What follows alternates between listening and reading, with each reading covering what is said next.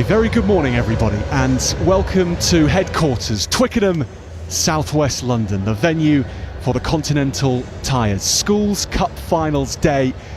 4 Cup Finals to take place today. 8 teams and a destination that they would have perhaps dared not dream of earlier in the season, but the reality is that they are here to fight for silverware at the home of English rugby. Our first match on today, the under-15 Vase final between Old Swinford Hospital and Chislehurst and Sidcup Grammar School. Let's have a look at the teams taking to this wonderful pitch here today.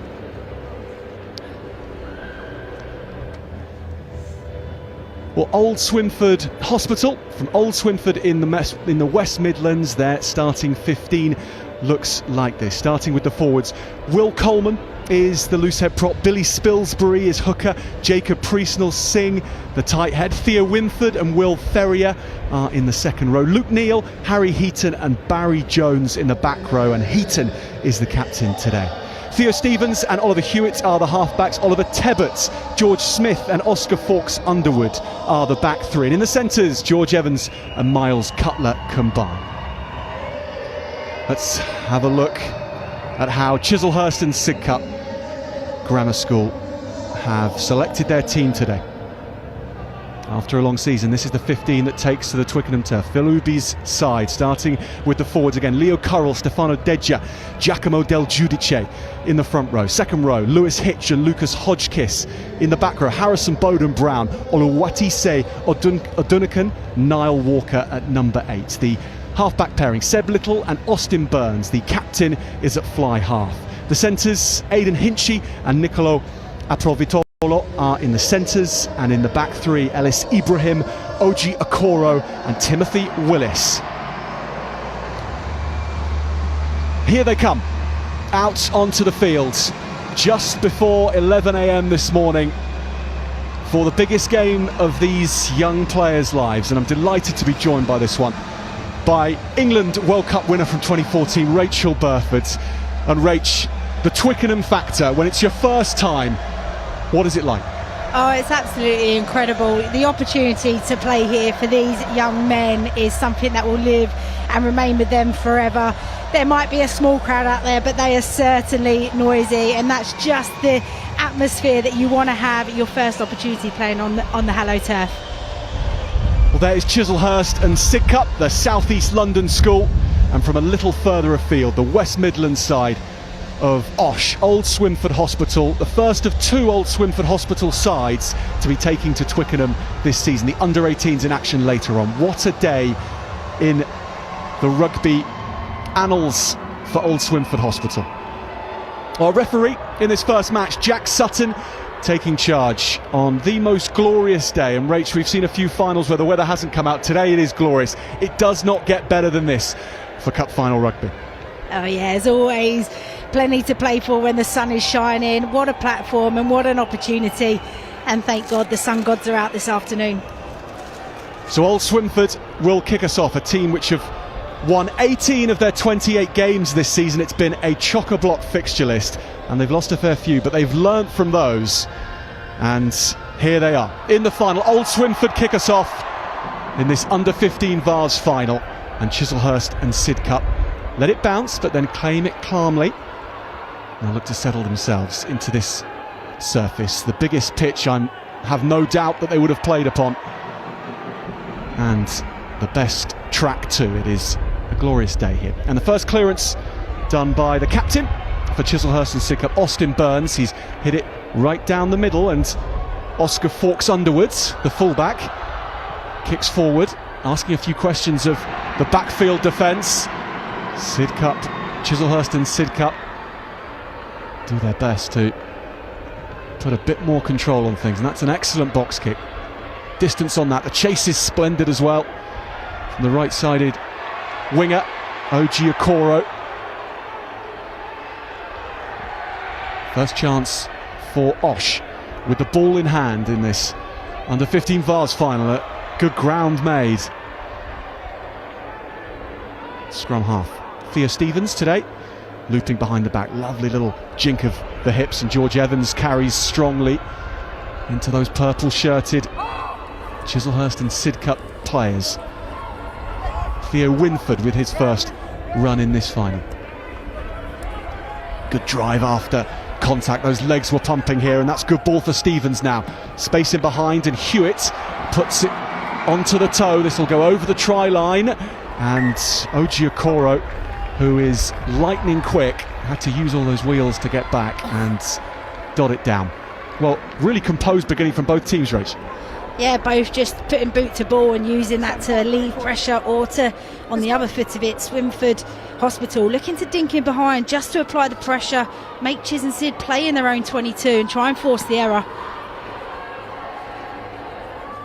Goal line dropout goes again to the hands of Theo Stevens, who calmly passes to his fly half Hewitt, and there's a chance on the left hand side. Around Okoro go OSH, but Okoro got back and swung the opponent into touch. Fine tackle. Yeah, really good try-saving tackle there, because he just gets done on the outside. The 12 just kicks out and gets on his outside, but really good recovery just on that kick chase, they just got a little bit narrow, weren't chasing as a line, which then allowed that small overlap on the outside.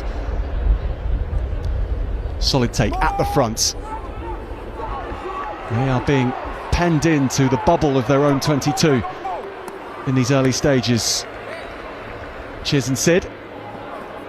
Good dancing feet to just try and get a few yards, but then the shoulders are lined up into the midriff of Austin Burns. But a penalty coming. Initially, that was a really strong set piece. Managed to get the drive on, but I think the ball came out unexpectedly. I don't think Burns is going to be wanting that just on his try line.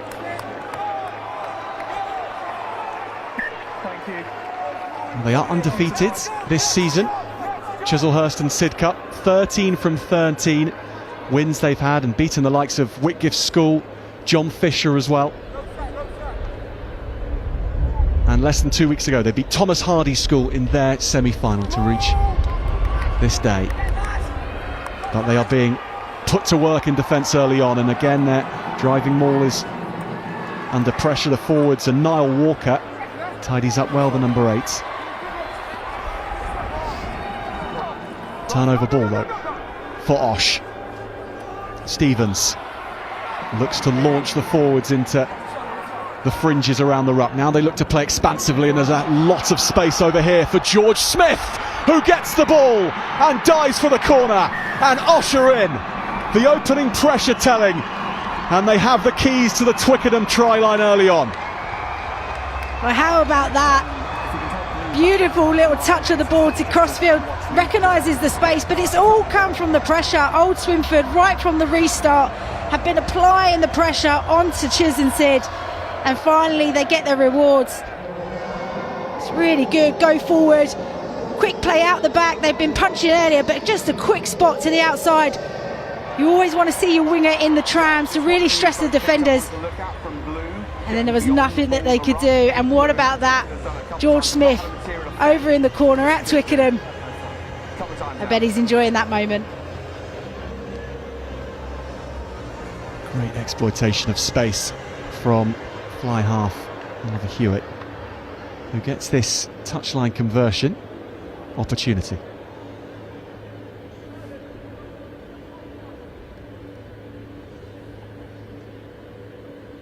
Saunters up to it, strikes it perfectly. What a conversion from Oliver Hewitt. It is all 7 points for Osh.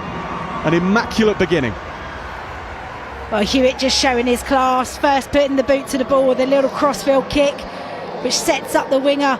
Not an easy skill, just puts it over the top. Can see that Chiz and Sid have come up flying inside that 13 channel, big exposed space, and an excellent take while you're on stride.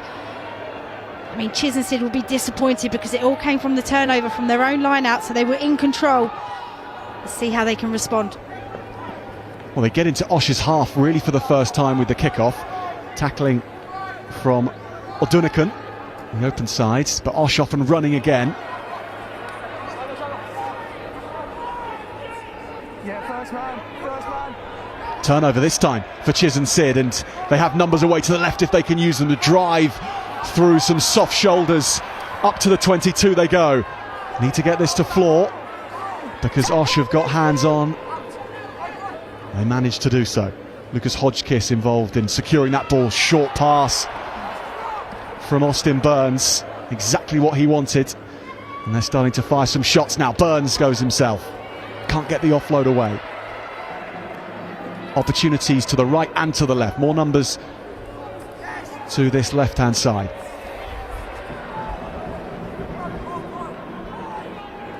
Osh laying down some sandbags on their 22, but there's ways through that. Stefano Deja, the hooker, with that last drive. Burns sees an opportunity on the inside, lovely line from Walker, the number 8, 10 metres away.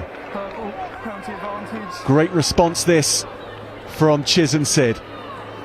Burns though just stuttered, and Osh closed the gap.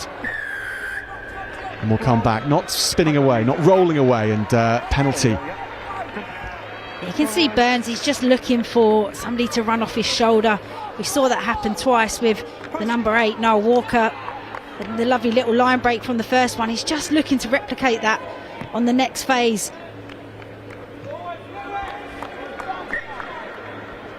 And now they're in the danger zone, Rach. The pattern's starting to form nicely for Sidcup and Chislehurst and Sidcup. Yeah, we saw in their semi-final, they're a team that really like to move the ball, play the soft hands through the backs, but we've just seen them be a bit more direct, which has got them this territorial gain. Now it's all focused on the line-out driving maul. Dedger's line-out was a little loopy, but it was taken, and those purple shirts swarm around and make some inroads. Have Osh pinched the ball? They haven't. It's still with Chislehurst and Sidcup. Burns now wants it. Has his inside centre outside him. Aprovitolo. And he's knocked back. Good defence from Old Swinford Hospital. But they have to put their shoulder to the wheel more, and they're leaving a hefty blind side open. If it can be spotted here. Lucas Hitch now onto his left-sided winger, Ibrahim. Back to the scrum half. Little. Tight head prop is Del Giudice. Del Giudice's carry is a good one. 5 away again. And these moments and chances precious for Chiz and Sid, as every moment in a cup final is. Can they strike back after that opening score? Good defence from Old Swinford Hospital. They read that play long ago. Little gets scragged. Good support though, with Hitch.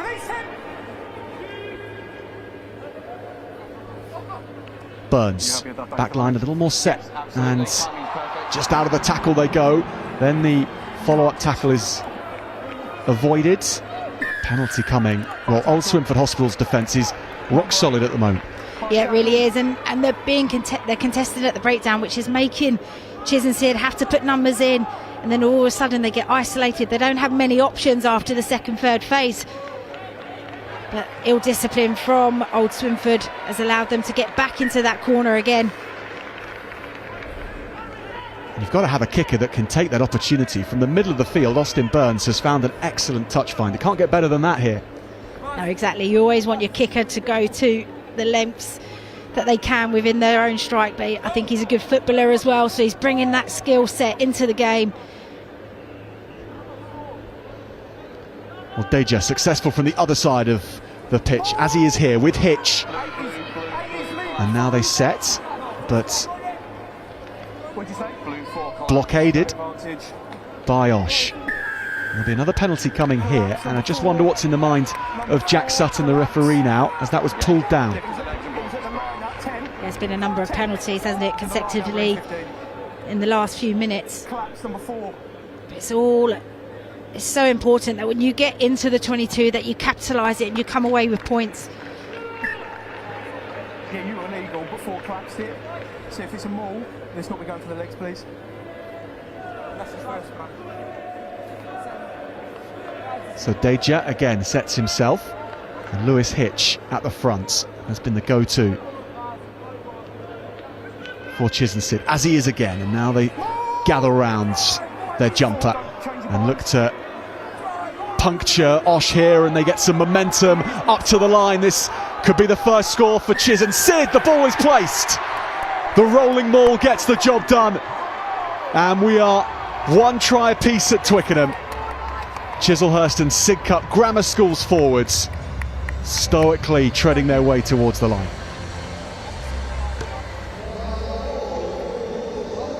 Yeah, really good response, wasn't it? On the back of conceding points, they've been the ones to put Swinford under all pressure, and as soon as the line out came down, they started to drive, which meant it's so difficult for Old Swinford to be able to stop any momentum. That's exactly the response Chiz and Sid would have wanted. They'll just set all the nerves out there, know that if they can get themselves in the right position, they can apply pressure, and the discipline for Old Swinford would be something that they need to be discussing under the sticks right now. So Burns with the conversion attempts keeps it low. Follow through is excellent, the result is excellent, and two masterclasses from the tee from Austin Burns and his opposite number, Oliver Hewitt. There's a lot of class on display, as you would expect for a Vase final at Twickenham. Just another look at this. Just as soon as the momentum gets going. Old Swinford on the back foot. They're too high, they're disconnected, and there's no way that you're going to stop the power pack coming over. Oh, I think Niall Walker, the number 8 for Chislehurst, got that one down at the back. Osh have pinched this ball from the restart again. And Rachel, a great response for Chislehurst to get back like that. Of course, 15-year-old boys here to take to this occasion, to then go a try down and be under pressure, but they are showing why they've got here.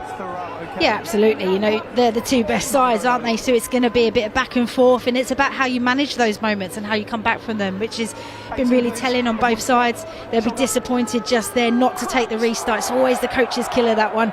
You've just done really positive action. You always want to back it up, but this is the first set piece that we're seeing in the scrum capacity.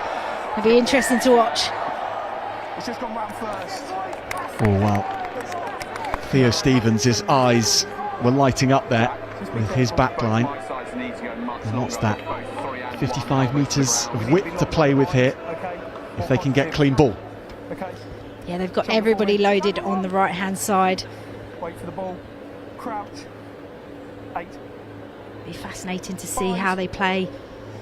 Set. So ball at the number 8's feet. Penalty comes, and they'll take it quickly through Stevens. Over to Hewitt, who doesn't quite find his intended runner. Knock on by Blue.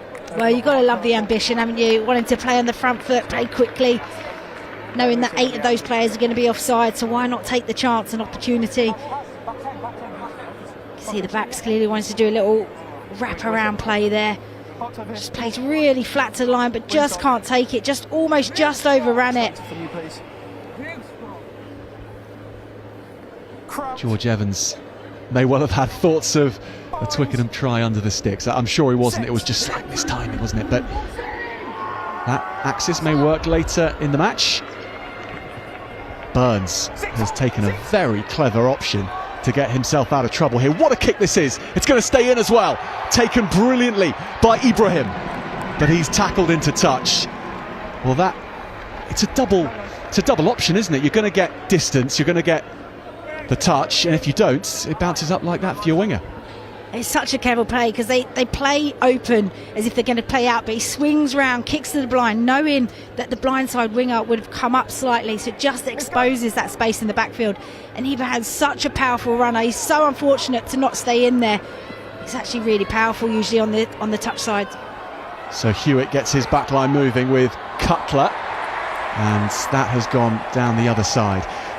Rach, 15 minutes in now to this Twickenham experience, and what does Twickenham become once you've got used to the surroundings ever so slightly? Does the fact you're here at Twickenham stay with you throughout the game, or do you just zone into that rugby paradise of being in the middle? I think when it's your first time, you kind of throw in and out of it at different moments in the game where you hear the crowd, you might look up, but you want these boys to look around, take it all in and enjoy being here. Yes, it's a pressurised situation, but still make sure you're enjoying the moment. That was slickly done from the line out. And here goes Burns. Brushing off a few tackles. The ball is pinched here by outside centre Evans. Just takes it into contact. Good defensive line set here from Chiz and Sid. And then popped along from the open side, Harry Heaton, Osh's captain in this final. Slipped along the line. Nice hands out of contact. Or just even before contact. We'll come back for the penalty. Yeah, we spoke earlier about Burns looking for players to run off him, and because he's such an elusive runner, gaps are going to appear from him, but the support's got to get there really quickly. That's why he got the turnover.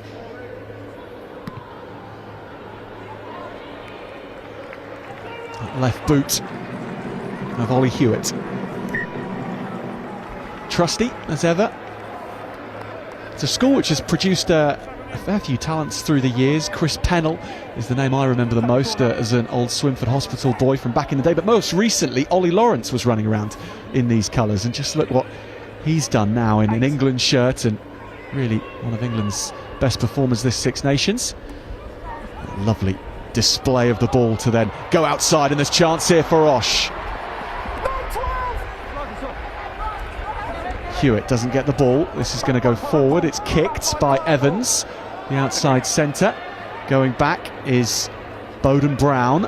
And he's scragged, and there's a chance here because he's knocked it on. If Osh can get the ball, well, they're not allowed to play, but what a position this will be. That was a brilliant little tap tackle from Theo Stevens. Just shows, oh sorry, it was number 6, Luke Knoll. I mean, just shows never give up on anything on the kick chase. Work so hard to get back and cause the error. But we've just seen a glimpse of how dangerous that back line could be. Lovely little show, little dummy play out the back, and then they're exposing those outside channels.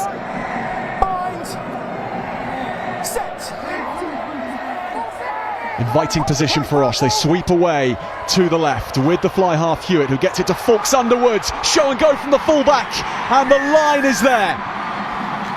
Osh hit 2 at Twickenham.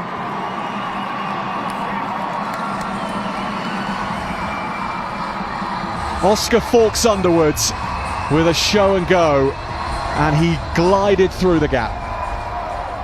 Well, it's just all quality, really strong set piece, gave the backs clean ball to play away from, and just the detail around the play off the scrum, the little short line, play out the back. Now all of a sudden the winger, just there, that late change of angle, beats the 15 on the outside. Now the winger's in all sorts of problems. Got a 2-on-1, and love the manipulation with the ball. Little show and go, so if he goes, he knows he's got the gap for himself, but if he bites in, then he puts his winger away. That's a classy finish.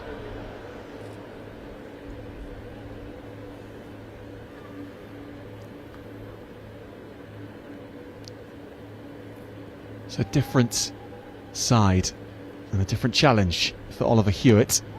From that left foot, this would be an even better shot at goal if he gets it. Not quite. 12 points to 7. Old Swinford Hospital lead after 20 minutes. Player getting treatment on the side of the pitch here. Yeah, just here again, just manages slightly to get on the outside. That little, what the ball does, it actually beats that last defender. So then the last defender's trying to get to the ball carrier, just plays it nice and flat to the line, the 10. He's flown out the line, the 15, Willis, and then that's just what puts your winger in all sorts of problems. You want to try and stay connected, use that touchline as another defender when you're short. But it was a brilliant finish by Fawkes Underwood.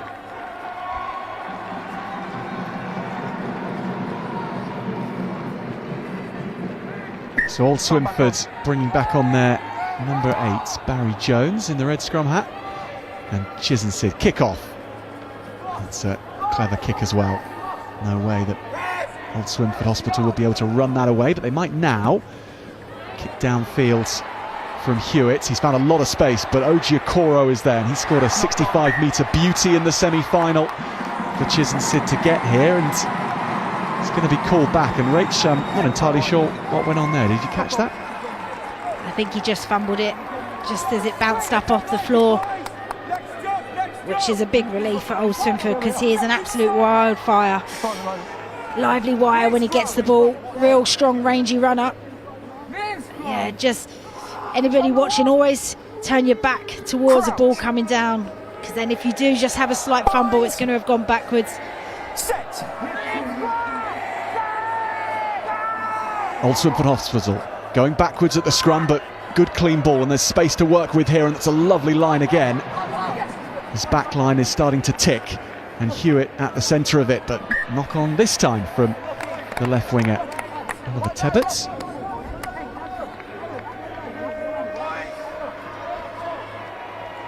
Just trying to keep the ball alive, aren't they? Picking their options, but seeing that they've got multiple options. Big ball out the back, little tip on, short line. They just get scragged down in the end. But when you set up the plays that have multiple options, it just keeps defenders guessing. So they might hit short on that one, maybe the next opportunity they go at the back, which makes the opposition think, oh, they're going to come short again. Well, Burns tries to get on the outside, and his backline have worked along nicely if they can get it to Okoro. There's a touch of space, but most of that eaten up as Osh do get there in numbers and win the penalty. Well, the defence scrambled really well there because the setup from Chiz and Sid had manipulated Old Swinford Hostel, but they couldn't quite execute it. Yeah, they had plenty of space there to attack to.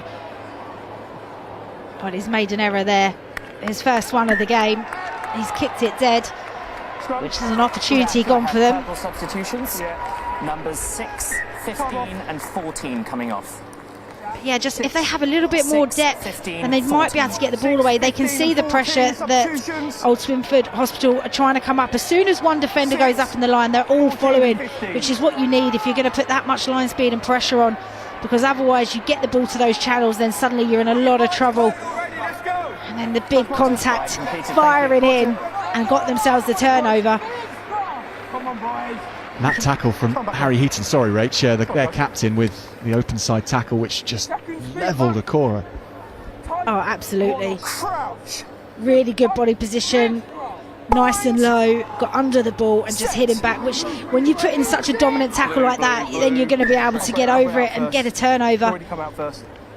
Let's get one blue square long bind. That's why it went down. He went straight to ground. Better height, better bind, just get our feet underneath. The back line for Chiz and Sid set in their 22.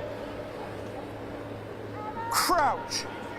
As we see those on the bench, a few changes being made. And of course, at this level, the half game rule in place, so everyone named in the squad will be playing at least half a match here at Twickenham. It's one of the excellent rules that's been introduced to schoolboy level in recent seasons.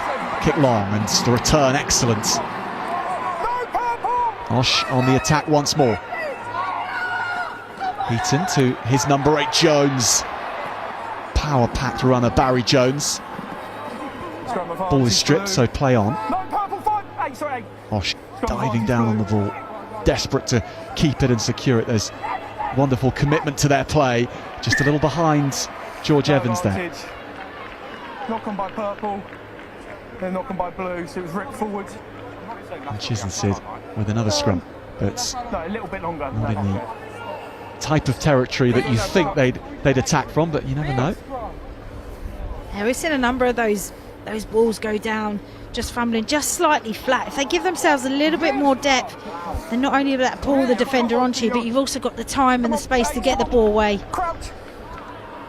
Come on, bind. Set.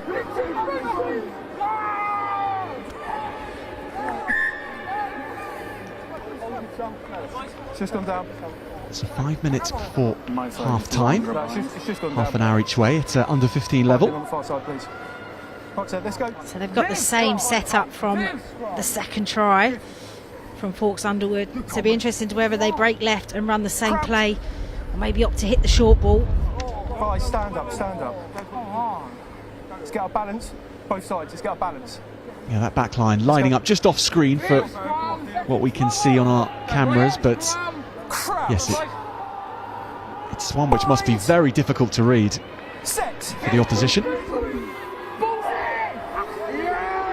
And here they go, however, ball stolen from the scrum. Excellent work from Chiz and Sid, and over to Timothy Willis, the full-back. And this is kick long into Osh half. Immediately replied. Good distance on this, perfect for a contest.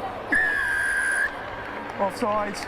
But not retreating 10 metres. It's that old rule which at every level seems to yield a fair amount of penalties, no matter whether you're professional or under 15 level at school. It's a difficult one to get right. Yeah, and often one that players are trying to get away with. I haven't seen that. Maybe that's more the point. Sorry. It was just a 4 offside first. Yeah. Burns has made some good distance here. Chiz looking to reply before half time. Again, it's with Hitch.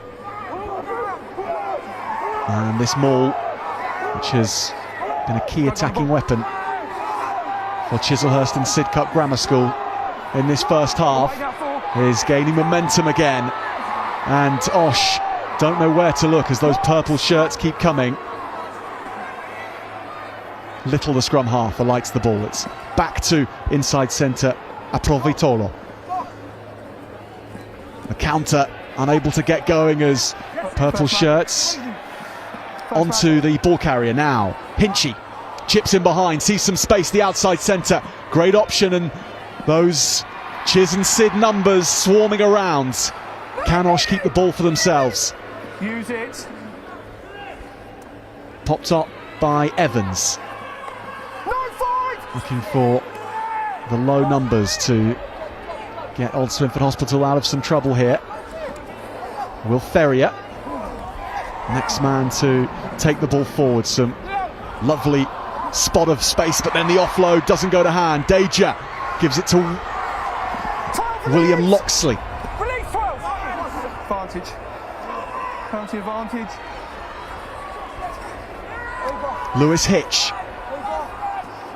That's the 22 for Chiz and Sids. No advantage. And Seb Little will have the ball here, and a penalty and a decision to make, but Austin Burns takes control.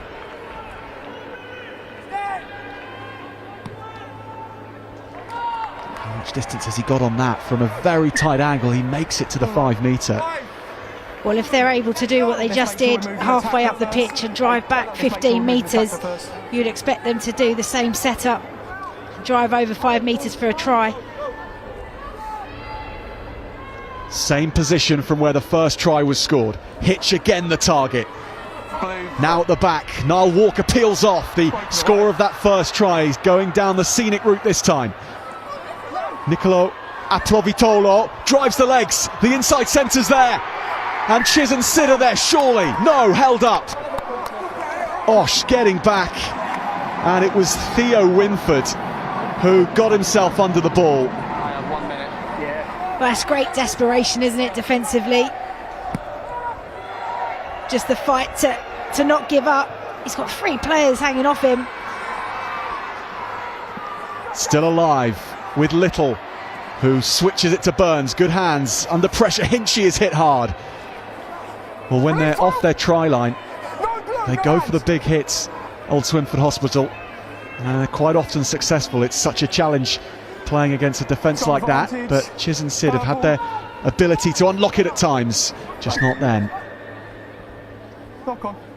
Old Swinford are just putting on so much pressure, line speed upon line speed, which has given no time or space to Chiz and Sid. I just think maybe a message can come on, take a couple of extra yards, give yourself some time and space to work with, because there are opportunities, there are gaps appearing in Old Swinford's defensive line.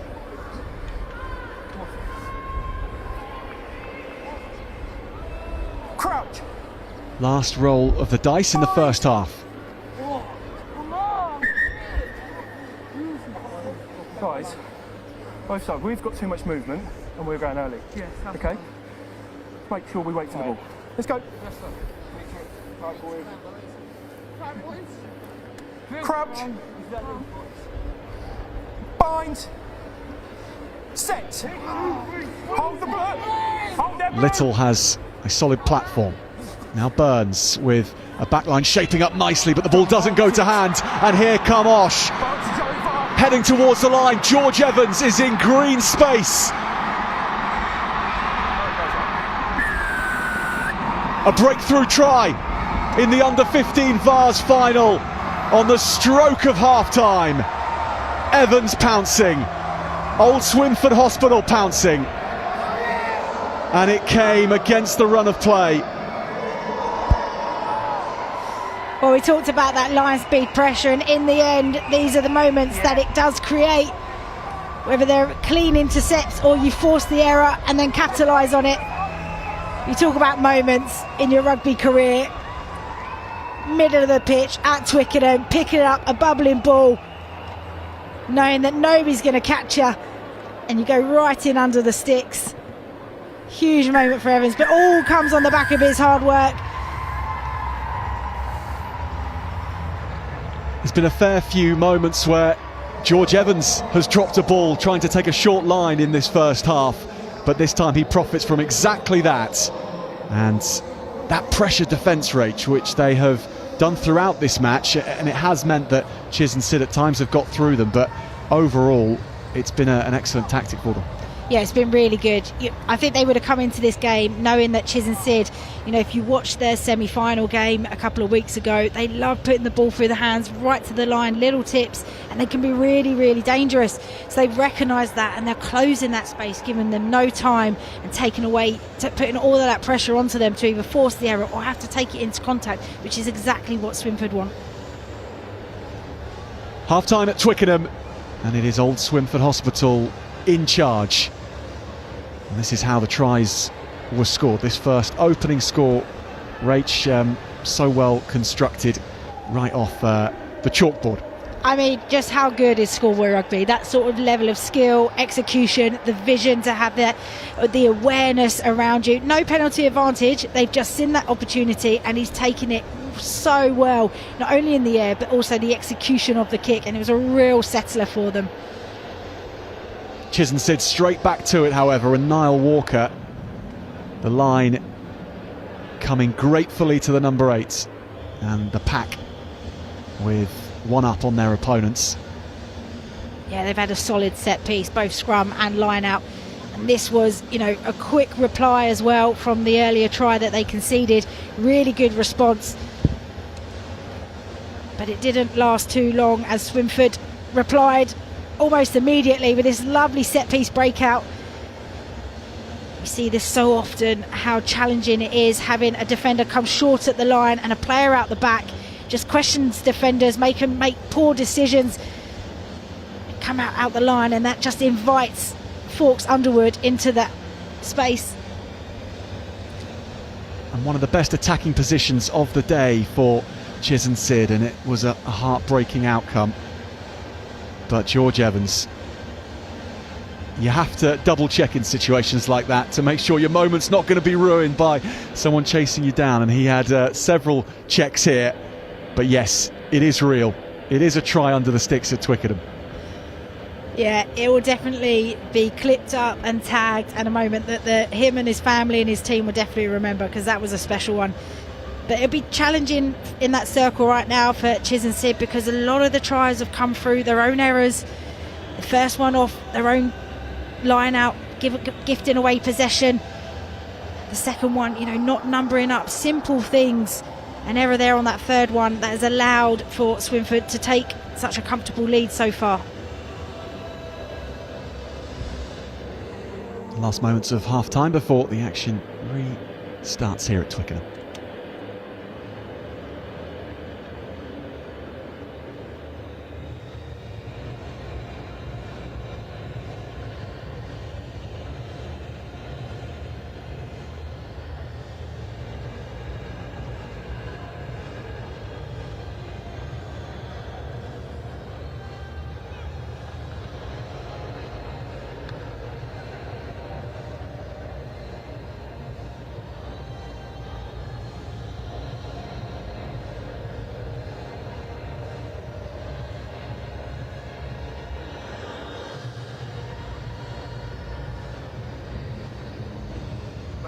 I'm sure they are.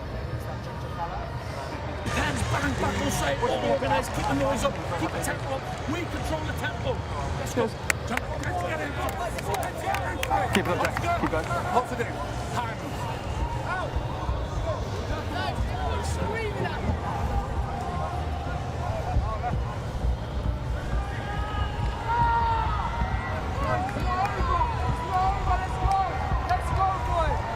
Flags waving for Old Swinford Hospital. Team, a school which knows what it's like to win silverware here at Twickenham. They won the under-18 bowl here back in 2017.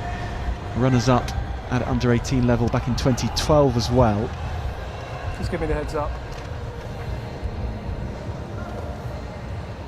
We're just waiting. Chis and Sid looking to do something very special. Whenever you're ready now, Jack. Perfect. For their school. And after their cup run, which include some excellent wins against Oratory School, Felsted School, and of course Thomas Hardy School, they have to try and go one more now, and they'll have to do it from a deficit against Old Swinford Hospital after that first very impressive half. Second 30 at Twickenham, and Alfie Aston has introduced himself to proceedings with a big carry. And now they're off and running again with Barry Jones, who tries to slip it out the cat flap, but not quite. Well, really strong start from Chiz and Sid.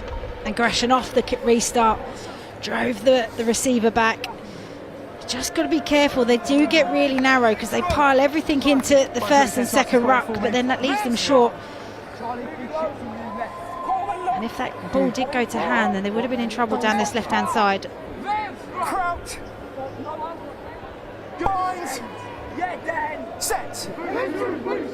More good field position for Chislehurst and Sidcup. They'll get their free kick instead. And they'll go quickly. No waiting around. Burns loops it over. That's the pass from Burns to Ellis Ibrahim.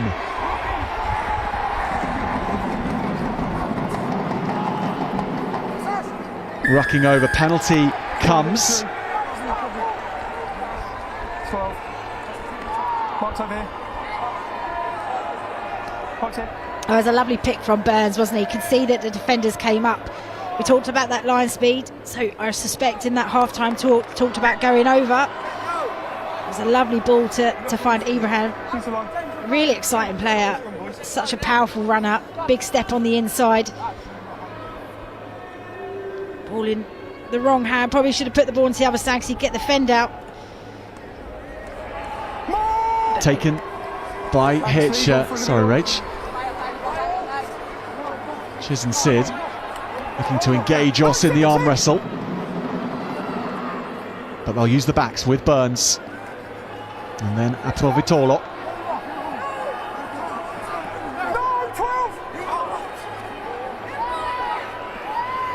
Connor Medlin on at scrum half in this second half. Goes to his number 8 Walker. A sense that now Walker will be relied upon for a big half from his team here, looking for that chance to go to the left-hand side. Yeah, knock on. Scrum line. Scrum line. What's that? Line out. Thank you, sir.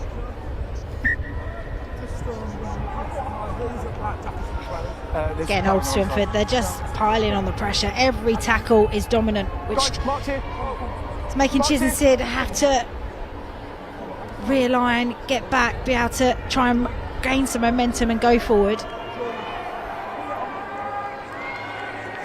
Banker ball. Hitch has taken every line out so far, and that's a lovely spot of the gap from the replacement scrum half Medlin.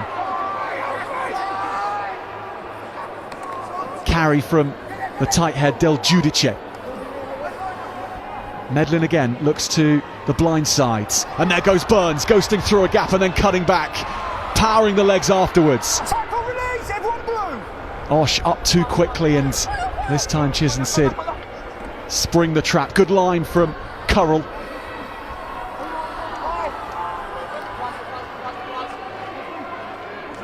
Medlin waits.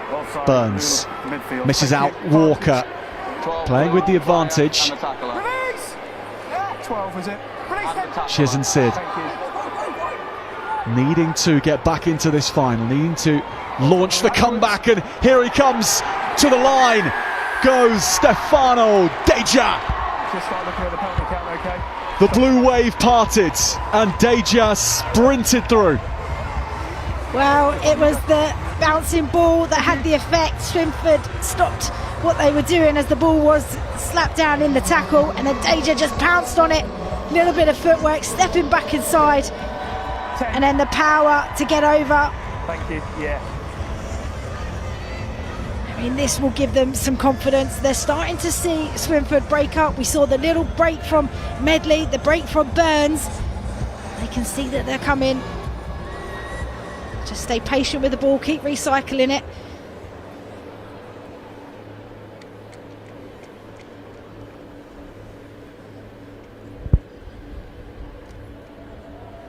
Under 18s, under 15s final right back on. And Burns has hit that low and hit that well.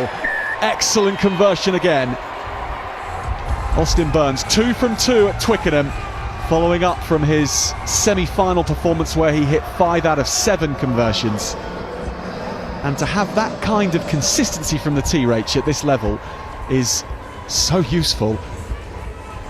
Look at the power here though from Deja. It was an impressive finish, but yeah, having strong kickers is so critical, especially in finals time when it could all come down to 2 points or a penalty kick.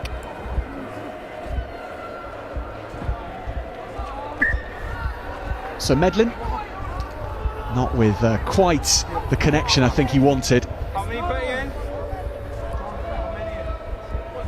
19-14. Yeah, it's quite important how Chiz and Sid manage this moment right now. Just been in all control and now they've gifted the ball back. Taken at the line out by Winwood. Chiz and Sid know a few things about the dark arts of the maul, as we've seen, and they've wrestled that back on their side. Walker thinks about launching himself forward, instead it's through the hands, and it's well done indeed. Aprovolito, it's pass, doesn't go to hand, it's still with Chiz and Sid, and that ambition to play wide Rach carrying through from the semi-final to Twickenham. Yeah, they're just giving themselves that extra yard so they can get the ball away.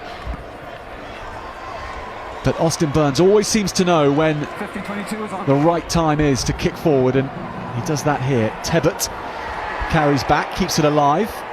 Back to Stevens, hitches and goes into Burns. Then on to Hewitt, still alive with Smith. The man who opened proceedings. Good tip on, close to the line. Winwood carried the play forward. But the Jacklers were there for Chiz and Sid. I think it was Captain Burns. Just a warning when you see him. It's quite impressive when your 10's getting in and amongst it to get a turnover. Yeah, and they're starting to appeal. You just feel the momentum shifting, you feel the energy, you feel the belief from Chiz and Sid. They're creating opportunities for themselves, but it's just been in the first half, it was those last minute passes not quite going to hand, not being able to get the ball into the space. And you can sense that Old Swinford a little bit worried about what the damage they can do. Some of them flying out the line, not in control, not as a line, which is offering a few little gaps for them to dive into. So Deja. And surely this is going to the front. No contests and off the top, and once again the gap spotted by Medlin. And again Del Giudice carrying forward with Deja. Del Giudice thinks about the next run, but leaves it to his scrum half. Good line from Walker. Those long rangy legs, hard to grab both of them, and only one taken there, but it was enough. Press defence still in operation from Osh, and working well, although Aprovolito makes sure that he gets every yard going. Centre field position to then go out wide. Hit hard on the outside, the open side flanker, O'Donoghue. Side entry. Playing with house money, and Burns again looks in behind, and there's 3 in the game here, chasing hard into the backfield. What speed that was from the loosehead prop, Leo Currell. He set off like a track sprinter to hunt that one down. Too many penalties now. Exactly what you want to see. Quick reactions. Knows he's got a role to complete, go and put pressure on the kicker, but actually makes the tackle as well. There we go.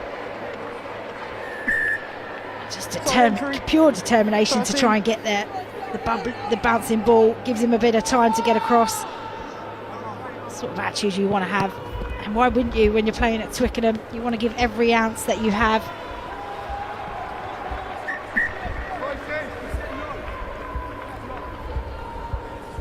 Those ounces of energy, discipline now, please, guys, and the kilowatts of power that this Chiz and Sid pack have called into action again.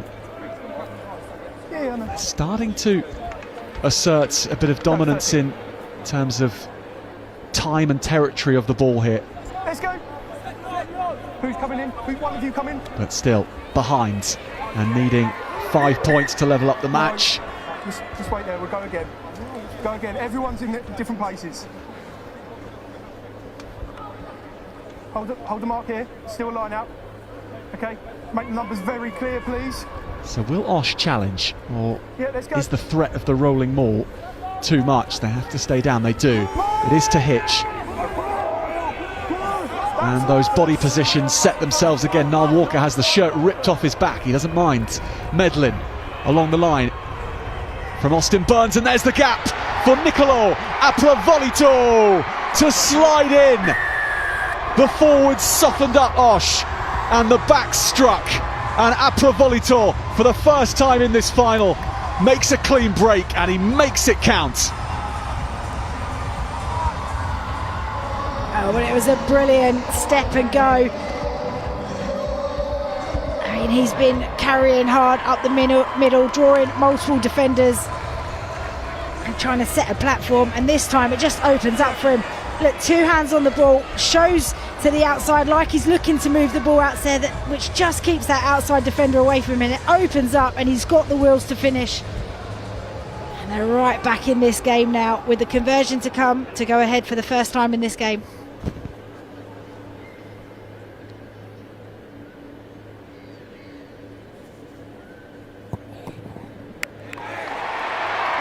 Ever steady, Austin Burns kicks his 3rd conversion at Twickenham, and they are in the lead for the first time today. The South East London Chislehurst and Sidcup Grammar School. Still going right. Just see that, always have the ball in 2 hands before the line break, because it just challenges the defenders. They're not sure what you're going to do. See there, just the slight ever pump, and he's in and away. Yeah. Thank you, sir.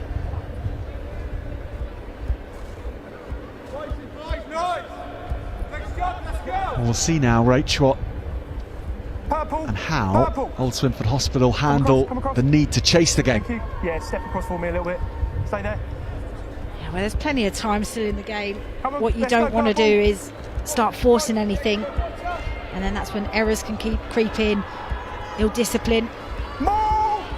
Forward, don't change your mind! Again, that source of power from the pack, To floor. Agreed. and Niall Walker really enjoying his time at Twickenham. Eating up more metres with ball in hand. Medlin to Burns, to the try scorer, Apravolito. No, 17. No.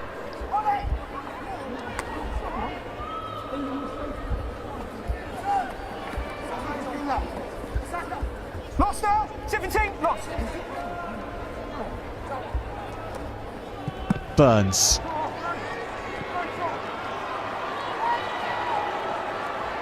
Tracking back, and Oliver Tebbett keeps it alive, and there's chasers in the game here, and William Loxley has done really well. Knock on, knock on, knock on. Knock on by blue. And that is excellent pressure. What a chase from William Loxley.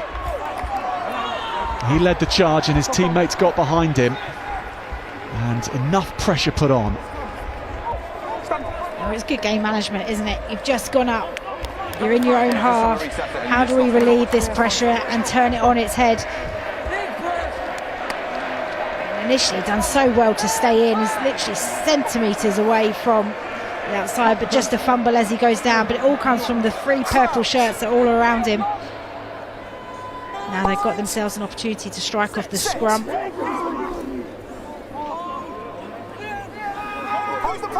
Going backwards, but Medlin gets Burns going, and he loops around, tries to find his strike runner. Osh had read the play.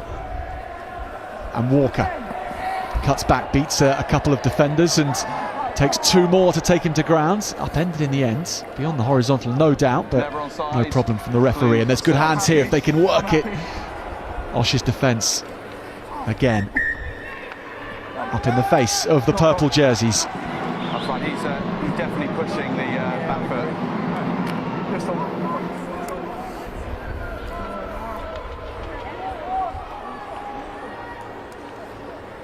You can see what they're trying to do, just trying to shift that point of contact, tip away. When you've got flying defenders coming out the line, you can kind of pick them off. Just didn't quite go to hand, which is an opportunity gone begging. But off that first set piece, it was an excellent read from the winger. If he didn't come in and make the tackle read, there would have been a line break on the outside, and we've seen how quick Abraham is. Lovely shape to the back line of Osh though, and they're in the clear again, working it for Fawkes Underwood. Cutting back is Smith, and elusive runner that he is. Release. Off your feet first. Chipping over with Hewitt and forcing the turn from Jack Philbrick, who calmly gets the ball to Medlin. Release. Very composed from the fullback. Burns has to go and play scrum half. The ball was out. Had he not spotted that, Osh were in on the ball. So Medlin takes the easiest route available to exit, and Fawkes Underwood juggles with it. Now has 20 metres or so to play with. Brings play to the left-hand side. There are numbers here with him. Switch on the wing with Tebbett. Good support play.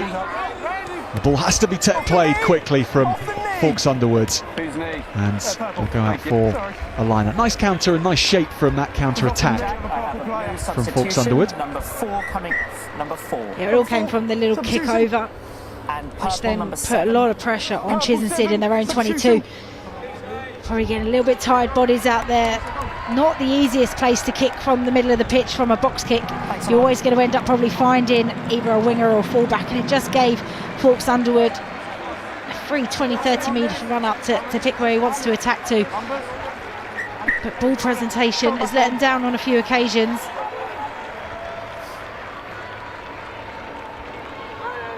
So Osh's tight head prop, Jacob Priestnell-Singh, throws into the lineup. Peeling down the blind side goes Barry Jones. But Chislehurst close that door again. They're really growing into this second half, having taken the lead and now defending it. Yeah, it's always dangerous, isn't it, playing down the front. It's quite easily read by the opposition, and then you've got the touchline to contend with as well, especially on the back of the line out, which managed to get them in the outside channels moments before. The little play out of the back, just their option selection isn't quite matching up. Faultless again from the line out are Chislehurst, and Walker again piercing the line. Burns at scrum half, and that's a charge down. Brilliantly done. Here comes Oliver Hewitt if he can pick. He does. Support is there. Old Swinford Hospital can retake the lead. Their numbers are away to the right. Jones carries hard. 4 men over on the right wing. If they can get it there, they might not need it. It's under the posts instead. Well, when they went, they had to make that count. And it's the half-back Theo Stevens after Oliver Hewitt made the charge down. Stevens knew the route one was even quicker to the try line.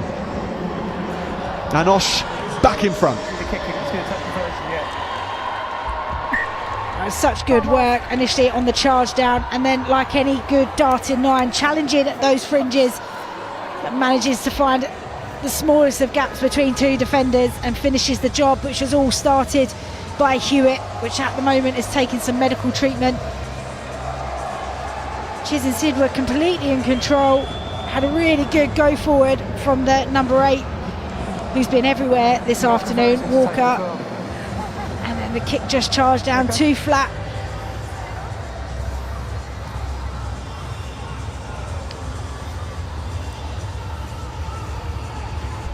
It wasn't clear on screen, Rach, was it? But 4 players over for Old Swinford Hospital on the right wing, and Theo Stevens, well, had he not scored that, there may have been a few choice words from those outside him, but there was a lot of space. And if you can score under the post, then I'm sure Oliver Hewitt will be thanking him.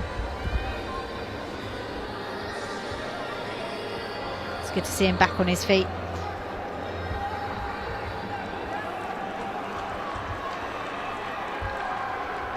Still carrying that knock a little bit, but still with the precision from the team. All 7 then from Old Swinford Hospital, 26 points to 21. Just see he targets the outside of the foot, because the 12's coming back on himself to make that contact. Just wondering, he might have been able to do it, kick it along and maybe dive over himself, but does really well to recycle the ball whilst he's taking a bit of a knock. But that's all about desperation, playing for inches, pressurising the opposition, and they've got some great rewards from that, and now take the lead again. It is punch and counter punch at Twickenham between Old Swinford Hospital and Chislehurst and Sidcup Grammar School. And there's space here for Old Swinford Hospital, racing over halfway. Great wheels shown from Miles Cutler, who goes again, beats the fullback, and Cutler is under the sticks for a perler. Old Swinford Hospital scored 2 and a trice, and the under-15 Vase edges closer to their grasp. Incredible scenes to back up moments ago from scoring under the sticks, and then to be able to do that 30 seconds later. Huge confidence boost for this team, but it all started with the number 8 Jones with the big physical carry. Look, pulls in the 10 and the 12. Now they're short on the short side, and then just the quick rotation, and look at that little goose step, gets on the outside. And this is what you want to see, players backing themselves. He's got no support around him, takes on 3 defenders. I've got it. Brilliant finish. They're just coming to you. Come over here, see them? Yeah, we'll clear off. Thank you.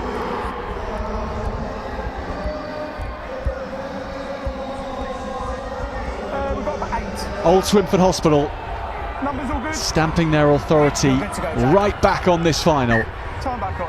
And Chiz and Sid now have to chase the game. We have 7 minutes or so remaining in this under-15 Vase final. Knocked by blue, then by exactly. They have the ball from the restart. Two knock, sorry. 2 knock by blue, then by purple.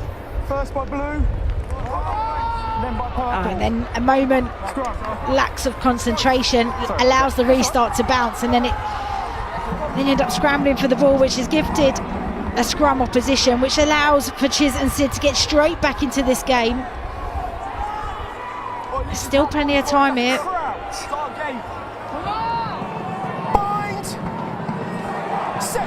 We've just seen how quickly 2 tries can be scored, and that's what Osh need now. And that's what Chiz and Sid rather need now.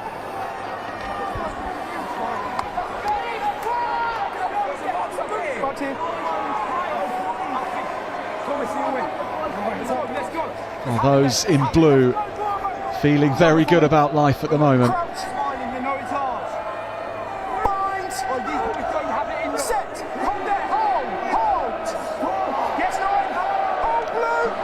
And Osh get a bit of a turn on at the scrum, still with Chiz and Sid, and Apravolitolo, how they could use another individual score from him.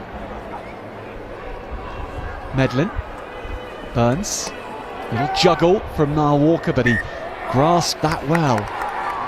So he knocked it into 10 and then regathered it on. So he's knocked it into 10. Oh, he did so well to juggle the ball, but referee's right, hit the play up, which then makes it the knock on. That's why. Thank you, sir. Come on, boys. Chiz and Sid, they're creating some opportunities for them, but they're opting to carry instead of just using the ball, using the width. Lovely play out the back, some really good lines, and here Walker's been so good this afternoon, always penetrating and breaking tackles. One of the key players to get Chiz and Sid on the front foot. That's quite a tough decision on Niall Walker, isn't it? Had the player not been there, he would have regathered that easily, but if it's taken a touch of an opposition player, then the law, well enforced by Jack Sutton. our referee today. 2, 1, hold the push. Pick and go from Barry Jones. And there's the try scorer Stevens, and there's the other try scorer, Miles Cutler. And there's the captain playing in his tight head, Priestnell Singh. Stevens Medics on the pitch. will have to come back here for Barry Jones, an injury to the number 8 from Old Swinford Hospital. In that last phase of play, just taking a nasty knock, and 7. Just the on. referee and Captain. his officials Just under making 6. sure that Just under Jones 6. receives the right treatment that he needs. Well, Twickenham in any guise is a big day out, whether you're watching England play here or club finals. 6 And minutes.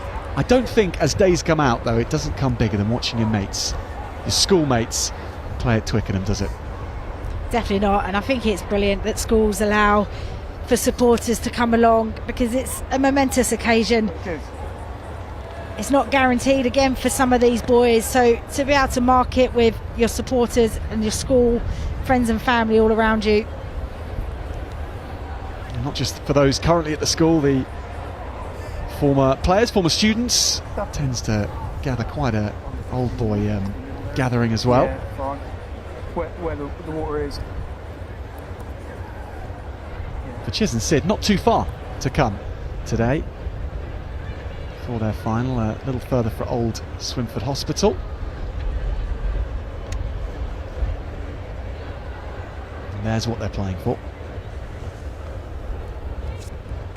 The silverware on offer across the Vase, Plate, Cup competitions, as well as what we saw the finals that took place at Stonex Stadium on Tuesday with the bowl and the plate competition there.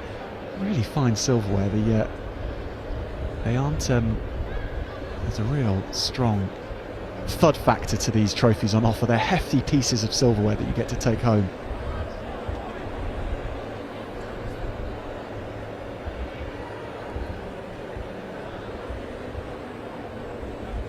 Of course, we have 3 more matches coming up today, moving into the under-18s Cup and Vase competition later on. And in recent years, the under-18s Cup and Vase, it has become the pinnacle of schoolboy rugby again. You may remember for 7 or so seasons we had the Champions Cup, which was for schools that played 1 term of rugby, and that was a competition that sort of separated those teams that played for 2 terms.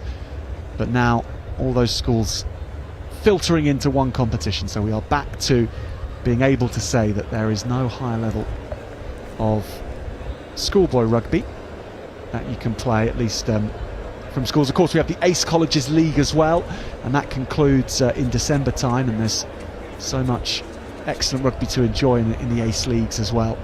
Likes of Hartbury College, absolutely dominant in recent seasons. But what really has struck me, Rach, is how often through the history of this competition, and because there's more evidence to go off with the under-18s level, that's really the level I'm talking about, but how often a team which wins 1 comes back to win a second one a year later with a slightly different group of boys, but a similar core group. It's remarkable, given the competition that is on offer, how many teams are able to come here and do it twice in a row. It's most impressive. But speaking to some of the masters this week, they were saying that by their count, they reckon that you probably have a team that might be able to make it to Twickenham once every 15 years, a team that might come along and be able to challenge. So that will be about your average if you're lucky enough to get to Twickenham to do it. It is such a rare occasion, and it is such a tough competition, because you're going to meet other schools who are having their once every 15-year generational team, and anything can happen when those 2 schools meet. I guess you've just got to make the most of it when you're there. Absolutely, and you know, these moments, a very small amount of people get to represent and play on this pitch, and to say that you've been part of that is so special, and it'll be one that you discuss for the rest of your lives, whether you go on to do any other international or representative honours, or you're the local man down the rugby club. You'll always reflect back on this, and you'll always say, well, I played at Twickenham, I scored a try at Twickenham. You don't have to say what year or how old you are, because the matter is that you've done it.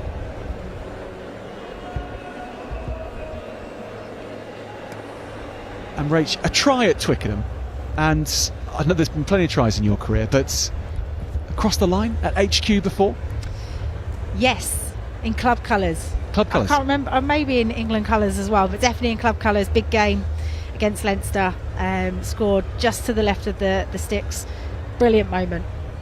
Honestly, it's one of the. I'm a player that doesn't really get caught up in scoring tries. It's not really my thing. But it was something different about doing it at the home of English rugby for sure. Yeah, wonderful moments for those players on the pitch who've managed to reach it here today, and they've got more time on the pitch than they would have expected here, because we still have a delay, and that is because Barry Jones, number 8 for Old Swinford Hospital, is receiving treatment and getting all the right medical care. There are at present 6 people around him, and he's being put onto a stretcher to be taken off, and so much of that will be precaution, of course, as well, because once the referee makes the decision that extra medical attention is required, well, this is how it has to be. And applause now for Barry Jones and his schoolmates, all on their feet to applaud his efforts today.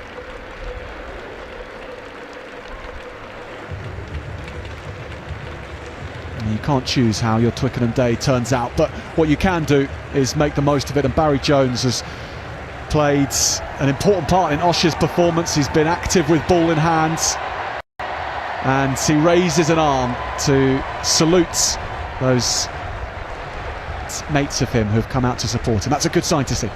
Yeah, it's always good to just get the acknowledgement that I'm okay, I'm in good hands, and then what a response from the support, all on their feet, giving him a huge cheer. He has been incredible in this game, a key player for the side, which talks quite a bit about the way that he plays. Very direct, very strong. And trying to be direct and strong at Osh again. Lovely ball inside to Cutler, who can't take it back from George Smith. They are going to play on here, and this could be a chance for Chiz and Sid here. There are numbers away to the left, and Walker draws and gives well onto Hitch, and then he'll release his open sides in O'Donoghue. And they've made good ground there, Chiz and Sid, but they really needed to keep hold of that with the seconds ticking away. Yeah, it was a shame. Really smart move, play the quick line out, get it to the danger players in the outside channels. But Ibrahim, he's just got no room to work with. Just look at this, ball in 2 hands, goes right to the line, slightly overrun, but then puts on the afterburners, beats a couple of defenders. But Ibrahim's not given any room to work with.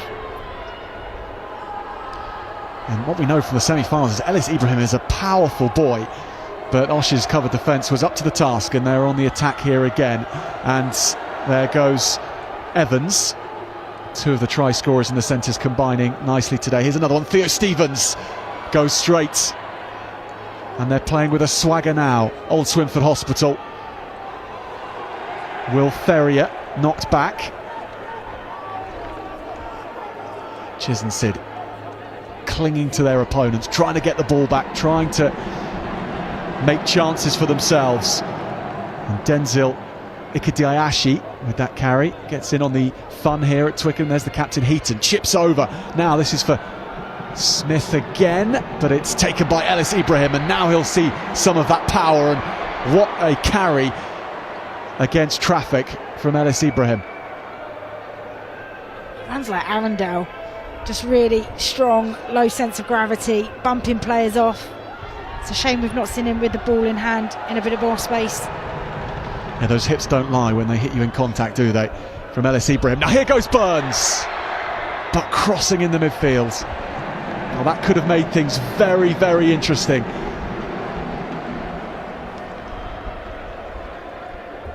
Just lack of communication, but just look at the power.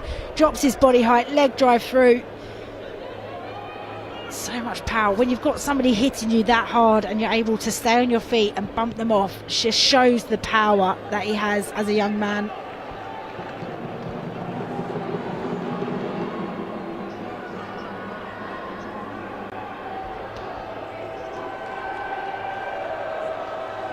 So almost a minute remaining in this final, and Osh exactly where they want to be. To the front they go, taken down by Luke Neal, and Neal has set up this platform, and Stevens peels off along the line again, and that will seal it, and that'll be 2 for Miles Cutler. Thank you very much, Old Swinford Hospital, finishing with aplomb. And the hands-on from Oliver Hewitt after Theo Stevens broke off were so slick, and it has been a second half to savour. They've turned it round though after going 2 tries down to Chislehurst and Sidcup Grammar School. This was lovely. I mean, look at that. The 10 just puts the ball in the air, and the 12, what a brilliant line. The subtle change of his angle goes right to the line, the 9 and the 10, pulls in 3 defenders, and just a subtle step on the outside. How impressive. Knowing as well that try is 100% going to seal them the win. They still all just recompose themselves, getting themselves back to the halfway line, not celebrating too soon. Hewitt keeps it low, angled perfectly, and that will put the cherry on top of the cake for Old Swinford Hospital. He's been excellent today from the team. Oliver Hewitt, 40. Sorry, Jack, to say it's a tough blow in the end there for Chiz and Sid. You know, the scoreline doesn't reflect how quite close this game really was.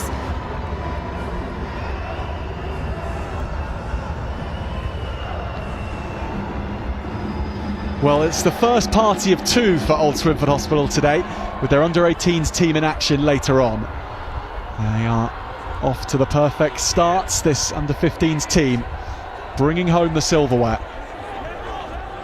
6 tries in all as well. Heaton.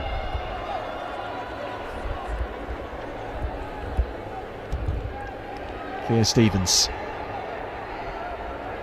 Off the floor nicely. Will Ferrier. Neal.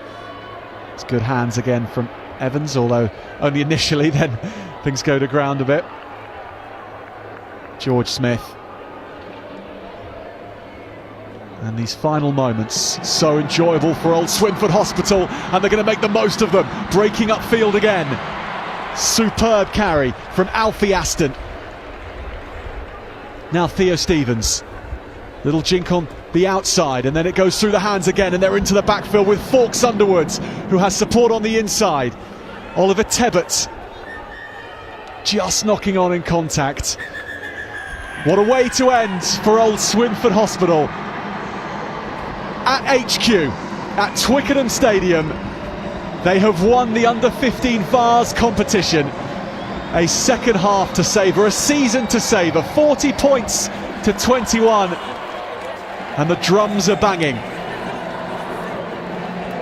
Harry Heaton, their captain, thanks his opponents. And what opponents they've been. Chislehurst and Sidcup Grammar School weren't far away from being the victors themselves today. An opening final today of real class and commitment, and they've put everything out on display today. And Rach Burford, your reflections on both teams' performance? I think you summarised Chiz and Sid really well there. They dug in, they dug deep, they came back plenty of times within that game.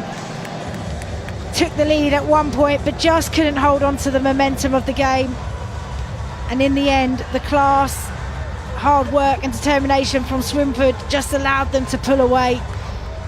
Physical and aggressive, and their line speed and their defensive effort is what won them the game. They may have scored more tries, but it all came from the amount of pressure they put on when they didn't have the ball, the desire to get the ball back and to force the errors on the opposition.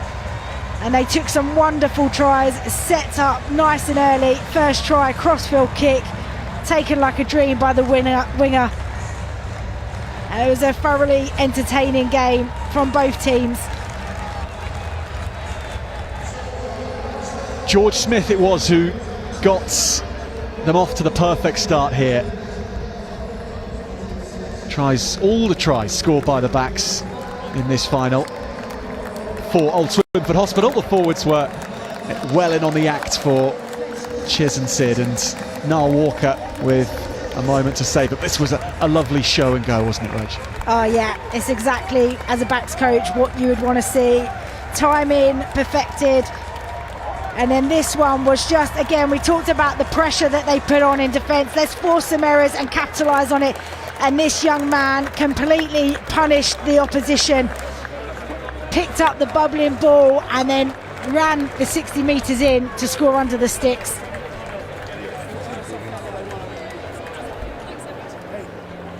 Then Chis and Sid came back, and it was Stefano Deggia who seized his moments. Gonna climb up to the royal box.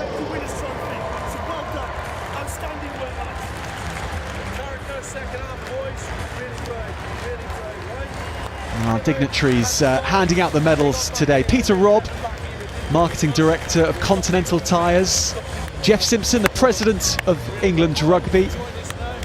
And the Football Schools Union Trophy presenter, Rob Udwin, the Junior Vice President of the RFU as well. So it is the highest of high brass who are handing out the silverware to Chislehurst and Sidcup Grammar School, who only at Twickenham lose their first match of the season. Undefeated in 13 from 13 to get here, including beating the likes of Whitgift School, John Fisher, Oratory School, Thomas Hardy School, as well as Felsted in a fantastic route to the final. It was not easy for them to get here, and didn't they do well under the lights at Twickenham, on the big stage with the cameras on them, and Niccolò Atrovolitolo taking that last medal, a try scorer here as well.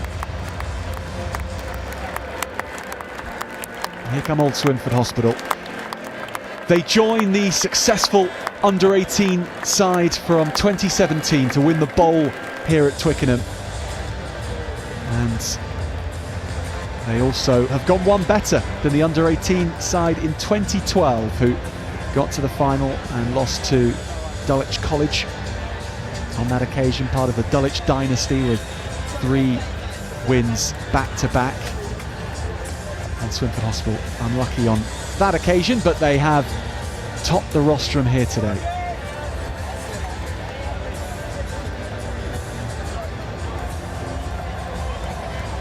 And what moments these, as the trophy heads their way, the medals round their neck. Goes to the captain, Harry Heaton, who finds his way to the middle.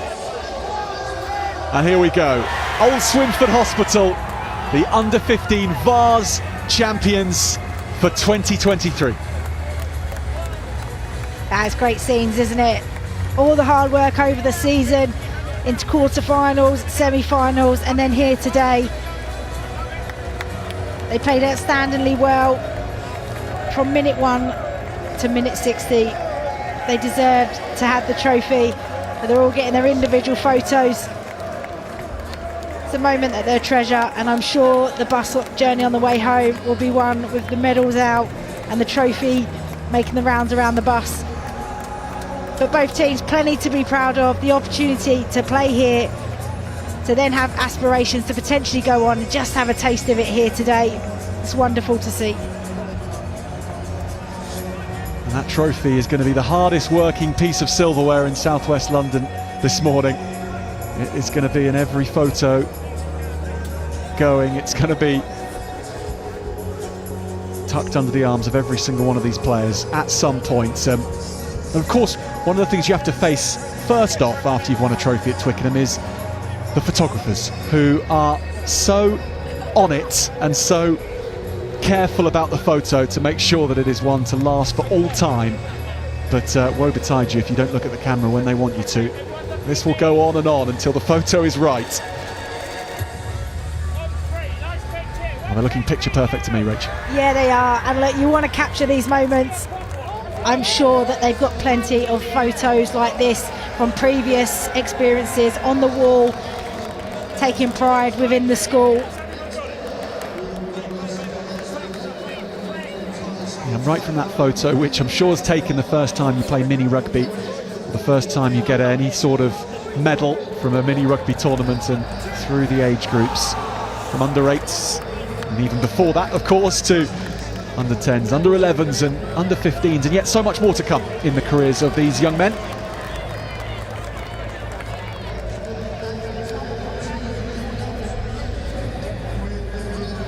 Our coverage at Twickenham will continue with the Under-15 Cup final coming up very shortly. It's Northampton School for Boys against King's College School, Wimbledon, and that action will be starting very shortly. So if you're tuning in for this one, do stay with us. And if you've just tuned in for the Vase final, well, thank you for joining us.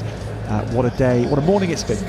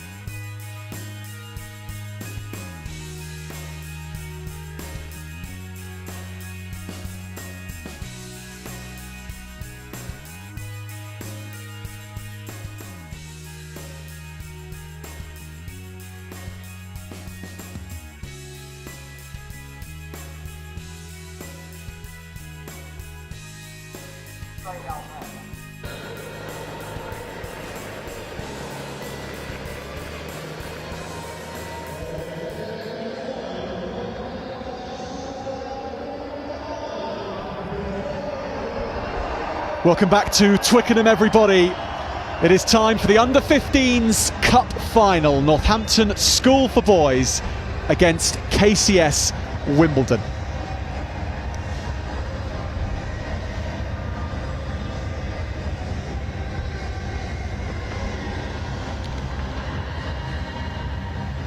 Well, two undefeated teams facing off on the Twickenham turf.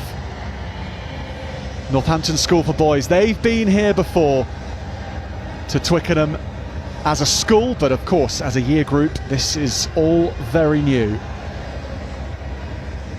And KCS Wimbledon as well, they have had a super season, beating some stellar names on their regular circuit. But as our cameras take a look now at the team sheets, here is how the teams are lining up. Northampton School for Boys then: Jude Phillips, Sean Farrell and Ruben Williams are the front row, George Tonga-Weir and Eddie Fox in the second row, Ben Jones, Will Heifer and Kai Campy in the back row. The halfbacks are Caelan Chin and Hugh Shields, who's also the captain and very impressive in their semi-final win. In the centres, it's Callum Tarry and Carl Patel, and in the backs, the back three, James Civil, Max Hutchinson and George Cooper. Now for KCS Wimbledon, their starters look like this: Jethro Eli, Harry Ferguson and Theo Asimus Minberg. Andrew Arden and Ben Slattery are in the second row. George Lovett-Turner, Charlie DeVries Craig and Leo Dickinson, the back row. The halfbacks, Max Rawlinson, who's also the captain at number 9, Charlie Thomas at number 10. The centres, James Moore, Ben Torrance, and the back three, Lewis Wood, Antonio Cortesi and Rafi Breach.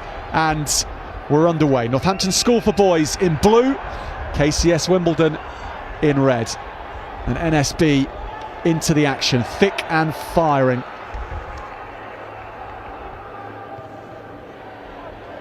Clearing the ball long, and this is nice. First touch for the Antonio Cortesi, the right wing, and big carrying into blue jerseys for NSB. And this is a fast beginning to this cup final.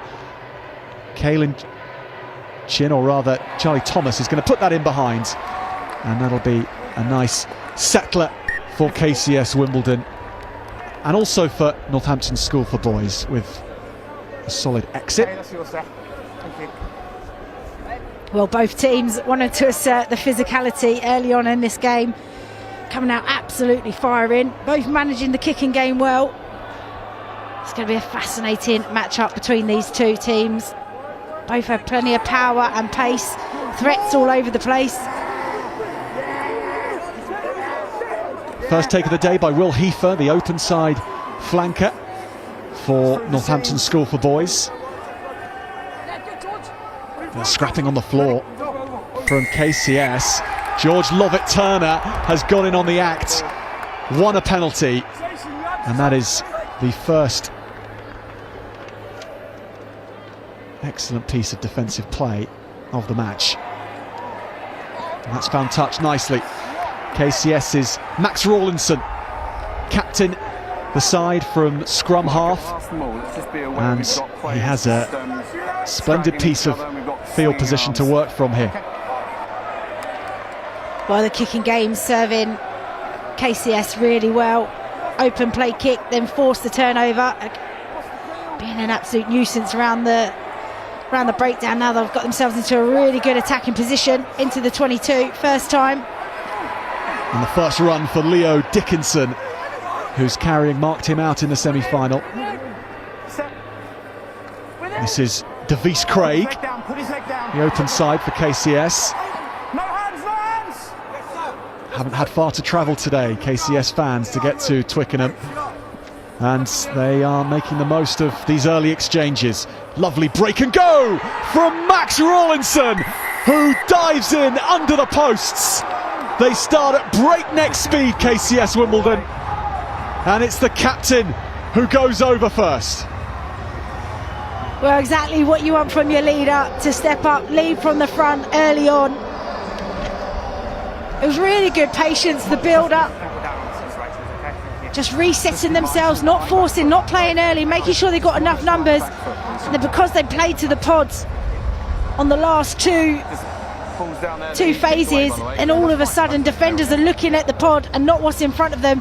And Rawlinson's an excellent player, spots the gap, and a lovely swan dive. Well, why not? You're at Twickenham, you don't know how many opportunities you're going to get to score right under the sticks.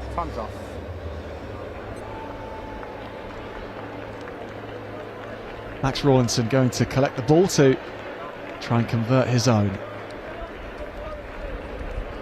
Time's back on. Mike comes from GT, just times off only for serious injury, please. Okay.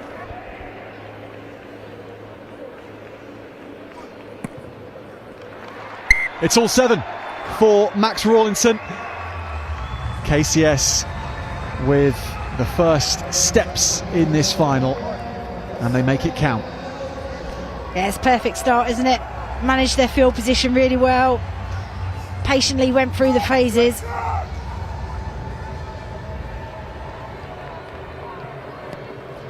So NSB back underway and into KCS half for the first time. It's two teams who have had the most impressive of seasons meeting in this final. It is a real meeting of heavyweights, and the quality already on display. Northampton School for Boys were in a shirt presentation last night. Goodness me, the skill to try and release James Civil. Oh, fine margins, wasn't it? You just get a sense of the way that Northampton School for Boys want to play. Offloading game, keep the game free flowing, challenge the defenders. Okay, fellas, remember what we discussed, please. Slow, steady and controlled, okay? Last night they were in a shirt presentation at the home of Northampton Saints, Franklin's Gardens, and former Northampton School for Boys players who have gone on to play for Saints, James Grayson, Tom Collins, were handing out the shirts to these young men. And they have come here pumped up and ready to play. And what a line this is from Callum Tarry, the inside centre. Pace kept high by Chin, along the line from Shields. And now the forwards get in on the act. Ben Jones. Penalty advantage over. They've used up that advantage, such has been the speed of this attack. Kai Campi on the ball, the number 8. Looped over, excellent choice of pass. Outside centre is Kyle Patel. No hands, too long.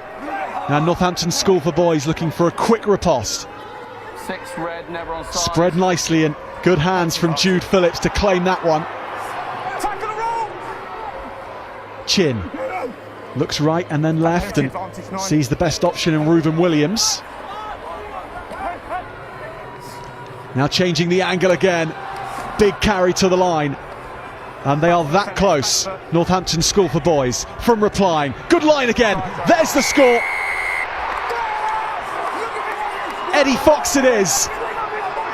Diving low, the lock forwards after the fastest of phase play.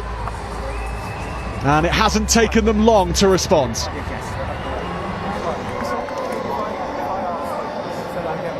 Just the speed of ball that they're playing with. The 9 getting there quickly, getting away. Captain Shields likes to play flat to the line. He's got a great fizz of the pass, which makes it so challenging. So many different facets within this. Quick hands, leg drive to the corner.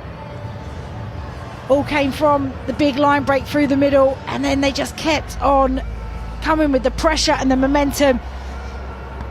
As soon as you've got in behind defenders, you want to keep that pressure on them. Don't give them time to set. And that speed of ball from 9 and 10 managing, which didn't allow KCS any time to recover. That's a superb response from them.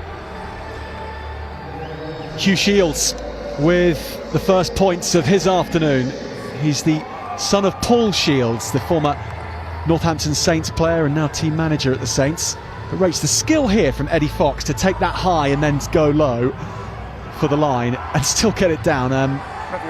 Lock forwards don't often get enough praise for those types of skills, and that was such good execution. But Northampton have left this to bounce, and KCS make them pay. in the end, Max Hutchinson goes down. Shields kicks long, gets a good connection, and it'll be a scrum. Oh, it's a tricky one for Rafi Brecht. Yeah, it's the classic spiral kick. Don't see too much of that at this age level, but Shields manages to get it away, just takes his eyes off it. Type of kick which is still spinning in your fingers even if you've caught it. Yeah, they are the worst ones, and they're definitely making a comeback. It used to be the thing of the past, and we then moved towards more of the up and under type of kick, the punt kick, but they're starting to come back into the game now, and they are one of the most challenging kicks to take in the backfield, with or without time. Caelan Chin. Heavy contact put in from James Moore. Jude Phillips does well to keep the ball alive. This is going to land nicely for KCS. Charlie Thomas and Rawlinson gets it away. Fierce contest for every time the ball is a 50-50. Okay, he's absolutely fine. Look on advantage, fellas. Yeah, both teams got so much energy in these opening exchanges. Whether there's a loose ball on the floor, you've got players pouncing, any breakdown, you've got people putting pressure on. What about that tackle? Textbook, underneath the ball, strong wrap, legs drives through, and then that's what amounts to the chaos following that. Hey, Flash, control that. Yeah, crouch. Down. Bind. Okay, first three were really good, fellas. Just maintain that gap, please. Northampton There wasn't, that's why we had to beat Warwick School, no less, in their semi-final, after having taken down King's Macclesfield in the quarters. They had a really tough route through their first 4 rounds as well, the likes of Bloxham School, Rugby School and Bedford School all beaten.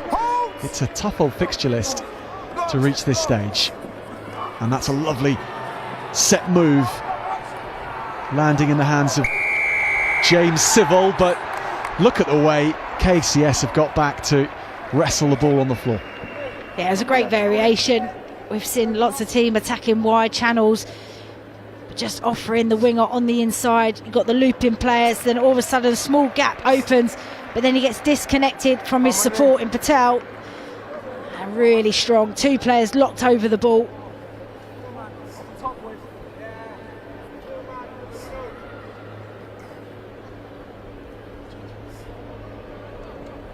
Jethro Eli to throw in.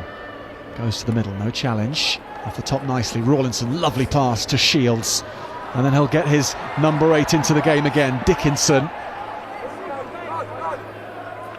Rawlinson and Shields operating close to the line. Has to make a snap decision and picks a very good option. And just look the way KCS have unpicked this NSB defence. But now it's Charlie Thomas and Rawlinson and his number 8 Dickinson. He's going again. Rawlinson stepping and going, and that is a beauty from Max Rawlinson. Not a finger laid on him. I'll talk to Bruce. I mean, that is individual brilliance. His service has been excellent, which is what you need from your 9 first and foremost, but then the vision, the dancing footwork, how about that? You can't take your eyes off him around the breakdown. You can see him looking left, right. You see the defender looking to the outside. You've got to mark the breakdown first. You can't allow for a 9 to go dancing through completely untouched. And how about that for some memories? 2 tries in 10 minutes, pretty much in the same place.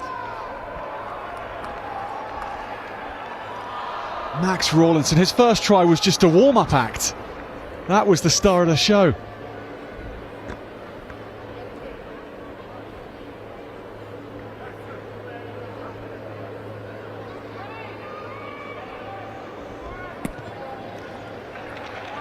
Max Rawlinson, 14 points, putting KCS Wimbledon in charge at Twickenham.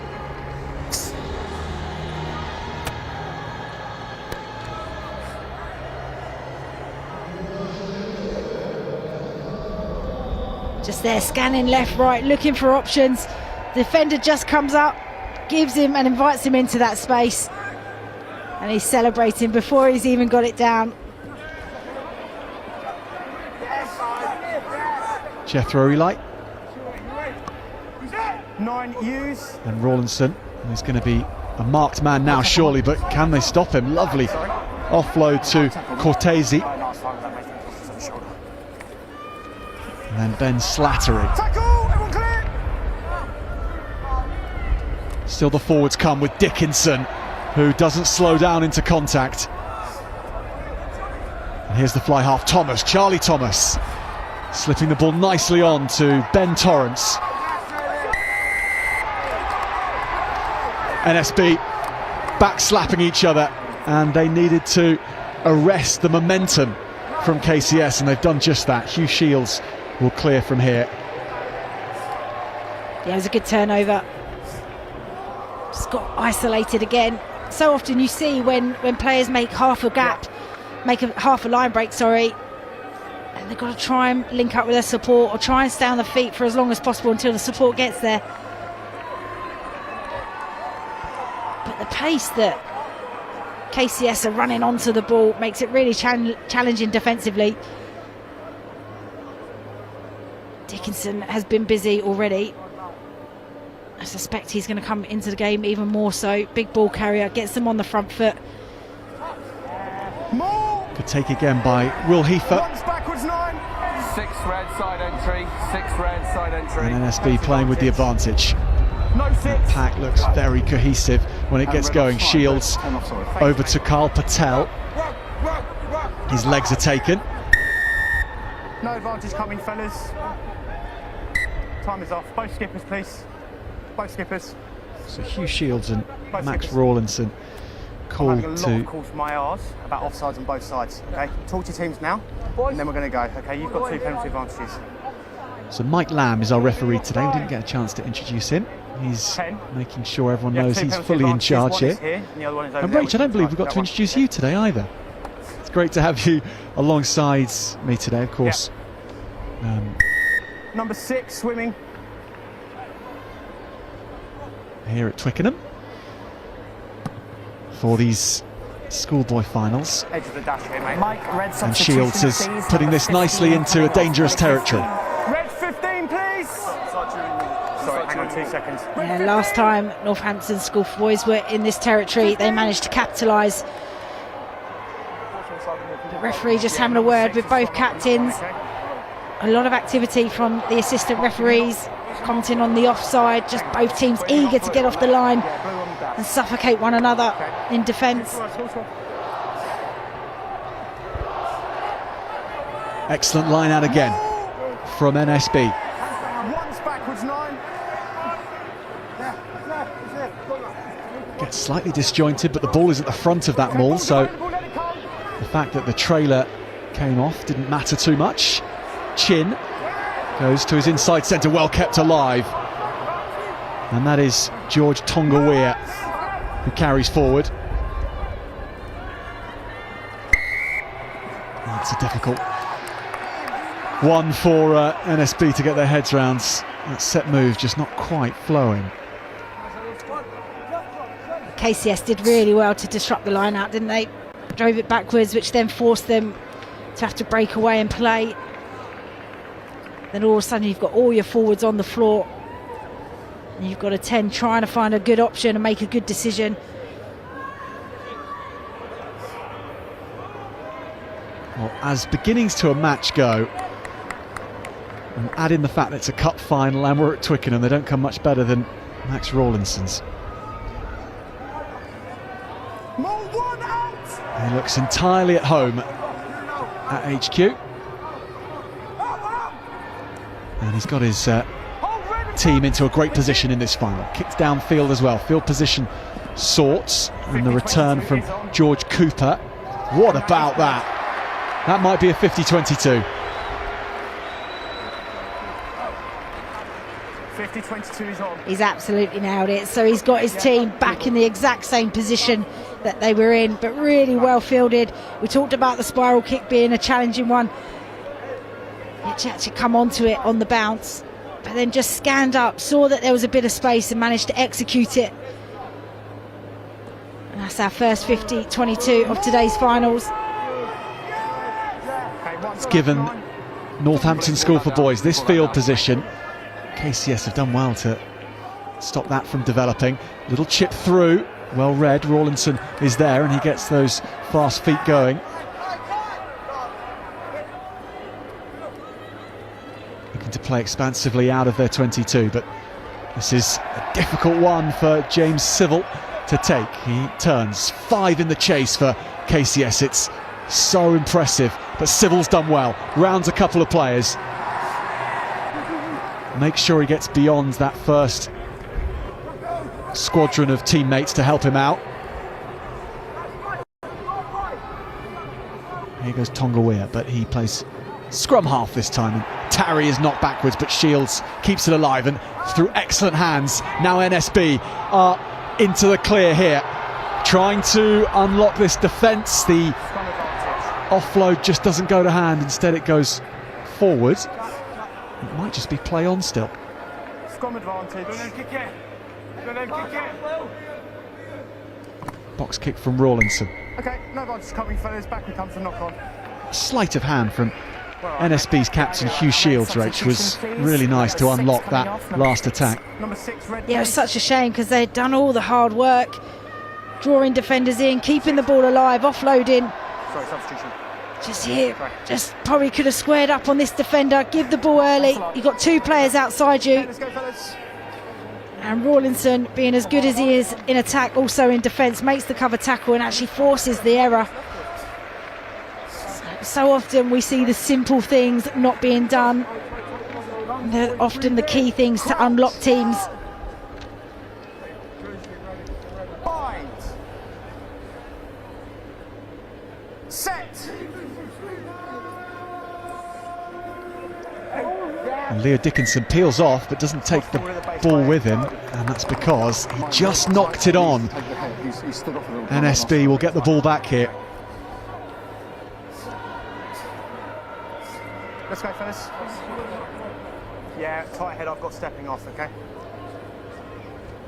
Match them, lads, come on.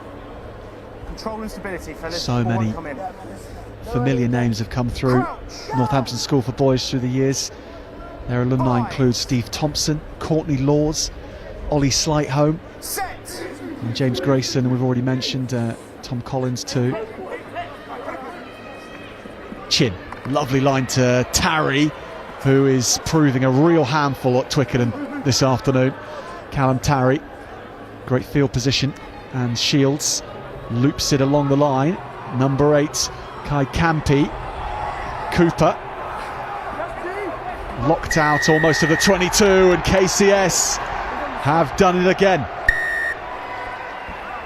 This man, number 2. And Rakes, to have that kind of resilience on the floor is not by chance, is it? It's not just that they're up for the cup final. They would have been doing that all season and having trained for it and prepared physically for it as well. Yeah, absolutely. It doesn't just happen today. It comes from hard work over the season, testing times in training when the weather's terrible and you're still out there working hard, because it's these moments where it will matter.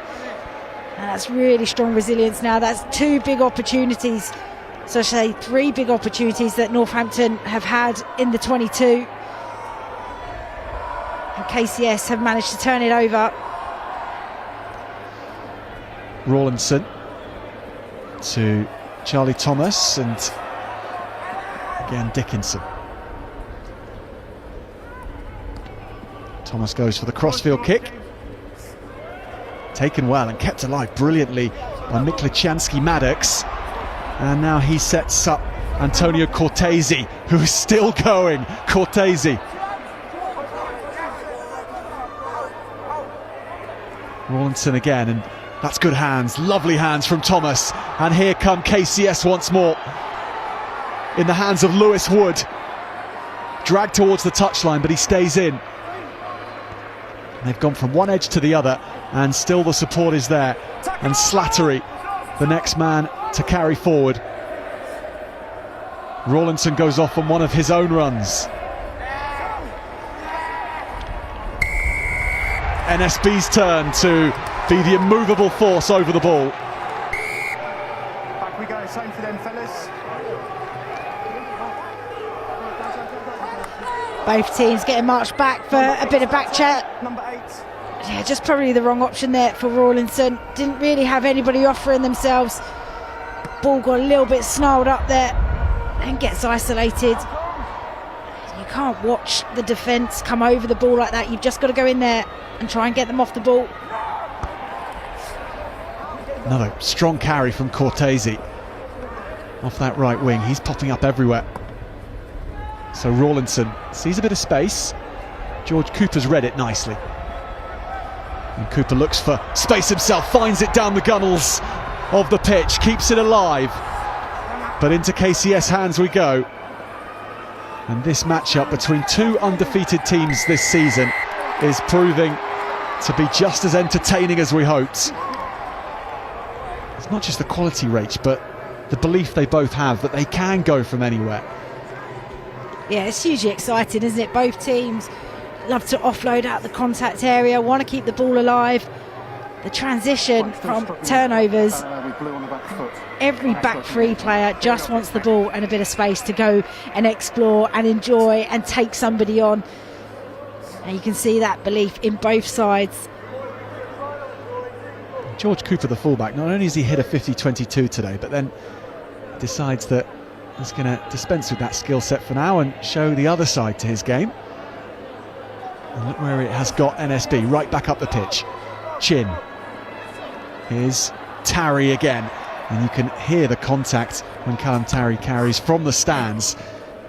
This is nicely done over the top. Civil is into the 22, but again, Amaury Miklichanski Maddox in defence. He's recently on the park, and he's putting his own stamp on this final for KCS. Rawlinson, what a box kick that is as the sun comes out at Twickenham. It's in the eyes of Cooper, and that's not going to stop him aiming for another excellent kick downfield, picked up nicely. Kyle Patel steps back on the inside, still going Patel, looks for the line, legs finally taken, and then Meese away again. There's Tonguia, and NSB looking for their second score. Chin over to the right hand side, again denied. Desperate defence from KCS. Now to the loose head prop, it's Phillips. Cooper is over the ball, Chin goes back to the blind side. There's Shields, gets it on the floor. Hugh Shields popping up round the corner, the diminutive fly half, and he threw all his weight into that and crossed the whitewash. Yeah, it was a brilliant finish.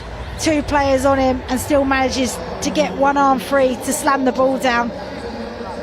You just talk about from the box kick, no kick pressure, so just gives him all the time in the world to pick the space to kick the ball to.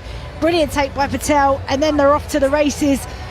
Now you've got a defence scrambling, but here just steps out, manages to find the awareness to know where the line is, and then the ability to hold the ball in one hand and get downward pressure whilst being tackling is an excellent skill. And we've seen plenty of those at men's elite level getting knocked out the hands. That was a fine finish from Burns. Shields. Burns was the 10 in the last game, wasn't he? Yep. You've got a lot of good 10s on show today. There's a lot of quality. Hugh Shields, first attempt on goal, or second attempt on goal, excuse me, and not quite the legs for that one, but what a finish, and the ability to get that ball down with one hand under duress from, I think, 3 KCS players. This is a first-class finish. Any winger will be proud of this. So here we go, 2 points the difference now. 3 minutes remaining before half-time. This man must roll. And there's very little to choose between these two teams at this point. You could not call this one either way.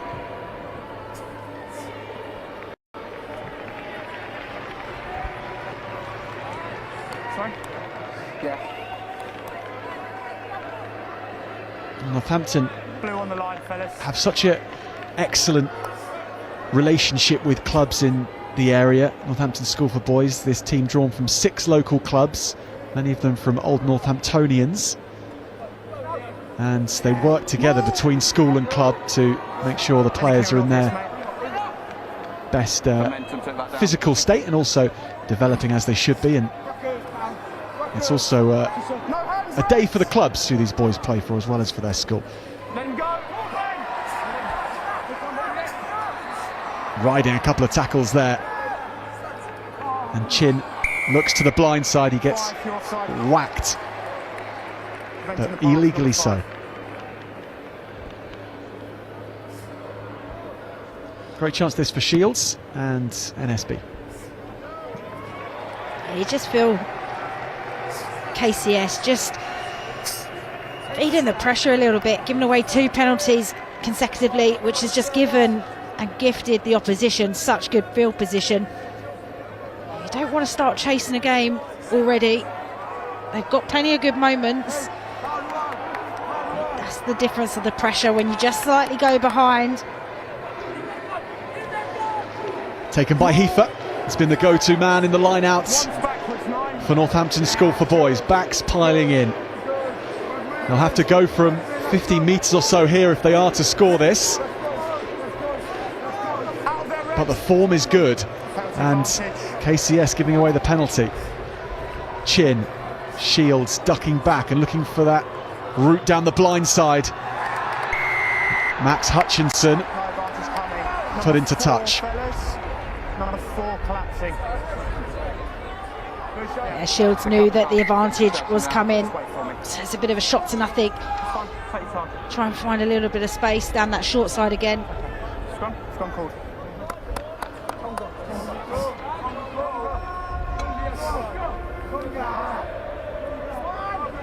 Hooker's mark, fellas. His mark. He's a really talented player. Whenever he's not got the ball in his hands, he's got his head up, he looks loaded, ready to take the pass if it does come. He's communicating the whole time.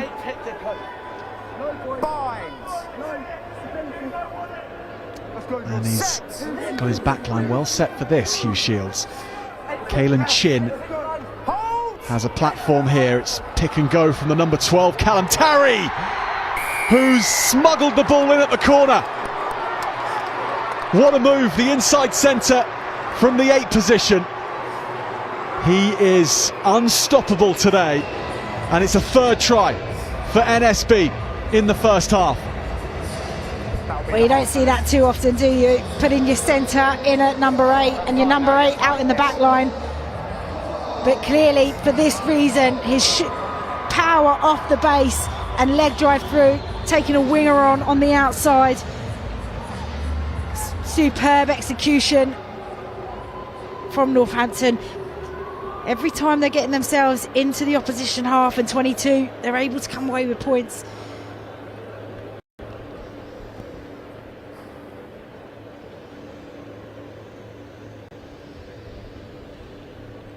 Shields and all his orchestrating of the backline was a decoy for Tarry. And has he got this one from some distance? Hugh Shields rounds out the first half with a touchline conversion of real quality and rates the rugby intellect from Northampton School for Boys there to make that switch and use their assets in the right way. It's so intelligent. Yeah, it really is. I mean, we've seen it in a defensive set before, but not necessarily in an attacking set. But really smart play, and it's got them pulling further ahead now. And how about that kick from Shields, sorry. He has been excellent. I think the way that he's marshalling the team, the speed of his ball, and he plays so flat to the line, which makes it so devastating defensively. It's a little rewind as to what we've been treated to, and it started as the Max Rawlinson show. initially untouched, I think for the first time as well. Yeah, it was a really electric start from him. Just his awareness, the speed to the breakdown, and it just opened up for him. Eddie Fox was on the scoreboard next for NSB with a wonderful finish. Yeah, again, and that man Shields just lets the ball do the work, holds his feet, gives it to the outside, and then catching a ball above your head and then finding and diving to the try line is a superb skill from a second row. And this was just a bit of magic. Rawlinson yet again stepping off his left, stepping off his right, and he's back where he was moments before. Just the intelligent, keeping your head up, all smart rugby players look at what's in front of them and around them, 2 hands on the ball, and then he just slices and dices through the defence. Some start from him. NSB never let their heads drop at all despite that brilliant beginning. And here was Shields, one of the smaller men on this pitch, but that finish standing tall here. Yeah, it was really good. Good patience, took their time, reloaded on the short side. And then he might be pulling the strings and putting lots of other people into spaces, but he manages to find that white line, single arm, through some traffic. And this, then the power play, put the big number 12 at the back. Explosion off the back of the base of the scrum. Really good control for the set piece. Front row doing the job that they need to get the platform.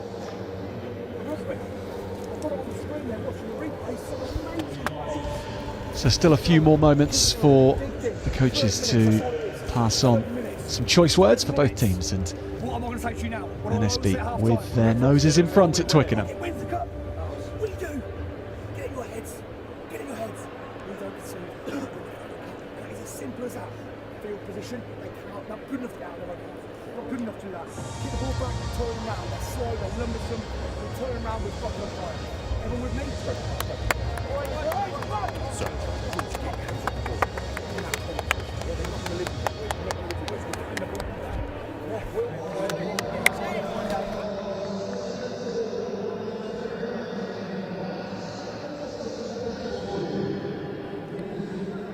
Yeah, you got me, fellas. Loud and clear. Very clear from the side, thank you.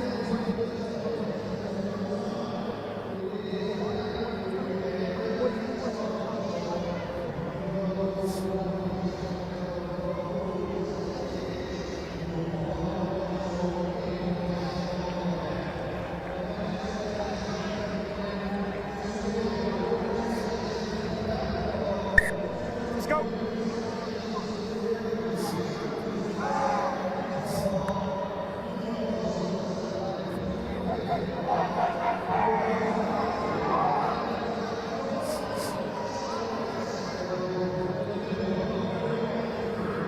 Those back foots, yeah. You can just remind them throughout the half, it's like me doing it, all right? Half-time huddles concluded, and the second half about to begin with the ball in NSB's captain Hugh Shields' hands. That's a well-judged kickoff indeed. Gives his chasers an excellent chance, but KCS calm and composed under the ball. And then they set off 19 points to 14. 2 undefeated teams and playing out this Twickenham final, and Shields is onto it. Keeps it alive, but just goes back 10 metres to do so, and perhaps Cortese has got on the ball here, but he lost his feet. So Caelan Chin goes, and he's taken early, allowed to then carry forward. Yes, there was, yeah. Scrum half alert early on. Tonga Weir feeds into Ben Jones. Shields looks cross-field, and there is a couple of chasers here, but KCS were reading the play nicely. Now Northampton straight out the blocks. Clear message, keep the tempo nice and high, quick taps. Great read, wasn't it, from Shields? Just getting up in the eye line defensively and then manages to read the intercept. They're looking to start this first half just after where they left off in the second half. Northampton School for boys bringing around about 300 people down here today, we believe. King's College School Wimbledon around the same, possibly a few more. And they're over in the West Stand making their voices heard, and NSB starting the second half purposefully and taking KCS on up front. George Tongaweer. KCS stop the momentum from them all, but can they stop the next wave? They can, and make a few dents of their own. Chin will go, the scrum half steps, tries to keep it alive. Heifer was on his shoulder, and here's Tarry waiting to reload. We've seen what he can do from close range, and he picks to the left, works the ball over the line. It's Callum Tarry at the double for Northampton School for boys.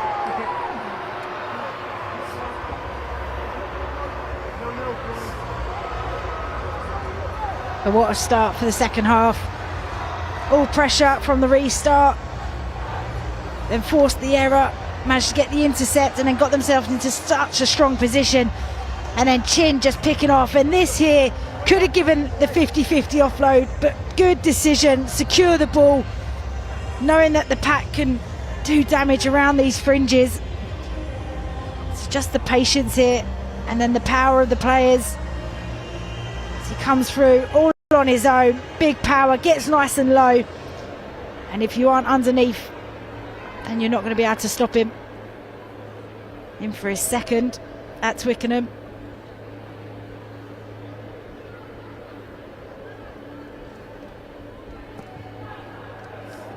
Hugh Shields has bent that in, beautifully judged again. Had everybody on the edge there, just thinking, is it going to bend through? But really now they're extending their lead, pulling away. Away you go. Left, thank you.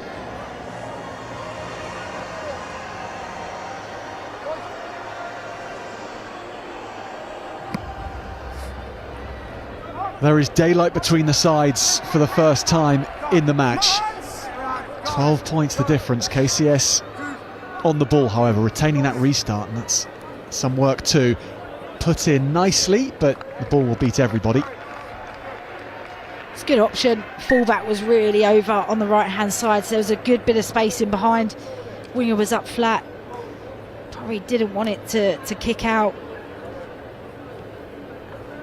Again, it's just putting the pressure back onto the opposition, make them play out of here, see what you can do. Can you force an error, a quick turnover? Max Johnson is the new man on at hooker, and he now has his hands on the ball after a successful line out. Shields has to make some space for himself and has his angle cut down, so that represents a pretty decent effort from where he ended up. Yeah, smart decision. No need to overplay, no need to force things. Let's just keep moving down the pitch.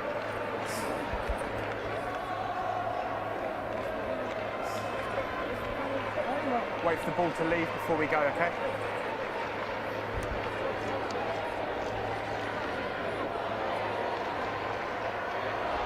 Let's go, chaps, come on! To the middle of the line out, and the peel works well for KCS. Ben Slattery then took that carry forward. Had to recover well there, KCS. Good speed on the ball here from Asimus Minberg. But then NSB have got in on the ball, just getting a little isolated, the prop forward. Yeah, we've seen that so often, haven't we? A small amount of change of direction or acceleration through the contact, they just get disconnected. You've got to be able to read that better, recognise who's on the ball, Where you are. get the little cheat lines in to get there.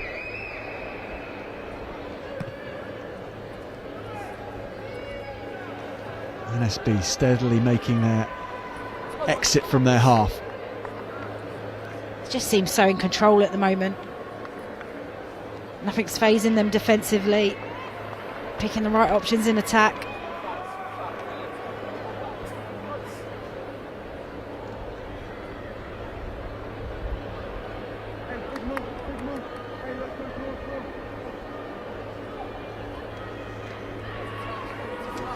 Another good throw from Johnson. Chin, Shields, Tarry round the back. Here's the fly half. Shields in open space.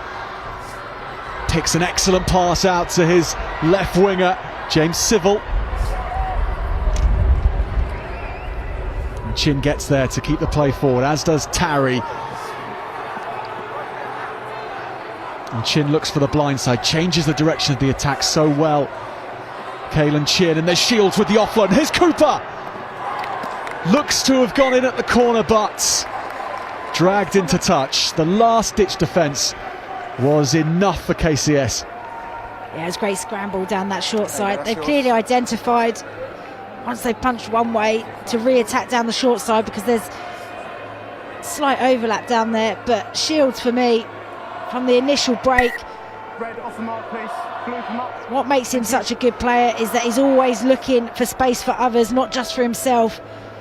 Gets the ball into the wide channels, which really stresses the defence. Iron man under pressure. KCS do well to secure their ball. Rawlinson with the box kick, but it won't go too far. Rach, we're seeing Caelan Chin change the angle of attack, the side of the ruck. Is that the epitome for you? Is he playing perfect heads-up rugby? Is that why he's doing it, or do you think it's possibly part of an NSB tactic? I definitely think they would have done their analysis in the week and recognised that the fold from KSB, they go open, so there's potential opportunities down the side. But like any good nine, you always want them to be playing heads up, keeping an eye out. There's always one thing, looking at something in a classroom and thinking that's what's going to happen on the day. But picture always can change, so you definitely want your nines to be alive to that. Let's see how this attack develops, having Heifer taken the ball down. And they are knocking on the door again, and this man is reloading. Callum Tarry beats the first, and he might have a third here. Callum Tarry at Twickenham with 3, and NSB in cruise control. I mean, he has been impressive this afternoon. He's making the backs look really good physically. Scoring 3 tries, one off the base of the scrum, through the middle, pick and goes. Strong work from the coaching team. Let's use him, let's use his strength. But all the hard yards done from the pack, from the line out initially. And it's just about being patient. They're just swimming through defenders, whilst the ball is so vulnerable when it's out there like that, but still manages to get the downward pressure.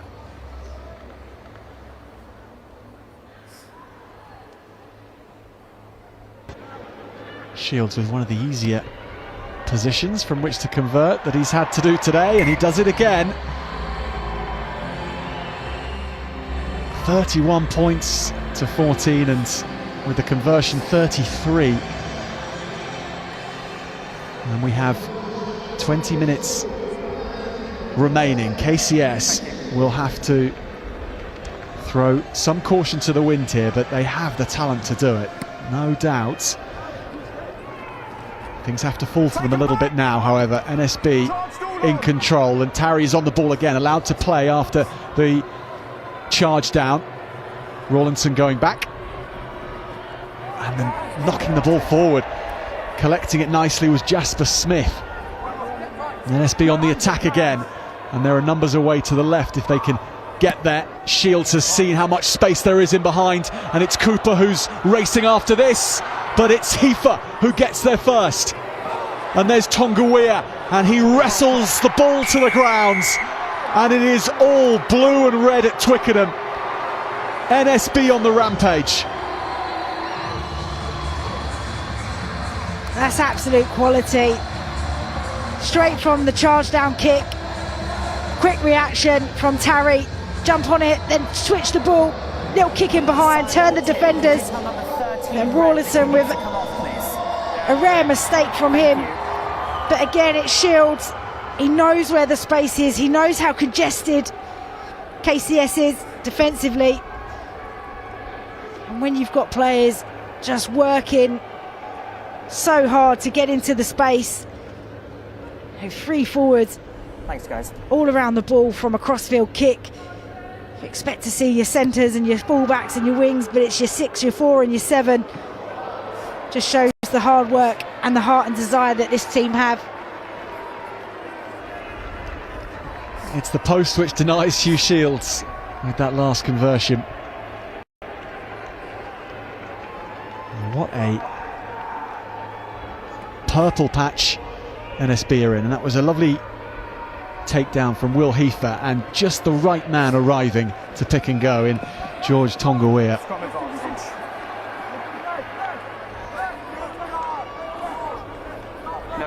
Rawlinson steps through the middle.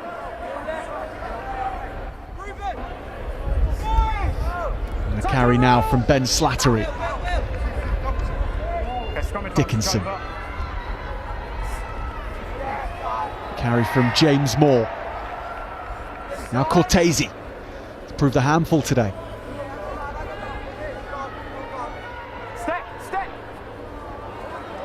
KCS reload, and mentally they're having to reset now with the scores as they are, having been right in the fight at half time. Dickinson puts this in behind, but Chin read it well, and he is going to weave his way out of that position.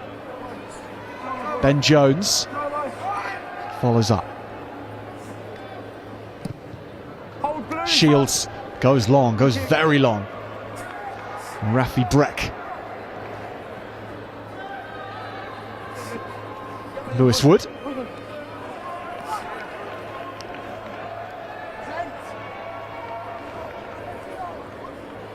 Rawlinson to Dickinson. And on to Slattery. And then Dickinson clears out, but that was too much, uncontrolled from the number 8, and he's given the penalty away. Yeah, just that rapid urgency to try and get there. Knew that there was a threat over the ball, but you've got to maintain your feet. You've got to come in a safe manner. KCS just don't really have many options in attack. It's quite predictable for the defence to be able to pick up, which is just making the defensive line really simple. Not under any pressure or not stressing them. Thank you. Thanks a lot. We've seen how they can offload, change their angles of running, the little darts around. You know, Rawlinson we saw early dancing around the breakdown. We haven't seen any of that in this second half. Yeah, NSB have just steadily strangled KCS's momentum, and they're starting to play some lovely rugby. Caelan Chin, little duck and go, really enjoying the front football that his packer delivering for him. Ben Jones. Chin again, little drop pass, but that's not gone forward. They have gone into touch. In touch for this. You're right. Yeah, KCS just again getting short. Perfect, thank you. Down that short side. They reacted really quickly then, because they've Just swinging legs clearly had a in. chat at half time, recognised that they need to get numbers on the short side, not just worry about the open. Okay. Yeah. Yeah, the threats are really coming from all corners, because the aerial threat as well with Shields, Time off there, Mike. he's able to, it's almost like he has an eye above the play as well, that spider cam, his very own spider cam, where he's able to see where all the green space is at Twickenham. Yeah, like any good 10, he's not worrying about what's happening in the breakdown. His head's up, he's scanning, he's talking left and right, he's finding out where his options are. Time off. Quite often you see, Rach, number 10s, as they get older, they almost become that on-field coach as well, where they might not look at the play for 3 or 4 phases because they're getting everyone in position. But Hugh Shields, at an under 15 level, seems to be that type of player already. Yeah, he's, I mean, you know, obviously captain in the side today, but your 9s, your 10s, that predominantly they're the game runners. They run the game, the plan, they make sure that everybody's fulfilling their role whilst executing their own skill. Okay. But yeah, the organisation of him, the decisions around penalties, the decisions when they get into the 22, what are we going to do here? A lot of pressure through a young man's shoulders, and he's absolutely smashing it today. He's on the ball, he's on the ball. Perfect, he's come through the middle. And then stepped out. So the ball is ripped here by Tonga, who spins away and has a head of steam up by the time he takes contact. Excellent from James Moore to strip him. That was really strong in the tackle. And KCS do get it back. 9 Hughes outside. Rawlinson's box kick keeps this in field. Well watched and well carried forward, but stripped nicely from Slattery. Stripped, but then it's lost forwards. So close. You stripped it well, but then you've lost it forwards. 15 minutes to go, Rach, and from a KCS perspective, the leaders in this KCS team, Max Rawlinson, their captain of course, but in the forwards as well with Leo Dickinson, what do you think they'll be trying to get their team up for? Because it's hard to when you're not in the fight points wise at the moment. How do you get that momentum back on your side? Well, they need go forward, they need the ball, they need to look after it. They just need to tighten up. I think they've got some wonderful runners, really powerful. We've seen the likes of Dickinson, Arden, being really direct towards the line. But at the moment they're running in 1s and 2s and getting isolated. Far side. Hold the gap, please.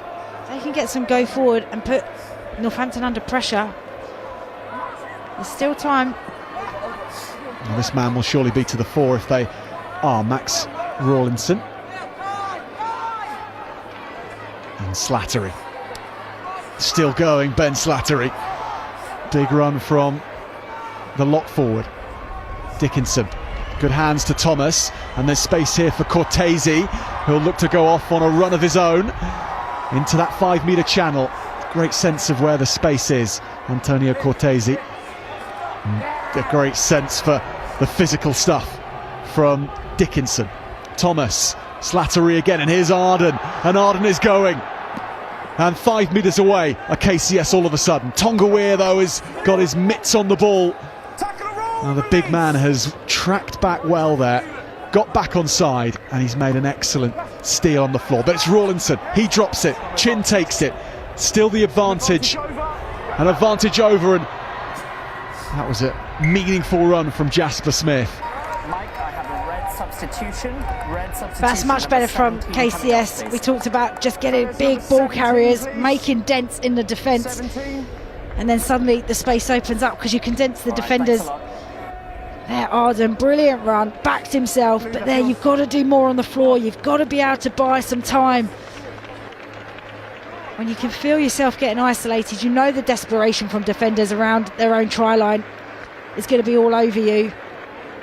And Tonga, he's been a serial poacher this afternoon.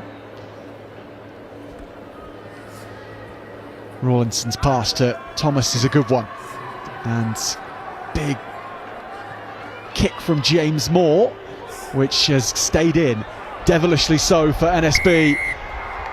Penalty comes, high tackle, and Cortese, that's a tricky one for Cortese. Shields wants to go quickly, and there's his blind side in support, Jones. Penalty advantage 9. And this is why he saw that there's opportunities with the speed of Jasper Smith. No advantage coming, back and come for not 10. Yeah, you can just feel the confidence that they've got. Yes, my mark on the 5. You do 5. Got a nice comfortable lead, so why not keep putting the pressure on the opposition? Knows it's a bit of a free ball because everybody's not back 10.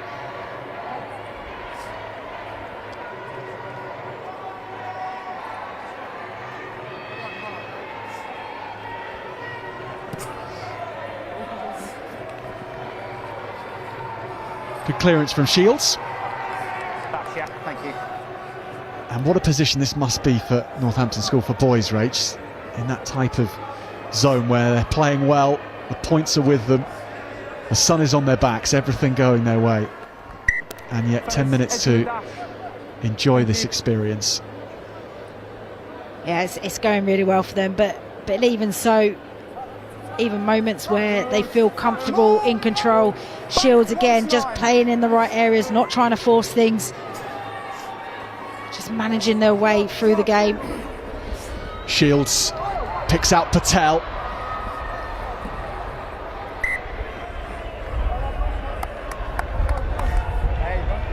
KCS scrum, just in front of their own halfway.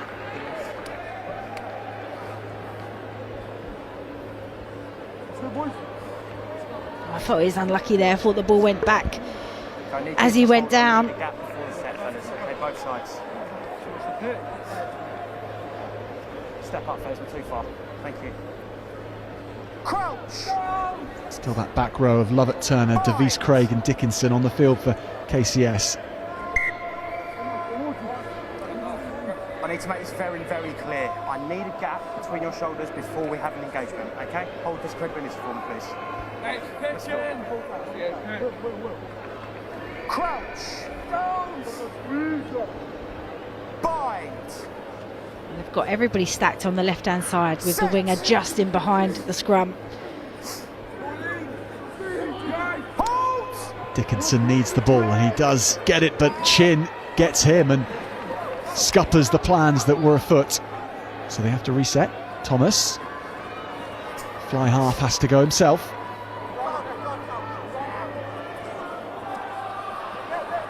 It's a good carry from DeVries Craig.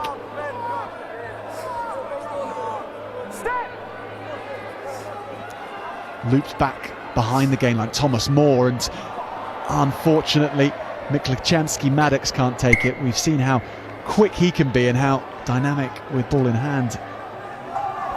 Mike, I have red substitution. Oh, it's such a shame. Please, number 11. Please, fellas.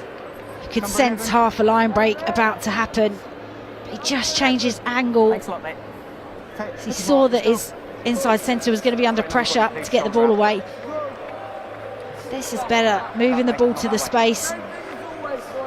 Just angles in and can't quite take it. Okay, I've just asked you, both of you shoulders out, please. Okay, and driving straight, not in. Let's go. Crouch! Bind! Caelan Chin spins the ball in his hands, gets ready. A man who's come back from a nasty elbow injury this season to be such an influential figure in this NSB team. Shields bringing in James Civil again. Held on the floor. KCS still fighting hard. 9, if it wheels round, you go with the tunnel, not with the ball, please. And Rawlinson leads his troops back into NSB's 22.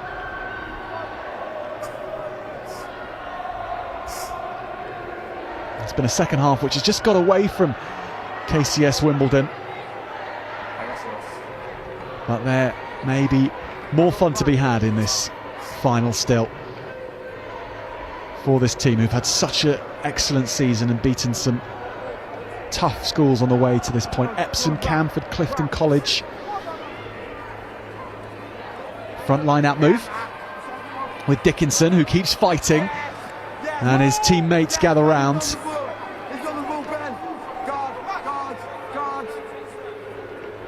Rawlinson to Asimus Minberg. Advantage with KCS. And Rawlinson wants to go quickly here, and why not? Show and go from Rawlinson. No, let him come, let him come.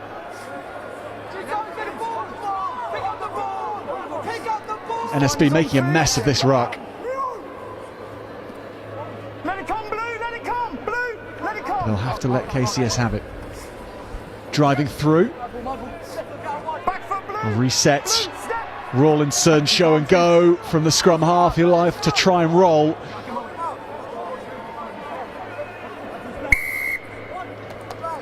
You've got acres of space on the right hand side. They can quick tap and get it to there. Number 9 offside. Huh? No, it's your penalty. Yeah, absolutely right, Rachel.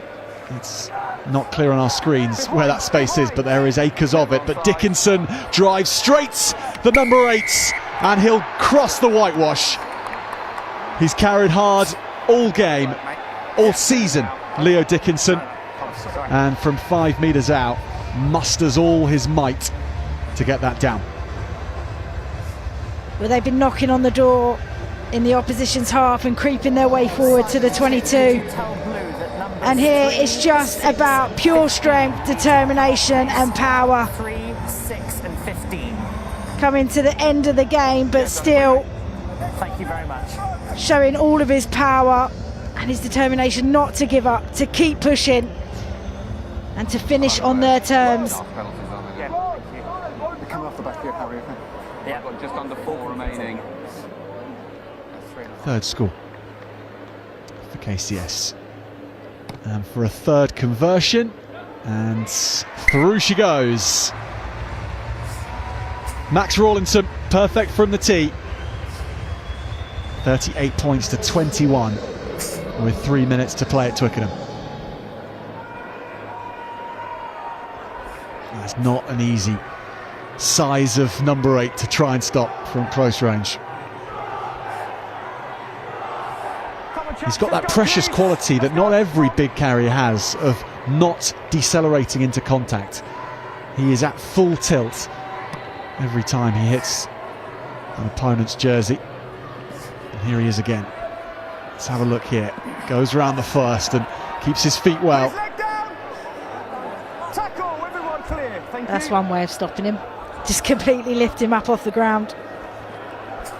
Cortese goes on the outside.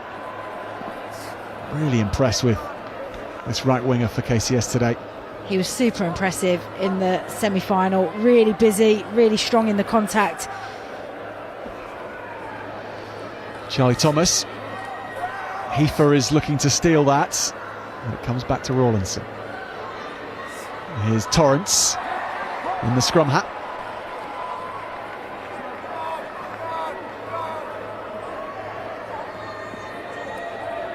Asimus Minberg was brave to go down on that ball. Dickinson slips it to Slattery. It's been a nice axis between number 8 and number 5 today. One, and I didn't get the two of them. Skipper. It'd be a real shame if I had to go into my pocket today. Okay, I need to speak to side. We've got 2 minutes left. No more penalties for offside. No, we've got 2 minutes to go. No more penalties. Number 1. Sorry. Well, although Northampton School for Boys are going to be taking home this trophy, it's KCS dominating the ball for these final moments, and they are, and have, I'm sure, enjoyed themselves today out on this pitch. They've certainly put a good account of themselves out there. Yeah, definitely so. And I think you've seen swings of momentum throughout this game, and as soon as they have a little bit of control, a bit of momentum, then you can really see the damage that they can create. They've just not been able to manage and create as many opportunities as the opposition. The possession that they have had, they haven't been able to maximise their opportunities, but they're still playing with 2 minutes to go. They're not giving up the fight. Dickinson on to James Moore. Thomas has space here. Opportunities out wide. It's taken straight by Miklechansky-Maddox. But George Tongawear has brought it away. Rawlinson still has it. Keeps it well in the hands of Jethro Eli. Tackle! Release! Thank you. KCS looking to finish the stronger here. Tongawear is thrown away. Another yard sought. Here's Cortese. Doesn't go to hands. It might go to NSB hands, and James Civil pouncing on that. Chance for Tarry, who kicks downfield, and there is a race on here as Cortese goes back, pursued hotly by Max Hutchinson. Cortese with a man to try and burn off here. Doesn't quite get into the open space of Twickenham. He was tracked back well. Slattery now No hands, please. Just think all of that hard work, all that momentum that they built up, and then one simple error has set them back into their own half. No hands! And quite often that aggressive defence from NSB has cut off opportunities on the wide outside in this match, as it did there. But KCS keep coming.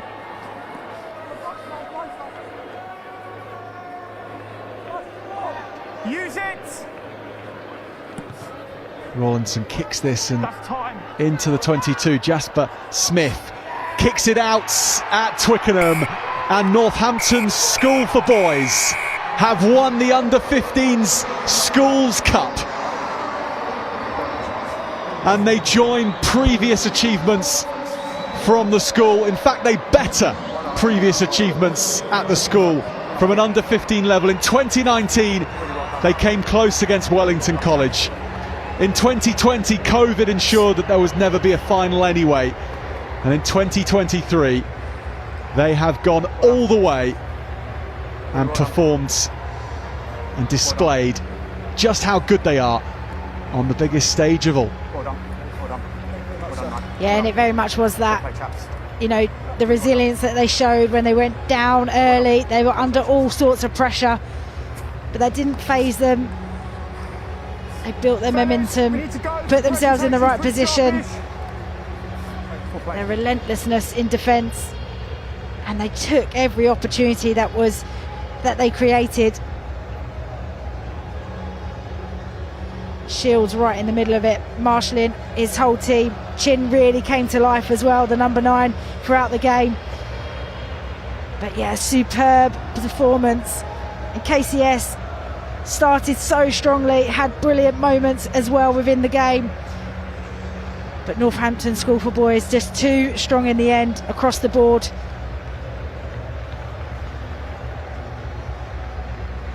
It's been a final which has been in the books for just under 2 weeks, but this team have kept themselves so focused on their target as a group within the school, and there's been so many sacrifices and double efforts going in from their support staff as well. And even the shirts they're wearing at Twickenham today, one-off shirts made by Gilbert in order to have a memento to put on the wall for all these players with their names on them, and those have been turned around in just 8 days, as well as opportunities to train on Franklin's Gardens pitch last night with their final team run. Shirt presentations in the changing rooms at the home of Northampton Saints too. There has been so much that's gone into this trip to Twickenham, and they've got so much out of it, and so too have KCS. An undefeated season up until this point, with so many eye-catching wins as well, the likes of Cranley, Harrow, Trinity, St Benedict's, all swept away by KCS Wimbledon this season, but not Northampton School for Boys. The last step was the hardest to take.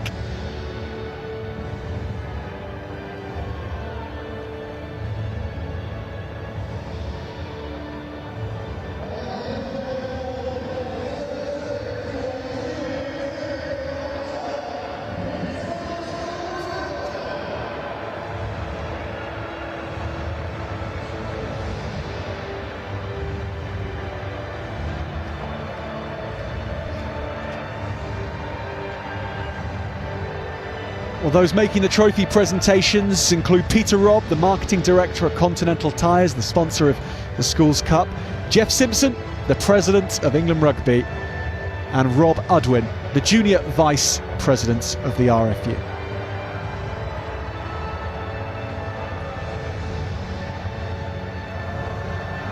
And Rach, losing a final is not the place you woke up hoping you'd end up in.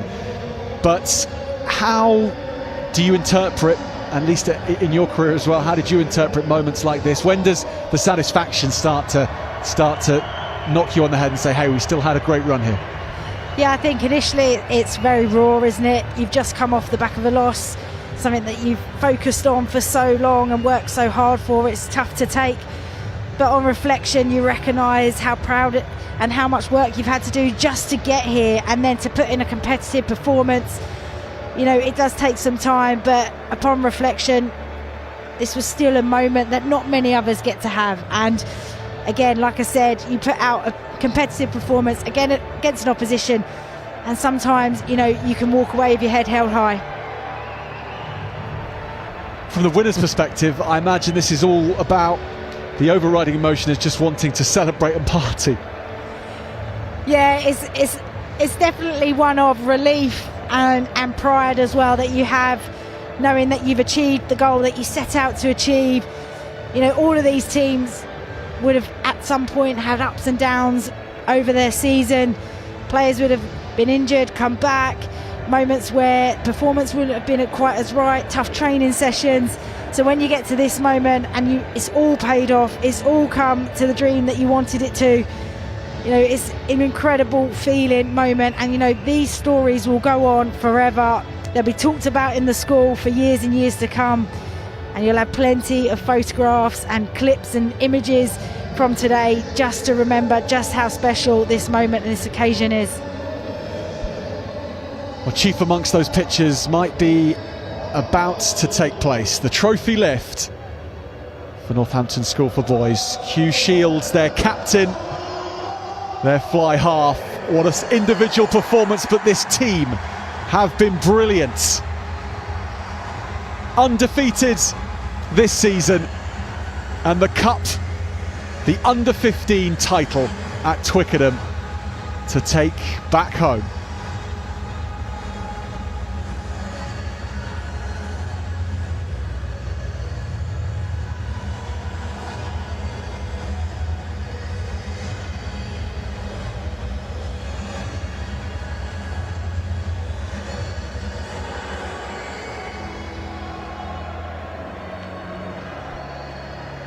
Congratulations to Northampton School for Boys and all who support them, and as well to King's College School Wimbledon for their role in this final and their season too.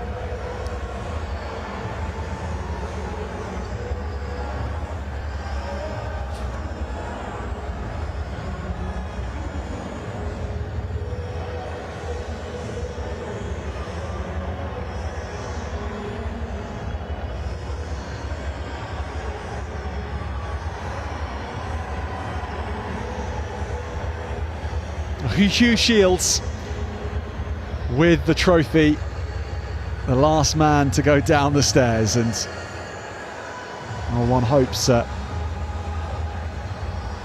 the rest of the day is as euphoric as these moments here, and one also hopes that we get to see Hugh Shields and his team in action as they progress through the school as well. And who knows what lies in wait is an under-18 group in a few years' time. But it has just been a pleasure to see how this team have come together at an under-15 level. Their first steps in almost senior rugby.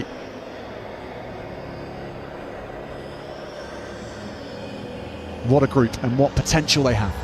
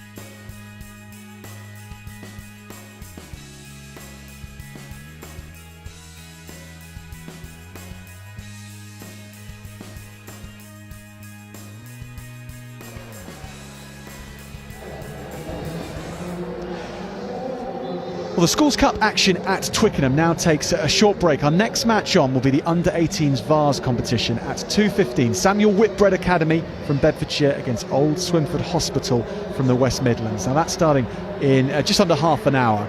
But before then, we have a wonderful showcase of girls rugby for you at Twickenham. And this is all because we've got the England Rugby World Cup 2025 Legacy Programme in action here. And England Rugby has been working with clubs and schools across the country to grow girls rugby, with a specific focus on the under 12 and under 18 age group. Under 12, of course, where girls and boys have to separate from playing together, and that's when so many girls can drop away from the sport, and that's why this focus is so important. And in schools, we've worked with local partner organisations, the County Schools Union, multi-academy trusts and schools games organisers to run a series of participation-focused events throughout the year for Year 7 girls. And we're recognising 4 of these schools today who've taken part in these events here at Twickenham. Campion School, Caroline Chisholm School, Biddenham International School and Sports College, and Collingwood College. And that is who we are watching today out on the field. The teams are playing a small-sided X-Rugby game on the pitch, and X-Rugby is a modified contact format where the intensity around the contact elements is reduced, making it a great introduction to the contact game. And Rachel Burford, it's great to see these exhibitions taking place, because it gives us an insight into what it will be like when there is all that competition, of course, and we're covering the girls' internationals, girls' schools cup matches at under 15 and under 18s in the future, once that rugby in schools growth achieves what everyone knows it can do.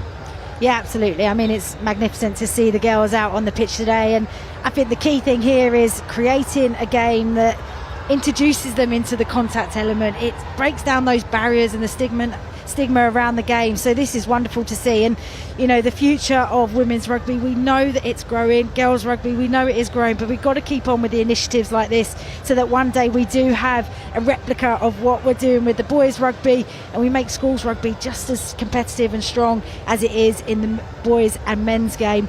It's a wonderful opportunity for these young girls. You can see smiles on their faces, enjoying what they're doing, and they'll definitely reflect back on this as a fond memory. Well, this is all part of that Rugby World Cup 2025 Legacy Programme. So many events and initiatives like this are taking place in women's rugby to grow the game. They obviously have that aim of hoping to fill Twickenham Stadium full, packed out for matches at the 2025 World Cup. And these girls, who knows where they can progress to in their career. They may well be back at Twickenham one day competing for their school here, or maybe competing in other colours as well. But for now, it is a moment in the sun on one of the greatest pitches of all for them to enjoy. So our action is going to continue here with the girls showcase for now, and the coverage will pick up again just before 2:15 with the under-18s Vase final.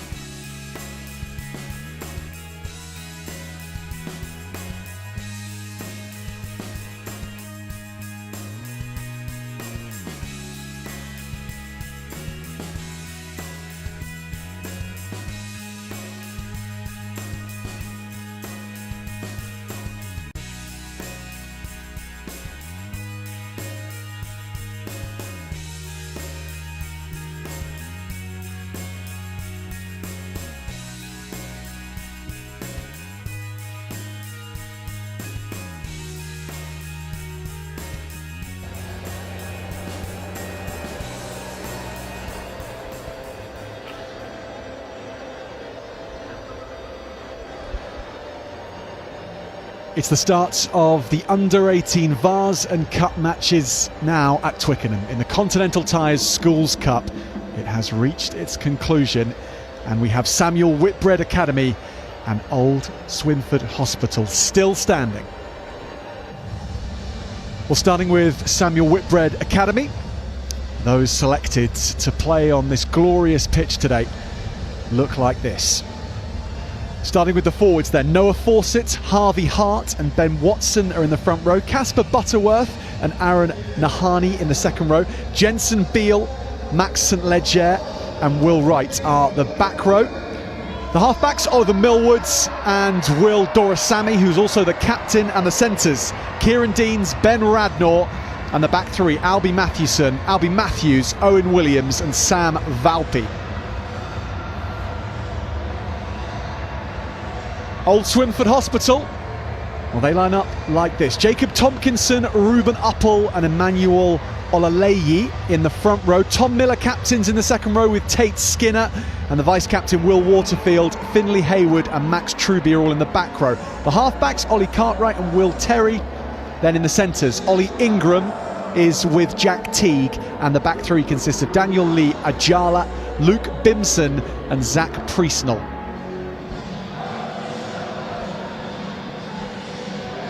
So both Samuel Whitbread Academy and Old Swinford Hospital out on the park and ready to go. Samuel Whitbread Academy have played 19 matches this season, they've won 15 of those. Old Swinford Hospital have played 19 and won 17. How will match number 20 go for both these two schools? Old Swinford Hospital get us underway already with the under 15 Vase victory to their school's name. And kicking us off is Will Terry off his left boot, and he goes deep into Samuel Whitbread Academy's 22. Good take down from Noah Fawcett, and first touch of the ball for Oliver Millward, the scrum half, and already Samuel Whitbread Academy looking to run it out and doing very nicely. Kick downfield is a good one. That is going to bounce up perfectly, perhaps, for Samuel Whitbread in the end. Osh make a very good fist of that return. Now in the hands of the lock forwards and Oliver Millward. Tackle and rip was brilliantly done from Max Truby, and now there's a chance here for Old Swinford Hospital, who are being pointed all the way home. It's Luke Bimson. First touch of the ball at Twickenham. First try, Old Swinford Hospital. They start fast, this school from the West Midlands. Well, what a lively start from both teams. Loving the intent to play out of your 22, but then a costly turnover. Quick transition, everybody alive, keeping the ball alive, letting the ball do the work. How about that pinpoint accuracy pass to the outside, and he just backs himself. Bimson gets in for the first try.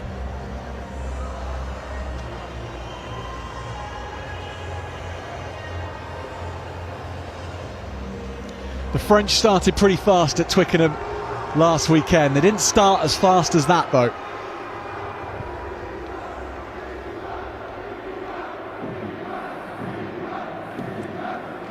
Seconds and 12. So lining this up is Jack Teague.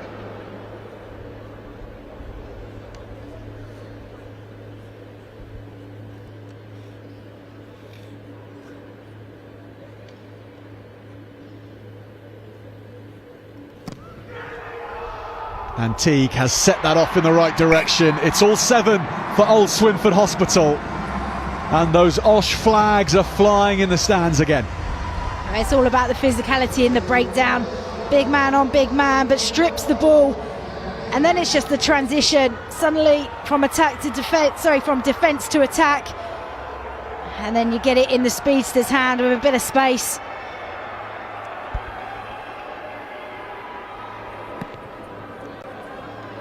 Luke Bimson, that first try scorer, 7 points to 0 for Old Swinford Hospital. And the confidence, not just of this team, but of this school and of the fans in the stadium at the moment, absolutely sky high. And lovely hands again from Teague. Gets it on to Zach Priestnall. Gents, it's gone forwards in the pass there. We'll come back to the high tackle. 7. High quality beginning this race. Yeah, I mean, just what a viewer wants, isn't it? Getting the balls through the hand, keeping it alive, playing some exciting, expansive rugby. Just went slightly forward there, but they have the advantage to come back for. Just a little backhand offload. See, under 18s, a little bit bigger skill set.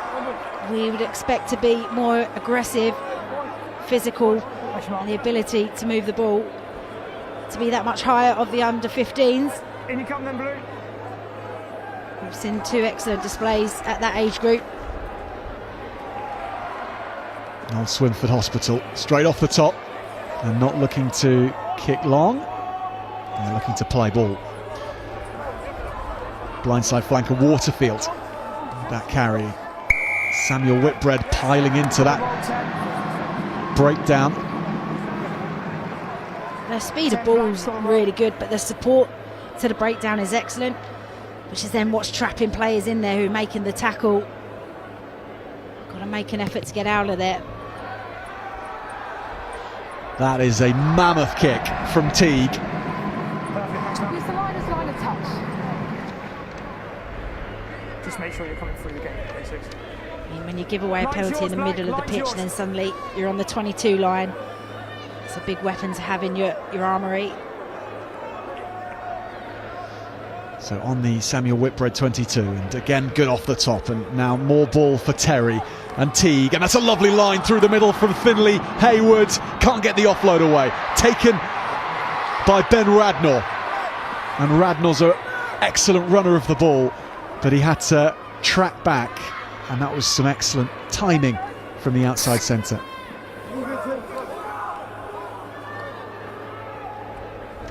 Hold in front, hold in front, hold. And the clearance is long, hasn't found touch, however.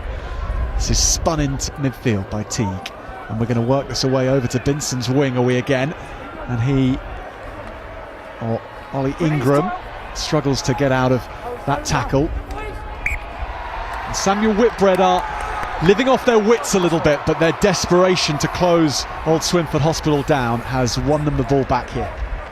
Yeah, the scramble D's been very good, but poor decision making in the outside channels. Trying to do too much work, just let the ball get to the outside, and actually you're going to end up causing more problems because you're going to get half line breaks. Okay, gents, straight through both props, please. Yes, sir. In you come then, Blue. Let's get in.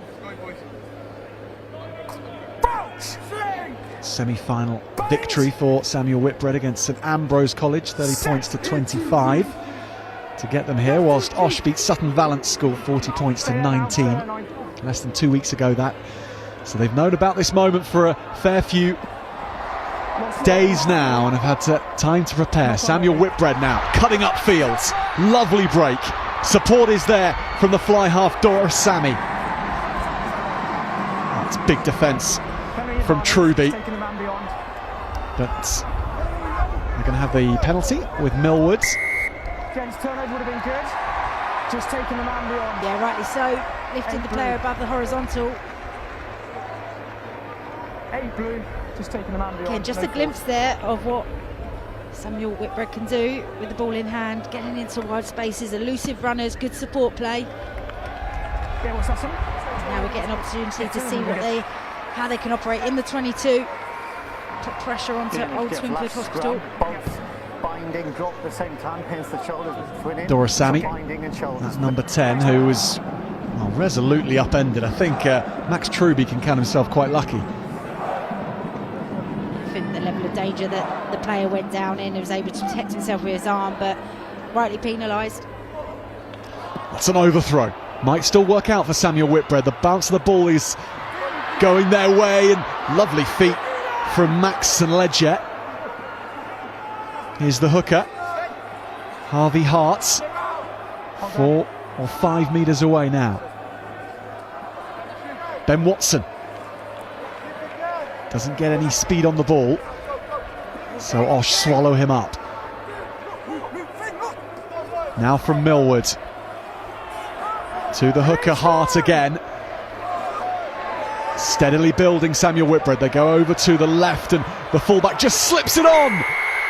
Samuel Whitbread on the board. Deft hands from Sam Valpy to slip it into Kieran Deans' arms, and Deans dives over. Oh, well, that was a little bit of magic, wasn't it? Disguised the ball so well. They identified they had a mismatch in front of them, then the quick ball, the play out the back, which then disguises the run-up, and then just the softest of hands. Great timing on the line. Just comes so close, little tip. Shapes as if he's going to play out the back. Body language as if he's going to pass, which then just makes the defender hesitate, slightly turn his hips, and it's an impossible tackle when you've got a strong hard runner coming back against the grain. Flat, the pass. Flat. It's almost breadbasket. Remember when you were a kid and you had to practice gut ball across the Auckland grid? Absolutely. Comes in handy at Twickenham. So, Samuel Whitbread. And their kicker Ben Radnor, with not a voice to be heard at all around Twickenham as he lines this up and pushes it a little wide. So 7 points to 5, but Samuel Whitbread Academy on the board. It just goes to show how devastating a penalty can be. Just here again, nice and flat, side by side, and then the power and the strength to still get over in the end.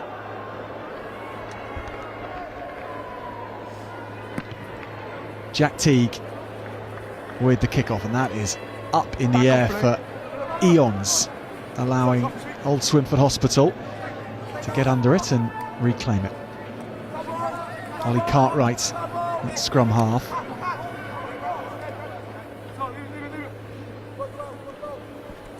Nice show and go from Hayward. Already seen him in open spaces, and it's a strong carry in the tight space. Will Terry with the carry forward. His scrum half Cartwright does go in digging for it. Good defence from Samuel Whitbread, and little ponderous from Old Swinford Hospital. Millward. Pass from Butterworth. Here's the hooker again, Hart. Radnor. His legs are taken. He won't be going anywhere. Good tackle from Bimson.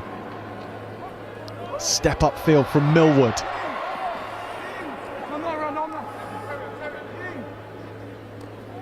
Pass from Radnor again.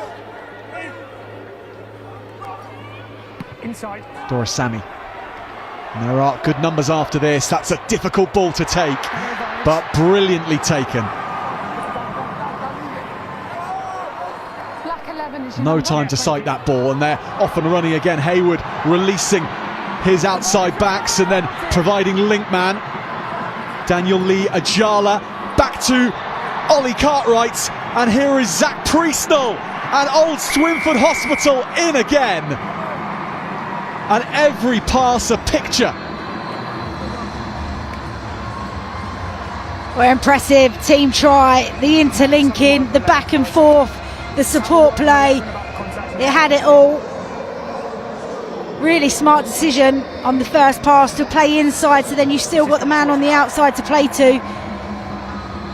It's all about the flood support, not just thinking the work's done. Just here, plays on the inside, knowing that he can draw that defender and put the winger away. It's good recovery initially, the link up well, the backtrack, but here it's just the constant flood support right on the shoulder, just enough to be able to put him away. And that's a fabulous turnaround and response.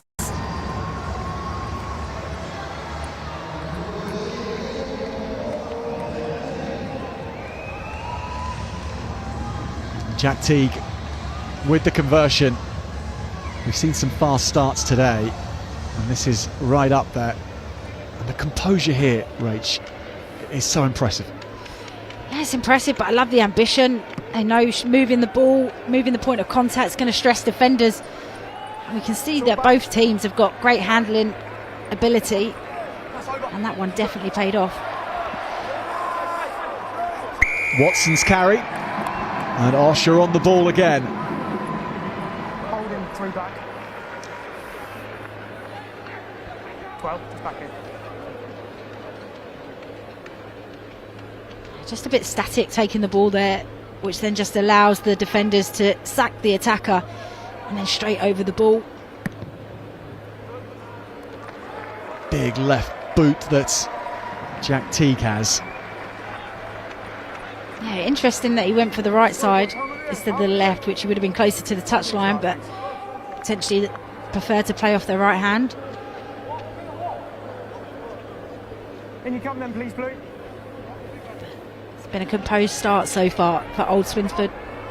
Probably motivated by their under-15s as well. Stop advantage.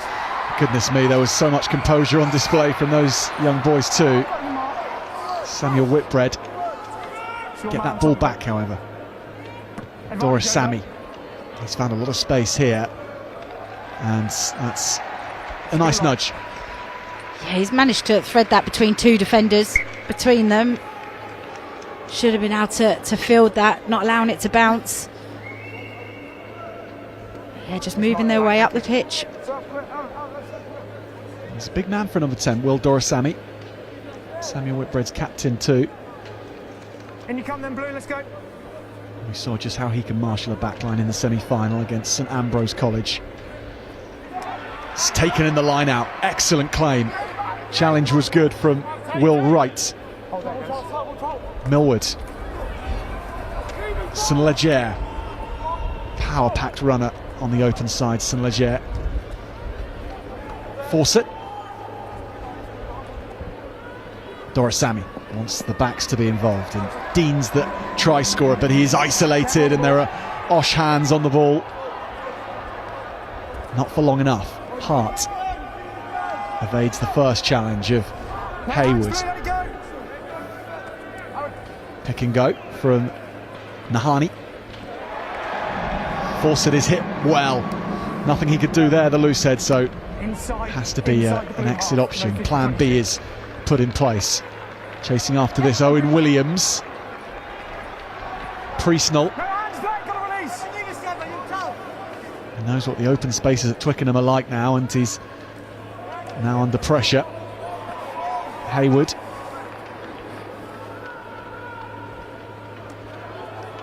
Very little inclination to just clear lines aimlessly. There's always an intention behind both teams is carrying from deep. Cartwright, now the intention is clear to see. Ingram on the ball. Samuel Whitbread, that is patient defence from the Bedfordshire school. Yeah, done really well in that outside channel. Managed to shorten them up off the initial kick, but really good to get back connected, make the really strong chop tackle. That's what gives licence for you to get over the ball so quickly, because the momentum's all with you. We'll get him, come on. Numbers, gents. Number 6 score, guys. Twickenham for the first time today with some grey clouds overhead.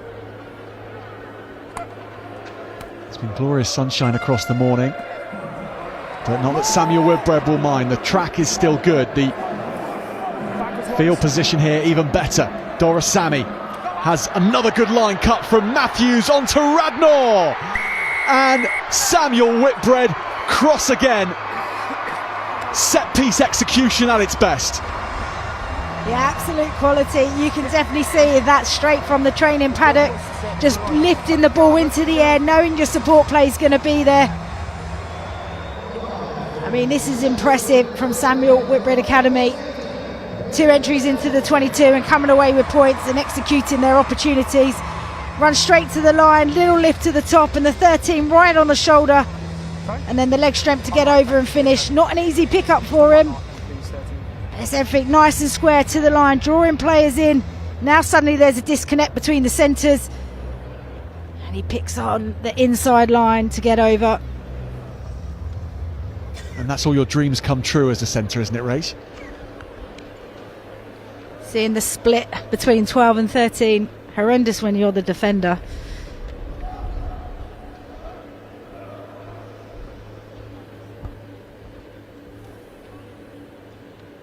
Radnor to add the extras.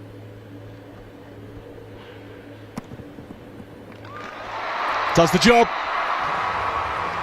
Samuel Whitbread Academy back to within 2 points. And this is a very nicely balanced Vase final. Two teams going at it hammer and tong. Be interesting what they do off the restart.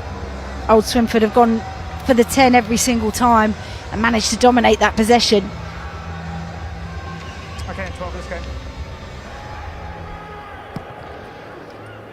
Teague has put that just on the line. Did it bounce before the line? It's perfect, right on the money. Edge of the white then, please, Blue. Edge of the white. He opted to go deep this time, maybe thinking, let's put them under pressure, let's try and force an error and stay down this end of the pitch.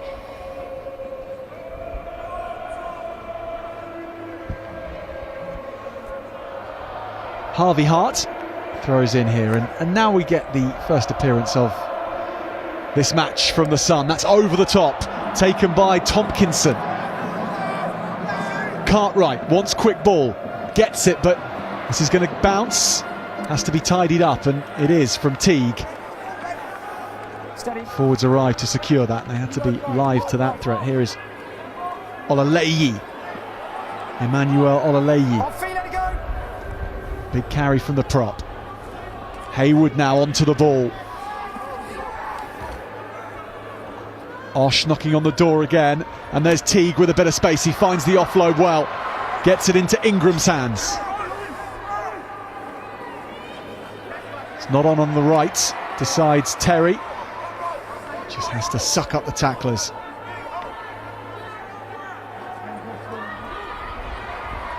Fighting forward as a couple of Samuel Whitbread players cling on to his legs. Sam Valpy, one of them.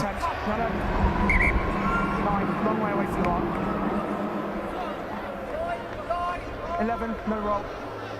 Cartwright just wants to play quick, doesn't he? Keep the tempo nice and high, keep goes them on the back foot. Truby does just that.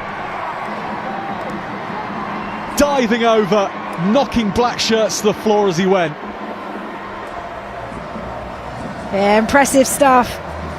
When you're on your line, you can't sit back and absorb powerful runners coming at you. You've got to get off the line, you've got to go and try and meet them. Try and get underneath the ball. He just goes route one, gets the left handoff out, pushes over one and then dives over the top.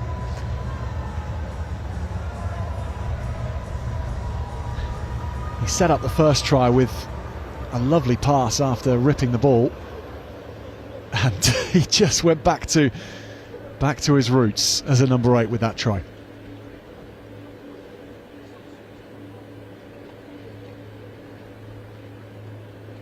They clearly backed themselves, don't they? Didn't look to opt for the scrum or the line out. Just wanted to tap and go, get on with it. Not quite the extras fatigue then. So 7 points the difference, 19-12. This first half is bubbling along very nicely, and Max Truby's try, a real standout.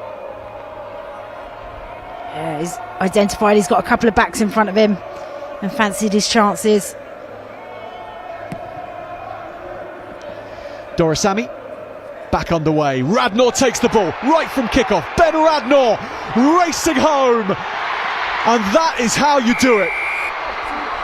From Samuel Whitbread Academy and Ben Radnor.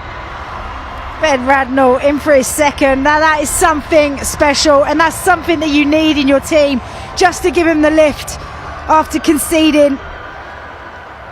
Brilliant restart. Puts it right on the 10, makes it contestable, and then backs his ability to get up, uses his frame and his strength. The work's not done while he's in the air. Two players fighting for the ball, stays on his feet, leg drive through, and he's still got work, still a defender to beat, and a big fend. Impressive. The aerial skills, the ability to watch the ball, catch whilst you're on the run. You don't see too many players being able to display that skill.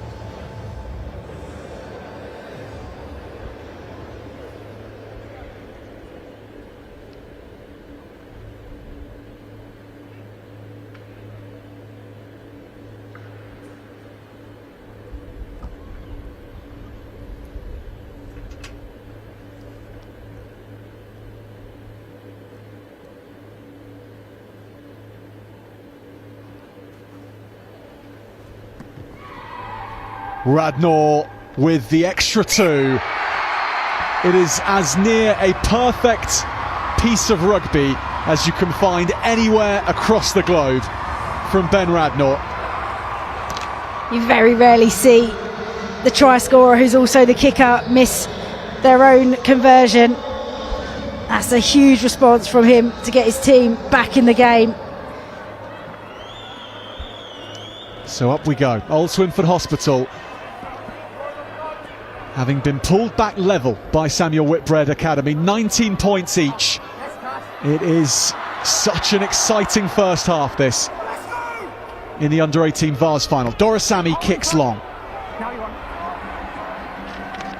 Priestnell fields to Teague.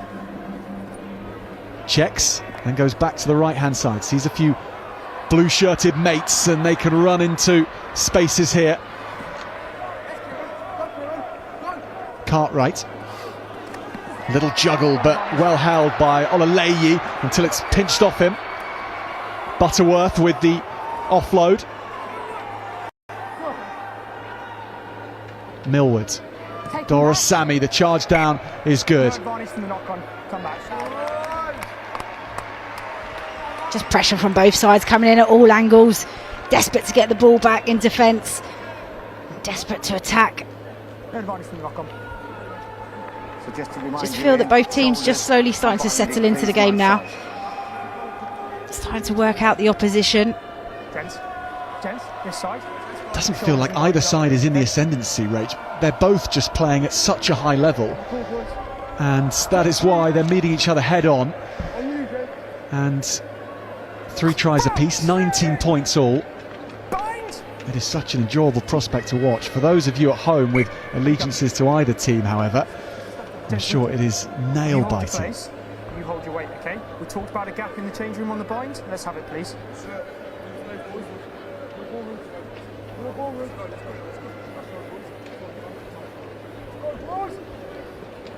55 metres of open side here for Samuel Whitbread Academy to work with, if they can get the platform.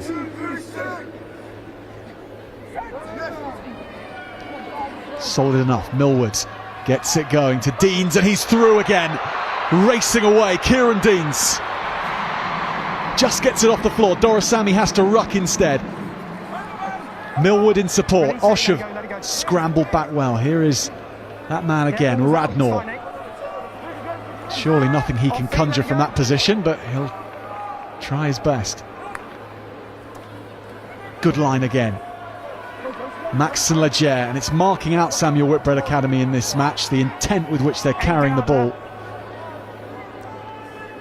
Dorisami. Aaron Nahani. Dorisami again, goes himself the fly half and breaks the line. Tackle back, and the offload isn't to a teammate. Osh clambering round him.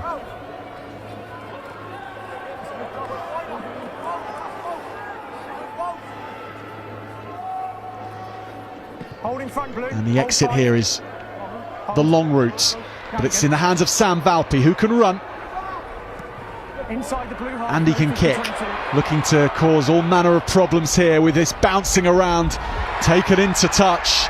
Well, was that done legally, or was it tapped out? Looks like the referee just having a little chat there. But really good play. So he could have kicked really early, but instead travelled across, looked for his winger, which then brings up the backfield from Old Swinford Hospital, which then gives him that space to invite his winger into. And all of a sudden, Old Swinford are under a whole heap of pressure now. And the Samuel Whitbread shirts gather round. The heavy mob brigade going to work. And those blue shirts folding. Plenty advantage, taking the ground by blue. With the penalty. Release it, blue. Millward wants the ball. He might be in trouble here. He's collapsed it. Okay, that's So he legally brings it down and then holds onto the ball as the nine's trying to play it. Yeah, try the push. Referee's just giving him a little bit of a warning. 4 blue collapse. Hart has the ball and he taps and goes. Harvey Hart. Tackle, release blue, tackle! Get out of there, one! Ball's there. Hold there, blue. Will Wright Get out of there, blue! does eke out an extra Nice, metre. Casper Butterworth, but Ben Radnor first, and it's Radnor again. When you need a man to score you a try, call for Ben Radnor. Is there more than one of him on the pitch at the moment? Because at the moment he's everywhere. He's claiming the restarts, he's picking and going, he's playing off 9, and he finds the strength, just like we saw Freddie Stewart last weekend against France. Between 2 defenders, leg drive through, and then downward pressure. He gets his 3rd. Impressive play. He has no right to score there. He's got 3 defenders all around him, and he gets the job done. I thought he was impressive in the semi-finals, but he is matching that and then topping it at Twickenham. I think that's often the marking of a great player in the making. It's all well and good the weeks prior to today, but can you back it up? And it sounds like he is.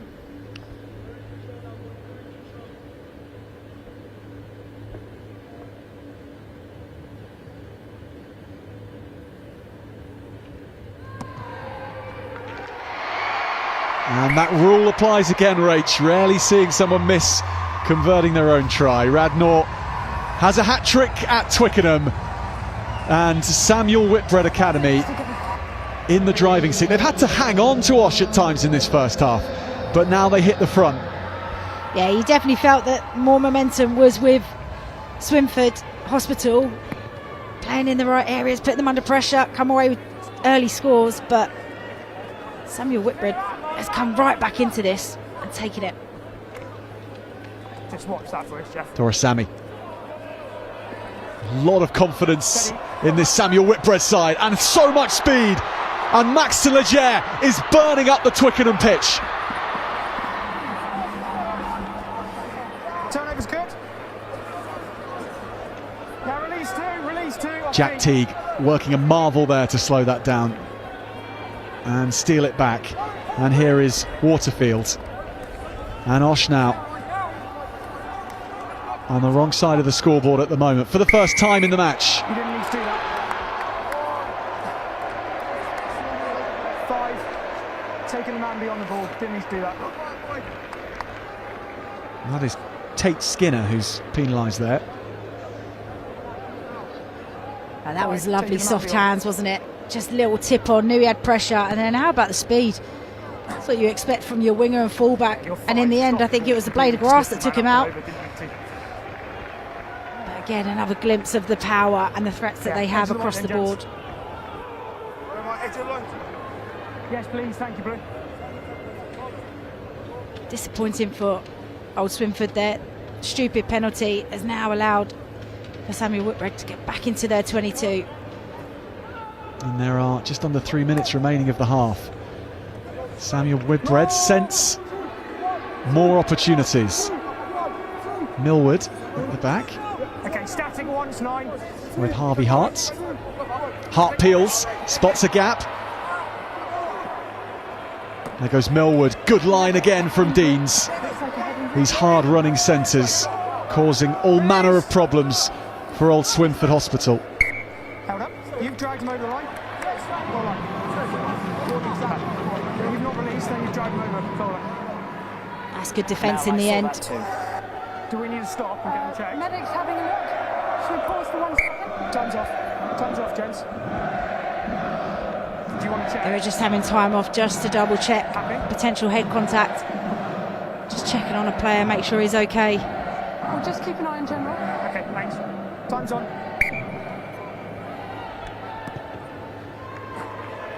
Canny defence from Old Swinford Hospital, but they kick long and Millwood and Dorasami look to pen them back. Owen Williams is after this,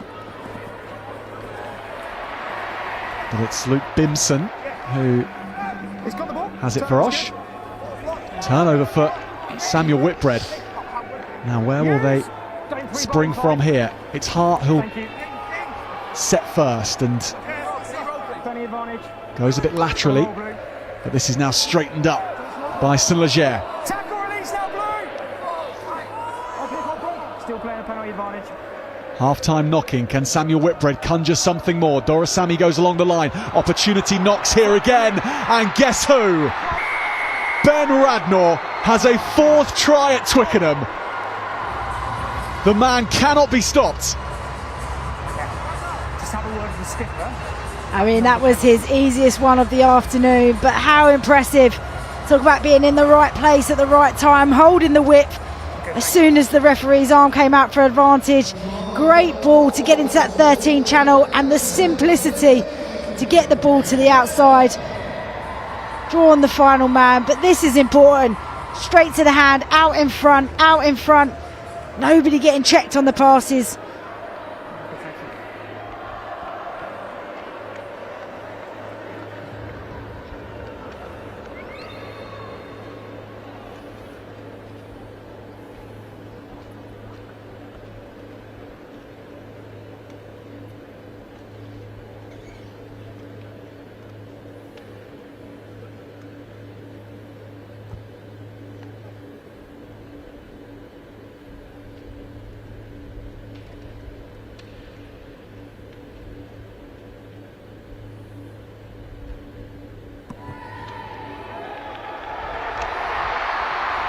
The first half heroics continue from Ben Radnor.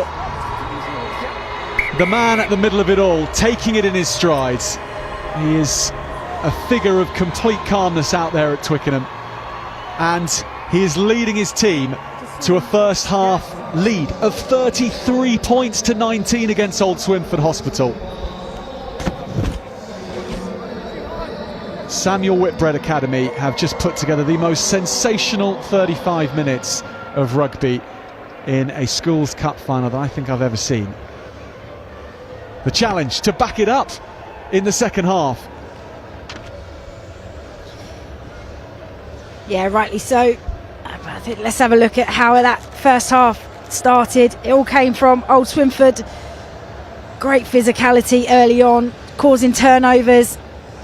And this was the opener for the game. Brilliant finish, just getting the ball into space. The physicality, the strip in the contact area, and then the ability to move the ball so the winger doesn't have to break stride. Out in front, transfers the ball to his left hand, so he's got his arm ready for a fend if need be. And then when he knows that he's home, little celebration. And that was a really, really strong start, but there was a huge and very quick response from Samuel Whitbread. Just the subtleties of tip passes to the fullback to the 12, coming on a nice short angle with a 10 running out the back. Just changes and challenges the defensive front line. And this was pretty special.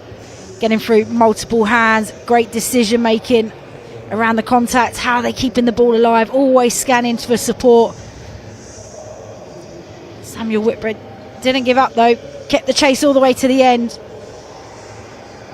But too many blue shirts and not enough black shirts around. Lovely step to come back in field and find his support. At this point, Rach, Old Swinford Hospital in charge, the dominant team, until Ben Radnor started to go through the gears. Yeah, very much so. We're in control, had good possession, but then errors, discipline crept in, and then this was just brilliant handling from the back line. Clearly something that they've been working towards. And then what about this response? just decides to go route one. I've had enough. I'm coming over. We've been in the 22 for far too long and not coming away with points. He just puts his body on the line, defensively too high, just sitting on your back heels. When you've got a powerful runner like that coming at you, you're not going to be able to stop it. And this, for me, the try of the game so far. Look at that, the take in the air, keeping his eye on the ball, and then the strength and power to finish the job off himself. Whenever you see a high ball being contested, players often will stand still and wait and see what's happened. But then if you give him an inch of space and an opportunity, he's gone. He still had work to do, defender to beat on the outside.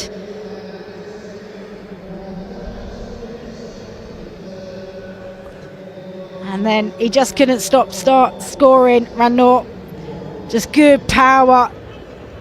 Again, too upright in the defensive tackle, but just making himself known, wanting to get on the ball, wanting to step up, knowing that his forwards are all tied in with the driving maul and they're recovering and coming around the corner, but he's prepared to step up. And then this final one, pretty much a walk in for him, but brilliant hands from the backs. 10 to 15 to 13, all out in front, shifting the ball, not trying to do too much, not trying to step, not trying to carry too far, just doing enough to get the ball to the outside channel.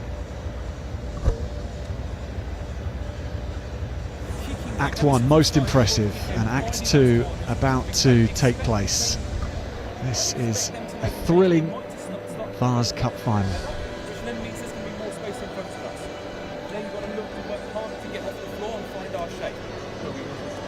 When we get the ball, boys, we need to switch it on.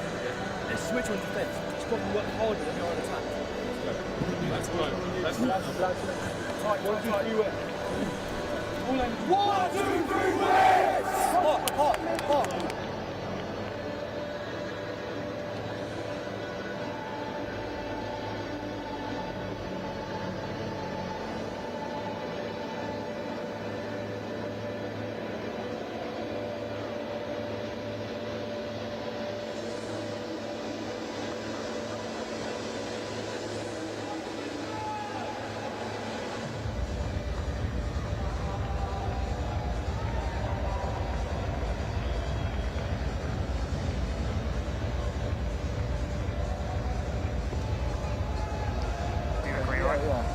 Second half about to begin.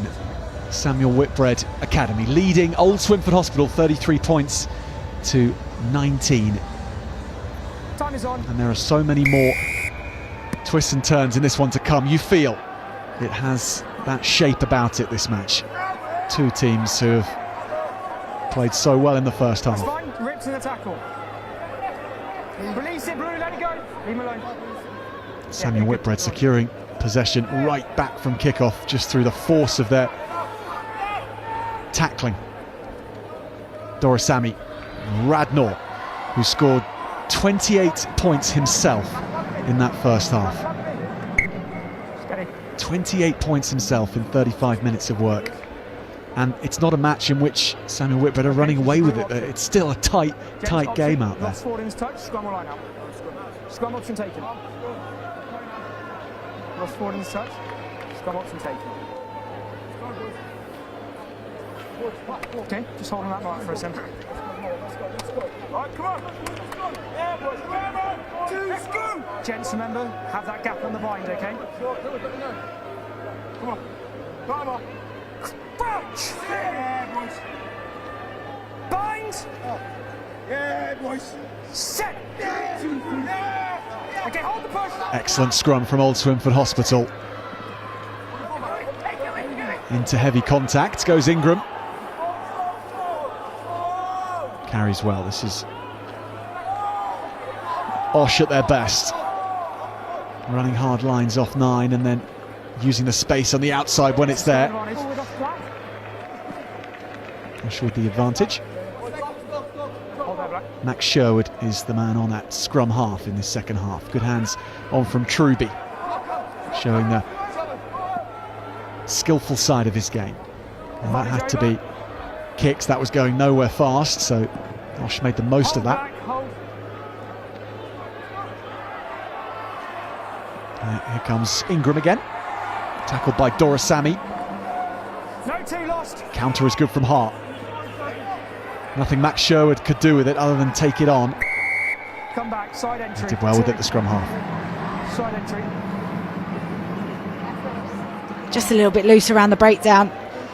You can see that Samuel Whitbread are just opting, making good decisions around when to go into the breakdown. So left the 9 no option, but just to pick and go. Radnor has kept this in. Hold in front. Goodness me. Oh, that looked nasty. Yeah, always inside. Oh, I can only hope that that is not as bad as it looked. The 13 looks out. Yeah, that's fine. He's going to look out. He just wondered, did he Time's off, gents. Time's tweak his hamstring or his calf or something? Or was it just a slip? Just hold that push for half a second more before the ball comes in. Right? Just let the ball in. Sorry? Yeah, it looks like he's fine. He's coming back into the action. Maybe just a bit of embarrassment instead. Slipping over. Many players have slipped over on that pitch before. So you're not alone. Off the top go Osh. And passed along nice to Truby, who slips it to Hayward. They are a rampaging back row trio. The Osh 6, 7, 8, and here we go. Hayden Gibson just can't quite keep it in. Yeah, frustrating. Done all the hard yards. Really like the way they play off the top of the line out, and then get into the 13 channel, get their big runners, which then suck in the defenders. Which you only need half an inch of a gap. But if the ball went to hand, you're looking at a line break opportunity down the right hand side. You just wonder, is a bit of fatigue coming in? Players just getting over eager, trying too hard. That's when you start to overrun plays. Your communication drops.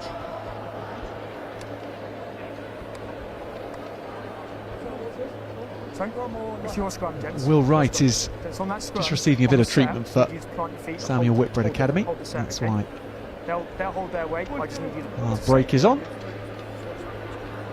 That's yeah. There's the old Swinford Hospital Brains Trust. Always going to be a little bit of coming together. Okay.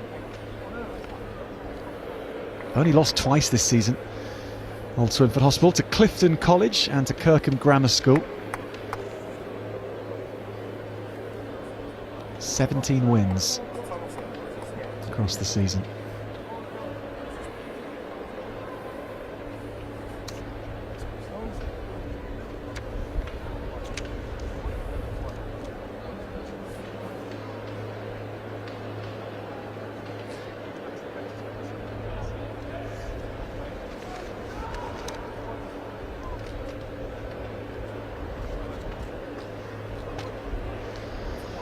Get the smiling face there of Sean Perry in the middle, former England scrum half. Ian, have you put time knows what it's like to thank you. perform out here at Twickenham. In a really good couple of seasons where he got England recognition from a Bristol scrum half and liked to play with a high tempo. Fellow coach is Andrew Coulter as well, alongside him.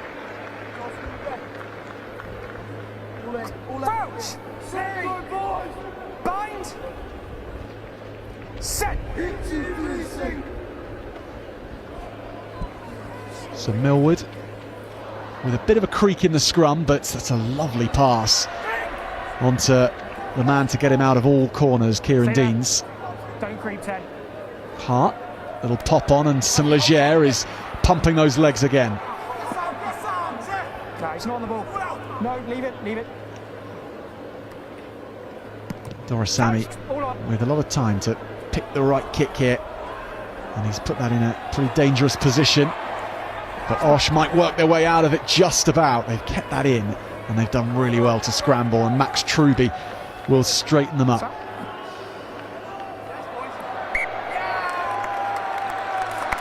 Well, judged to have gone forwards. Osh in the end playing themselves into a bit of a tight spot. Yeah, it's just the organisation off the ball. Yeah, I'm watching. Crossfield kick just pulls them out of shape. And as they turn the ball over, they're not ready, they're not set in their pods. Not sure who's going to nominate on the ball.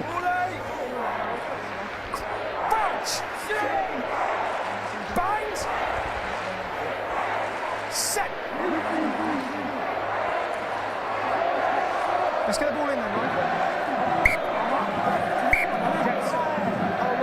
Well, Osh do have an ascendancy at the scrum range, and Oliver Millwood, the scrum half, was a little reluctant to put that in. I'm not interested. Leave it alone.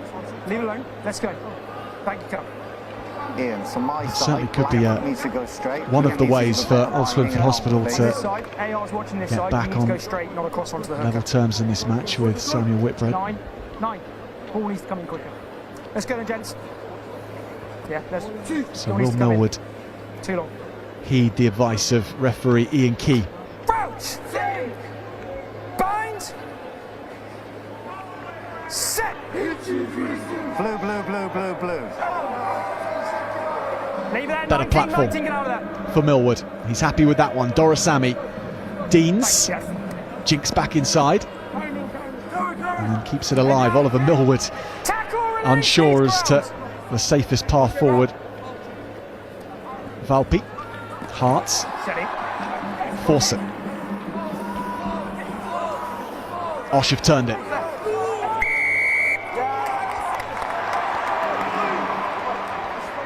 You've got to release before you play the ball through. Yeah, just done for not releasing. Got to release. Got to give a clear picture to the referee. And it all comes from Samuel Whitbread's just organisation off the ball. Pods ready, defenders trying to go in over the ball, but the support plays there. Yeah. Use the line then, please, Blue. That's been the difference at the moment. Just that's how they can get their momentum and their go forward and get over the gain line and really pressure Old Swinford Hospital.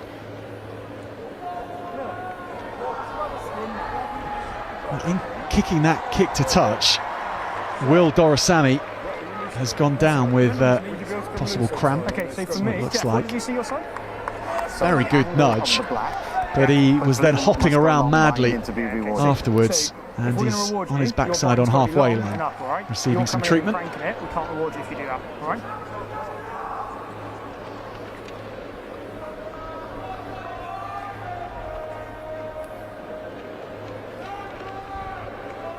Clock's still going again, just so you know. Ian, the time on your watch, please. Yeah, I've got just coming up 7. It's about 7 minutes, just short of 7 minutes gone. So it's 3 minutes past now.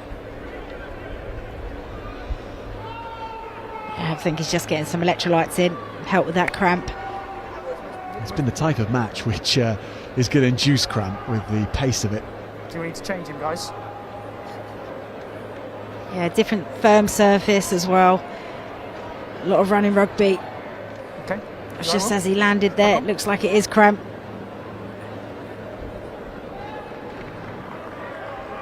I'm glad to say that Okay, gents, let's go. Will Dorasami's up now and heading his way forward. I think he might be passing this next one, Okay, line's yours then, Blue. but hopefully nothing untoward after that. Line out is good from Samuel Whitbread. Big carry, and Millwood goes back to the right. Taken by Deans, there's Radnor again. Alarm bells ringing when he gets the ball in Old Swinford ranks. Here's Max Saint-Leger. Release, Blue. Such a calmness to the way Samuel Whitbread are attacking now. Right in the sweet spot of this match at the moment. Harvey Hart's carry. Millwood, Dorasami. Deans just runs into a blue brick wall. Teague was looking to steal. He had to relinquish the ball. Just coming on is Dan Chandler now, introducing himself to the Twickenham turf. Steady one, Black. Thank you. Aaron Nahani.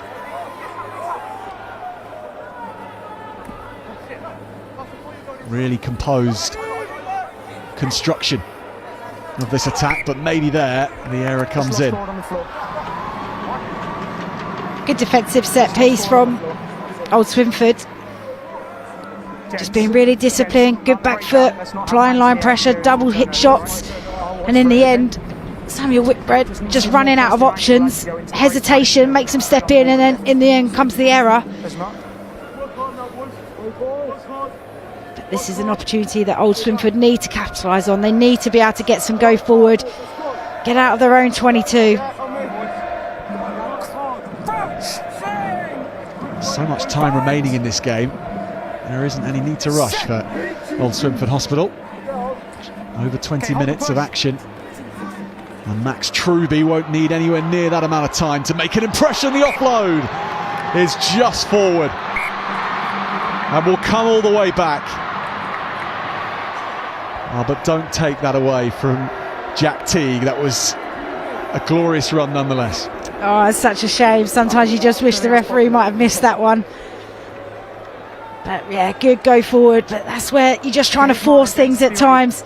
There's no support there, so just pull the ball back in, reset it. But great flood support. Sees his 8 go to the line and tries to get on his shoulder.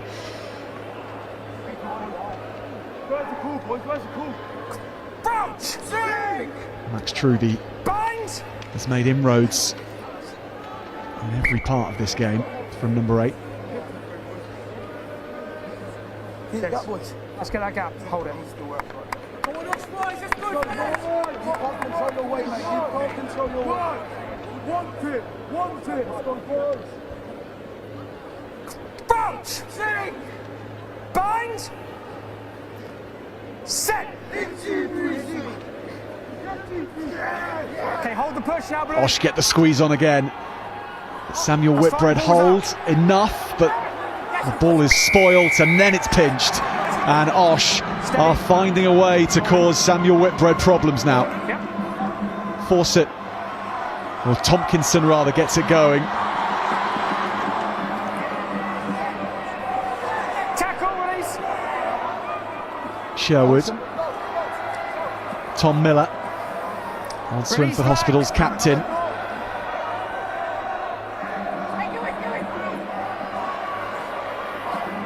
Tackle, release, Black. Sherwood has his forwards doing a good job of softening up Samuel Whitbread. Truby does a little bit more. You're holding them in. Let it go to. And they are reorganising rapidly behind this ruck to go to the blind side, and that's hit the head of Finley Hayward. And Dorasami gratefully kicks downfield. Well, I think that cramp has been able to be shaken off. That is a mammoth kick from the fly half. Teague gets around the first and then slides that down there. Touchline. Hold, no, hold line, don't move. Dorasami replies. Okay, now you're on. Hold blue, four, stop. What a well-judged kick that is. Kept in, otherwise it would have been a 50-22. Extremely well done by Kieran Deans. Oh, has really done so well to keep that in field. Just the field positioning in the backfield marked so well by both teams in that kick contest. When we get next stop, yeah, absolutely. But you just wonder, was that the right option? They had shortened them up on the right-hand side. You are seeing fatigue and you're seeing gaps appear and defensive getting narrow and shortened. Just wonder if they could put it through the hands a little bit more, like we saw in on their second try. Samuel Whitbread turning it, and gratefully Millwood knows where the space is, and that is going to go all the way. Not quite, but the follow-up from Harvey Hart makes it into a 50-22. Terrific from the hooker, and he's going to lap that up all day. Time's off. And we might have to forgive him for getting carried away. Tom, let's just have a quick chat. I think he's going to be given a talking to slightly. Well, let's have a quick chat. A bit overexcited, I think. I need you to have your word of your players, all right? There's too much goading starting to go on, too much silliness, all right? Had a really good game of rugby so far. Let's keep playing that, all right, and do just justice, okay? Have a word with the boys. Yeah, that's fast at the moment, okay? So I've got... Yeah, just a word on sportsmanship. Referee rightly saying, you know, there's been plenty of good play within the game. We don't need it to be spoiled. I mean, it's a great chase. Good tackle, but the afters is not needed. But impressive work from Oliver Millward to recognise the space, and if I knew that there wouldn't be a fullback or winger back in that space. The upshot is this: Will Wright securing the ball, and those Samuel Whitbread colours encroaching on the line, but Osh shutting them out. One is legal, Black have taken to ground, turnover ball. Let it go, guys, it's a scrum, let it go, it's a scrum. Yeah, turnover, gents. So you've got to commend old Swinford's defensive efforts. Constantly on the back foot at the moment, constantly under pressure, but still causing problems for Samuel Whitbread.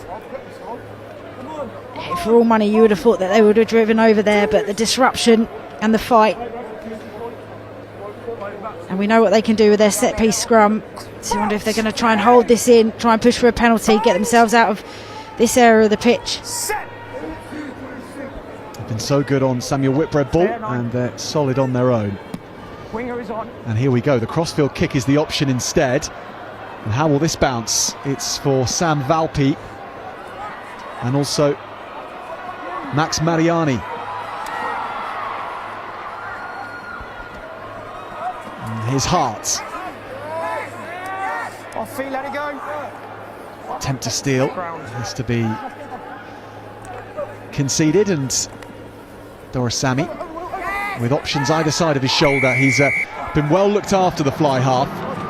Samuel Whitbread's fly half today, but that's again excellent defence from Old Swinford Hospital. Yeah, sometimes when you just tip in or tip out, you get yourself isolated, especially as you're getting hit by a defender. As you tip that ball, you're often not able to then flood into support to clear the breakdown. Two hands on the ball and a lift, that's what I'm looking for, okay? I know, obviously, I know. Yeah, they did on that one. Did on that one, Will. Thank you.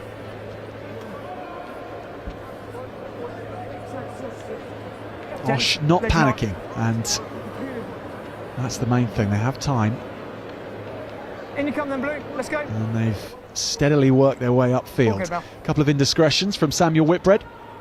And here they are with good line-out ball again. Max Sherwood into Jack Teague. And there's Truby, and that's an excellent decision. And here come Osh again. Sam Middleton. No, he's not on his feet. Let it go, 11. Let it go. Picking and going is Olaleyi. Then the drive from McCarthy. Tackle, needs a grab, release, Black. And Osh sensing they can get themselves back in the final with this moment. Truby with a second involvement. Who's the next man to drive for the line? But they're held up. It was Tompkinson who went for it. Not out. Go away, not out. Has a big missed opportunity off the line out. Lovely ball to the midfield, and it's that man Will Wright who's been so present in this game. Manages to get an offload away, but the winger was caught watching, and it was a simple pass to the outside. He probably would have been in on the corner.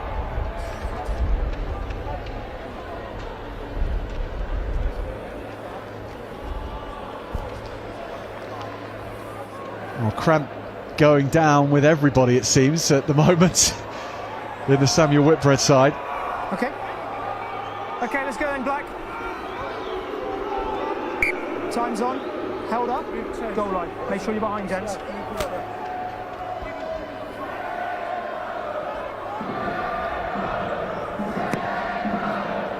Dorasami kicks long. And here comes Mariani.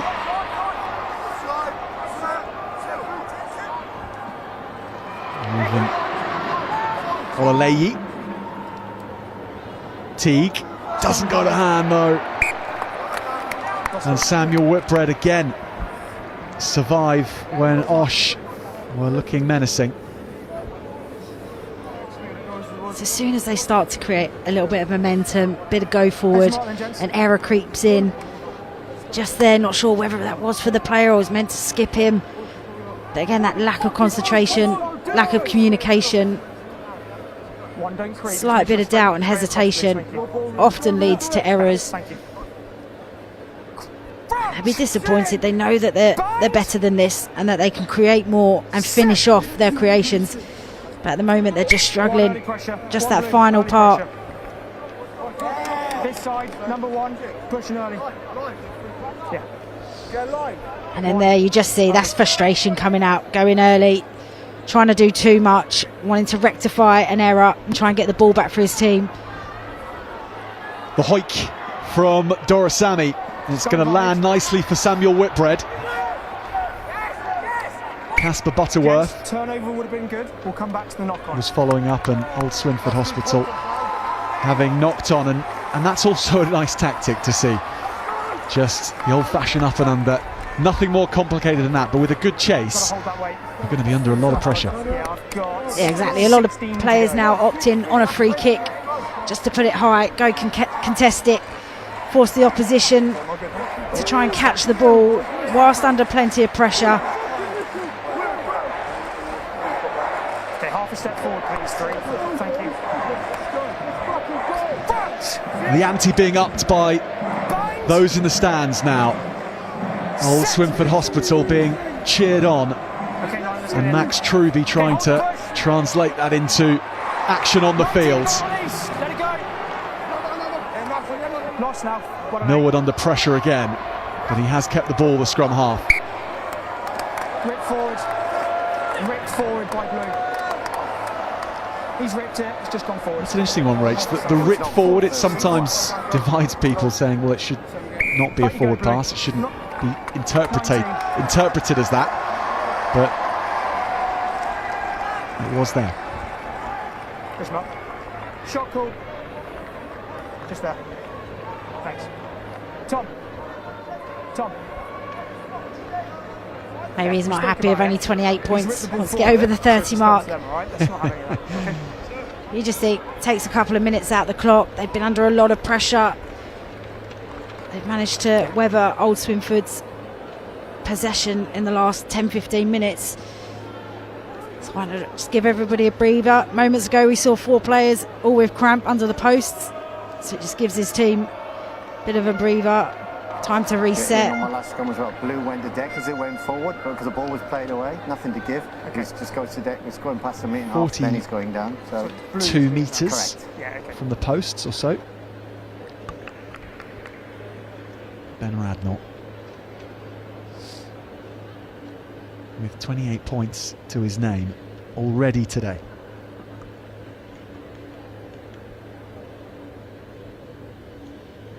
To take Samuel Whitbread Academy beyond 2 converted tries ahead, and Radnor keeps it low, not quite the distance. Soft the leg, that's fine, soft the leg.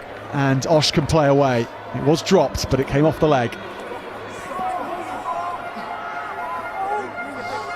And that has kept Old Swinford Hospital just about in touch. 2 converted tries would bring them level. And they have 12 or so minutes to do it.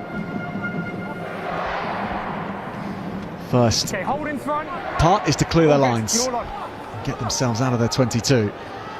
But Dorasami and co and Radnor will want to keep them pinned back.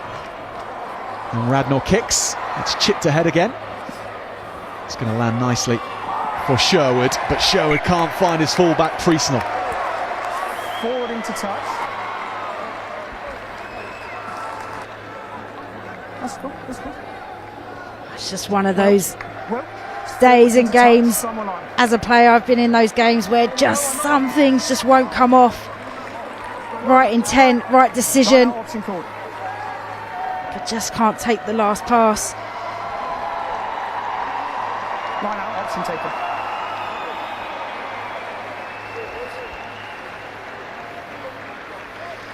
Well, Osh have brought the flags, but Samuel Whitbread have brought the beanies to Twickenham today.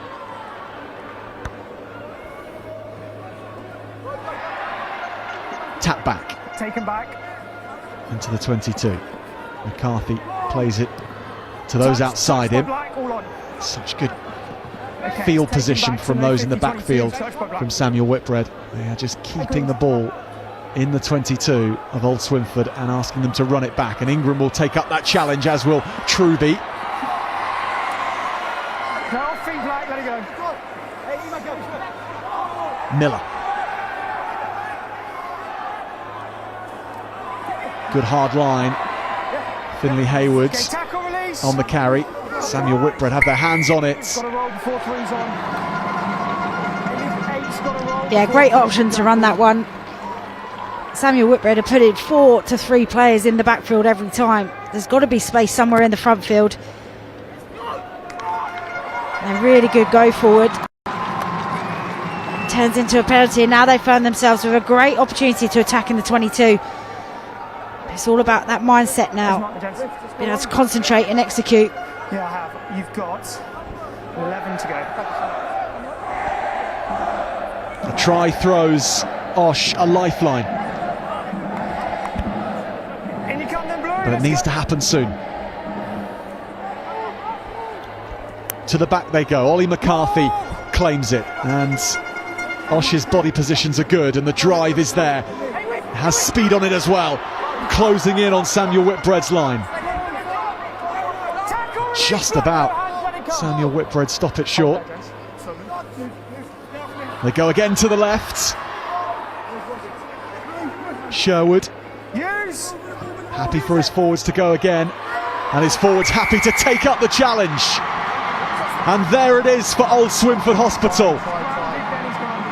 And Emmanuel Olaleyi comes up with the ball, and the big moment which has thrown Old Swinford Hospital back in the fight. How he managed to find the try line through a number of players' legs, but just didn't give up the fight. We know that they can be dangerous in these areas. Big power play. Leg drive forwards, recognise they're not going to get over, so plays back. So often you see players just keep trying to go and then they end up being held up. But here they recycle the ball. He gets underneath the defenders and manages to find some grass between the legs of the defenders. This is an important conversion. Teague. Dead-eyed again, Jack Teague.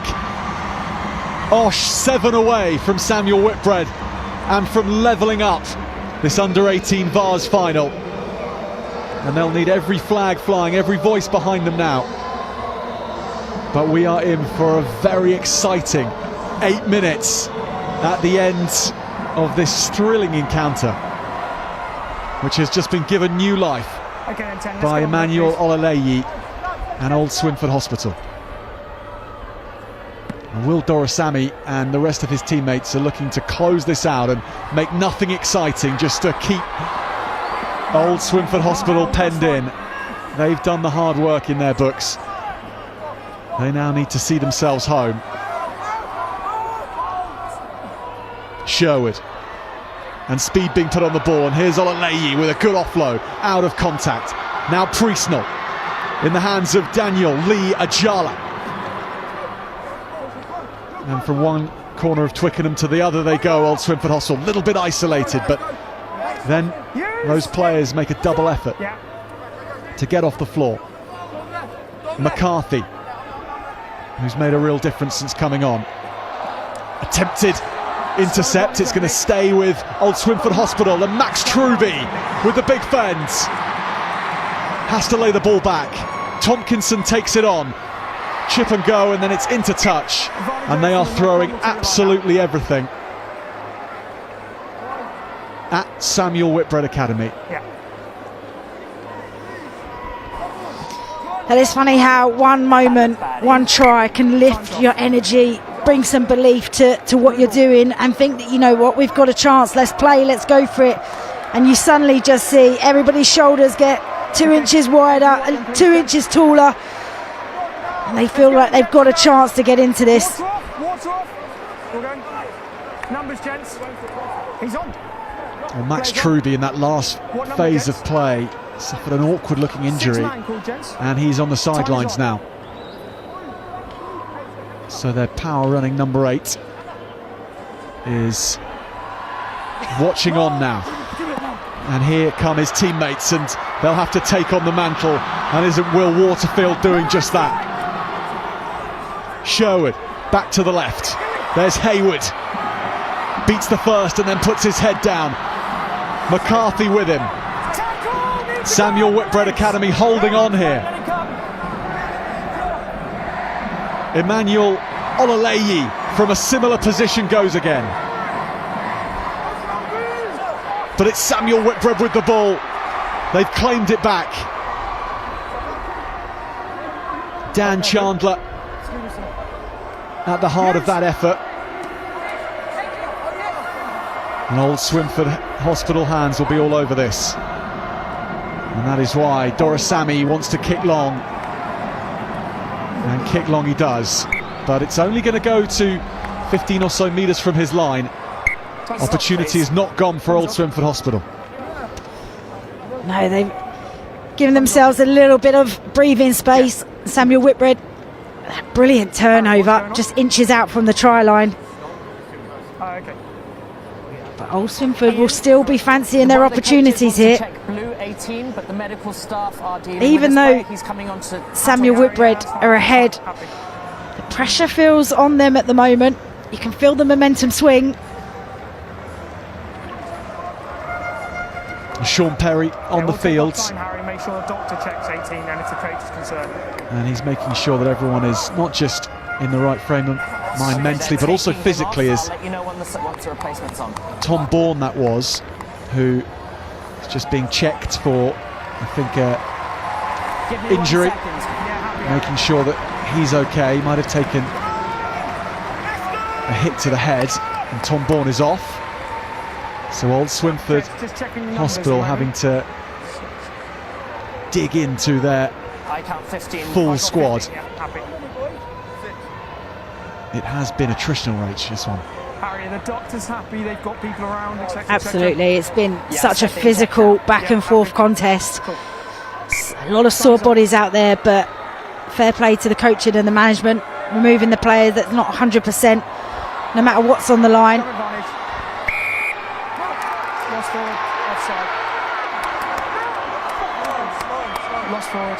How big a moment is that for Samuel Whitbread Academy? Yeah, two big moments, two big opportunities lost through not protecting the ball at the breakdown and then not looking after their own ball in the line out. And then the simple desperation to try and get the ball back, but not recognising that you're offside. So Dorasami does clear. Clears as well as he can with his legs cramping up. Now, we talked a lot about how good old Swinford are coming back into this game, but the resilience that Samuel Whitbread is showing right now to force the errors, to move them up the pitch, it's been impressive. Harry Markham involved there to secure the ball, as is Chandler. And here comes the scrum half, Oliver Millward. Almost has the ball ripped from his grasp, but fights hard for it. And Dorasami has only one thing in his mind, and he's getting so much distance and height on his kicks downfield, but Osh were ready for him, and they'll reply here, and they'll look to place it in Daniel Lee Ajala's hands and feet, and Ajala cuts in up to the halfway line. Let it go, let it go. Osh needing a full 7 points to tie up this match, and if they do that, well, then they will be all square and they'll be in the driving seat because of the tie-break system, the count-back system. It would mean that who scored the first try in this final would come into play, and that was of course old Swinford Hospital. Little flick to keep it alive. Priestnell. Gap spotted by Teague. And he offloads to Sherwood. And we are coming up to the very last remnants of this match, and it is still on the line for both teams.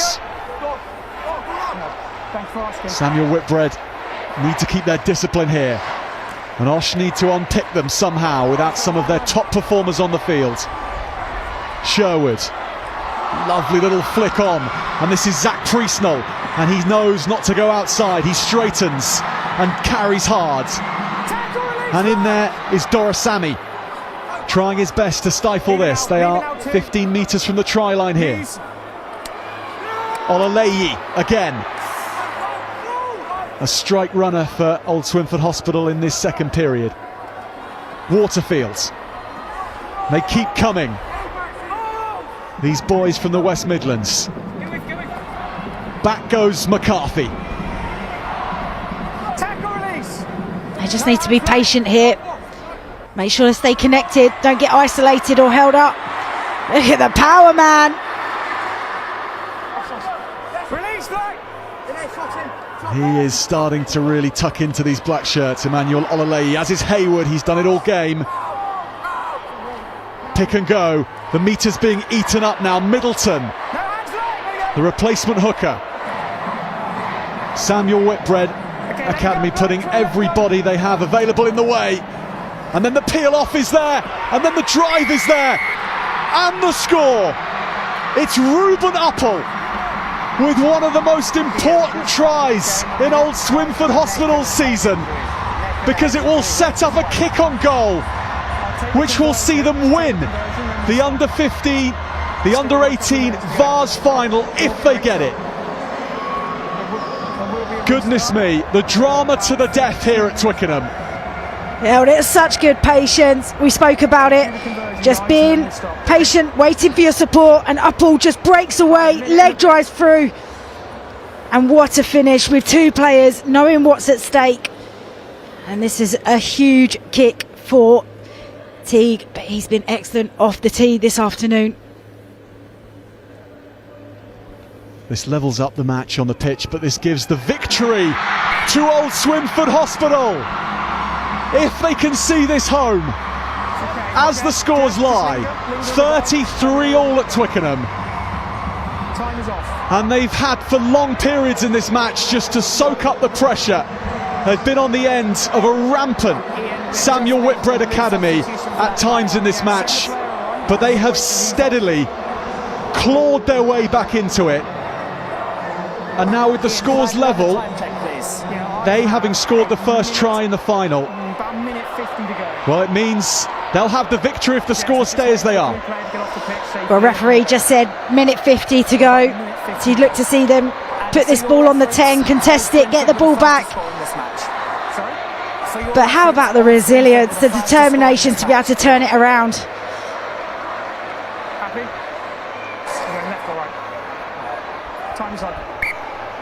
Samuel Whitbread then with it all to do. They have to make the play here, and Radnor goes after the ball and he claims it again.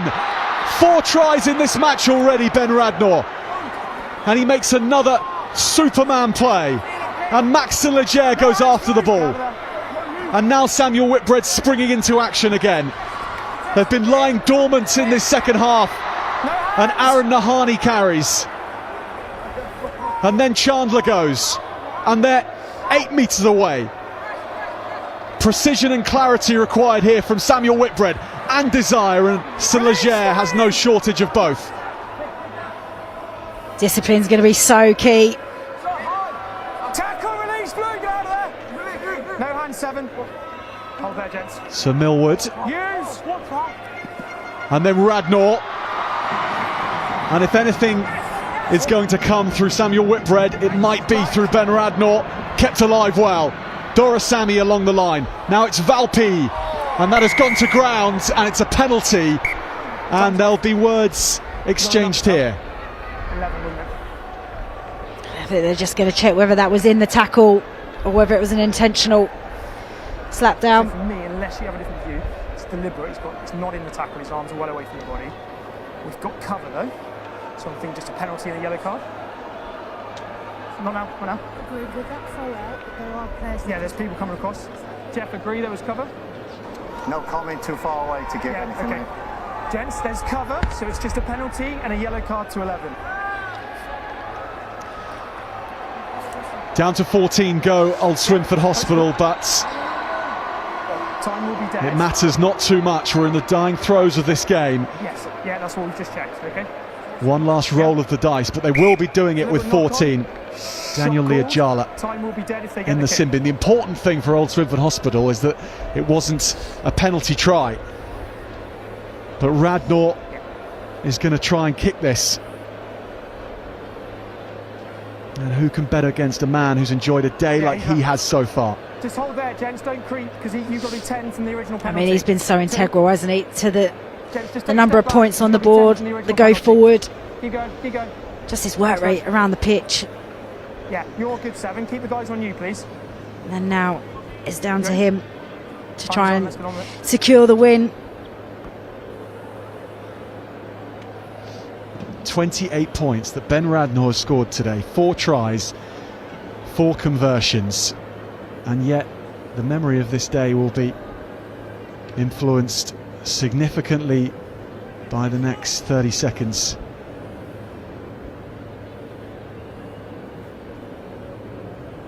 "70 minutes of under-18s final rugby, and it comes down to this.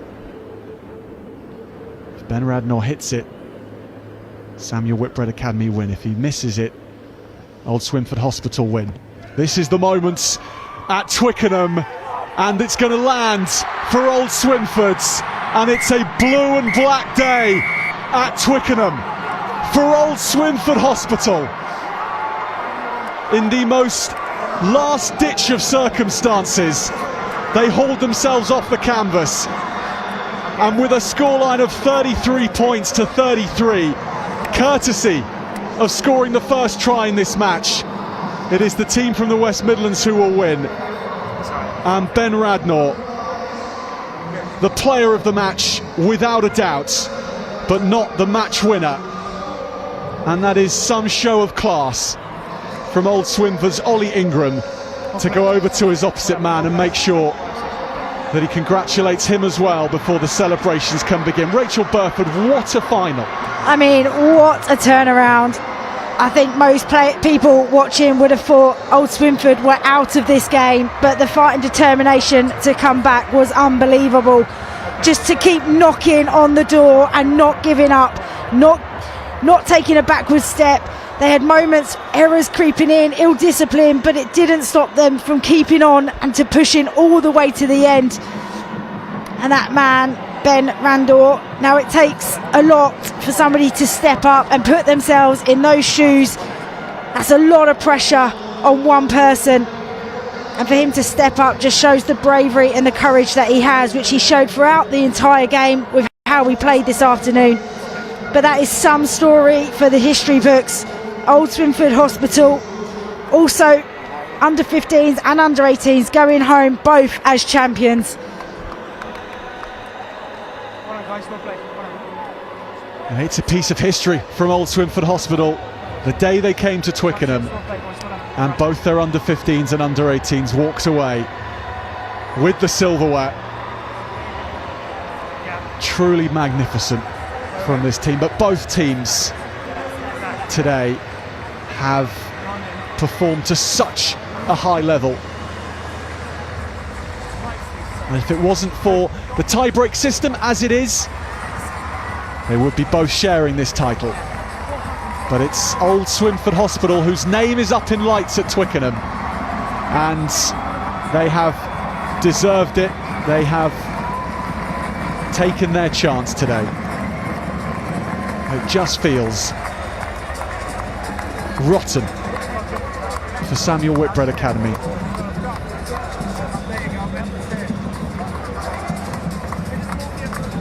But in the essence of that disappointment and elation, Rach, is what sport is all about.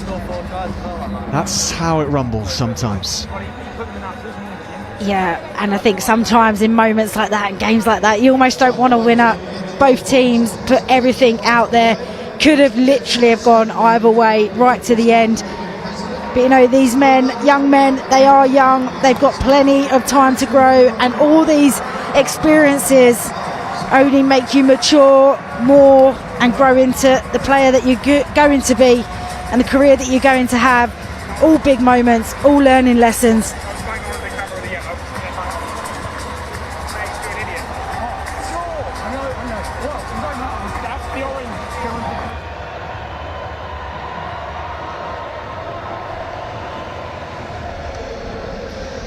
And good to see that Max Truby, Old Swinford Hospital's number 8, who went off injured as that match reached its climax, is on crutches and able to enjoy the moment with his teammates at least. But Rach, a word about Ben Radnor, the star player today, without a doubt, and that was booked after 35 minutes, and a kick like that to try and win a cup, and sometimes they go your way and sometimes they don't, and the feeling in his stomach will be not a nice one at the moment, but what an amazing day and what an amazing player. Yeah, you can definitely guarantee the future's bright for him. Such a great prospect. You know, his ability aerially, his work rate around the pitch, his strength and power. You know, he's had a phenomenal game. He's been excellent off the kicking tee, and just that one final moment, you know, that doesn't sum up who he is and what he's done today as a player. And I was so pleased to see his own players get around him. You know, it takes a huge amount of responsibility to step up and say, do you know what, yep, I'll try and do that for us as a team. And sometimes it just doesn't go your way. But for him, he'll grow from this. He's definitely got a bright future. We've seen his handling ability, his power play, his ability in the air, and obviously his kicking ability as well. Fine runner. So although this moment will be one that he'll want to forget, he's definitely got more brilliant moments to come in his future. Well, Ben, if you're watching this back at a later point, don't put yourself down for any longer than you absolutely have to. You've been an incredible player. One of the performances for all time at Twickenham as an individual, and best of luck for the future. It's about Old Swinford Hospital putting their medals round their necks now.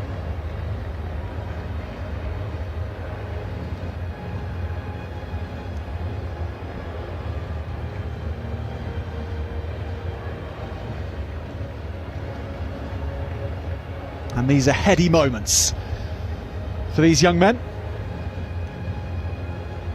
and for the squad, because so much was relied upon for the replacements today, Rach, with the number of injuries they had and how long that match went on, and people like Ollie McCarthy and Tom Bourne, Max Sherwood played such an important part in this victory, having only entered the fray at half-time.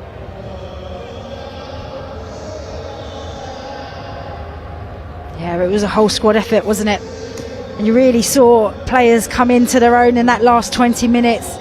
Suddenly burst of energy, suddenly burst of belief that they could do it. And they held on with injuries, players going off. And then for them to be able to take this moment after all the hard graft, the back and forth, being on the back foot for large periods of that game, but they never gave up. And this just shows when you keep fighting for something that you believe in, you can achieve it. So Old Swinford Hospital match the 2017 vintage who won the Under-18 Bowl. This time it is the Under-18 Vase. And who knows, one day they may be back at Twickenham to try and go one better than what they managed in 2012 when they lost the cup final to Dulwich College. But these are as good as schoolboy rugby moments can be. And a final like that, well, this sport of rugby can just throw up the most thrilling of matches, can't it? When it's played like that. Old Swinford Hospital with 2 pieces of silverware to go home with to match the under-15s.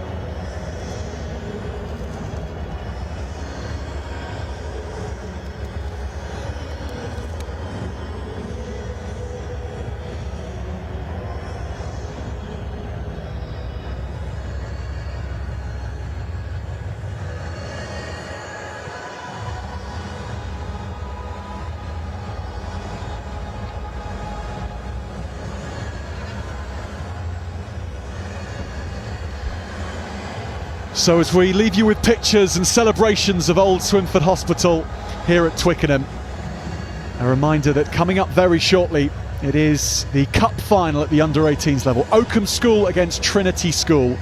That'll be next on our screens. But Old Swinford Hospital, well played, and well played to Samuel Whitbread Academy. What an under-18 Vase final we've just witnessed.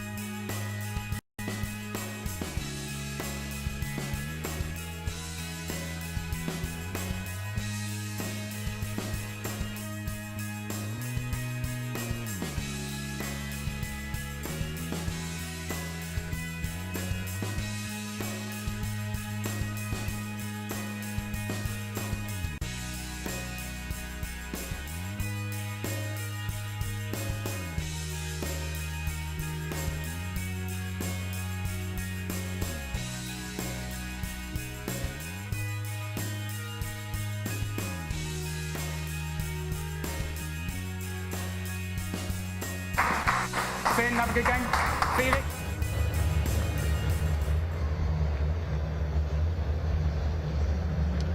It's time for the cup final. The Continental Tyres Schools Cup Under-18 showpiece, and it's Trinity School against Oakham School at Twickenham Stadium. Trinity School, the reigning champions from last year, and let's see how their starting 15 lines up. Well, there are 9 returning names from the victorious team last season, and this is how they go from 1 to 15. David Bampo, Quinn Singh and Kane Fleary in the front row, Isaiah Opara and Oliver German in the second row, Eddie Brown, Will Pert-Smith and Joe Marvin make up the back row. The half-back pairing is Lucas Friday and Josh Bellamy, a star of last year. The centres, Sam Medcraft and Oliver Bailey, and in the back three, Finn Kennedy captains from fullback with Roma Matabalavu and Max Farrell on the wings. For Oakham School, they look like this.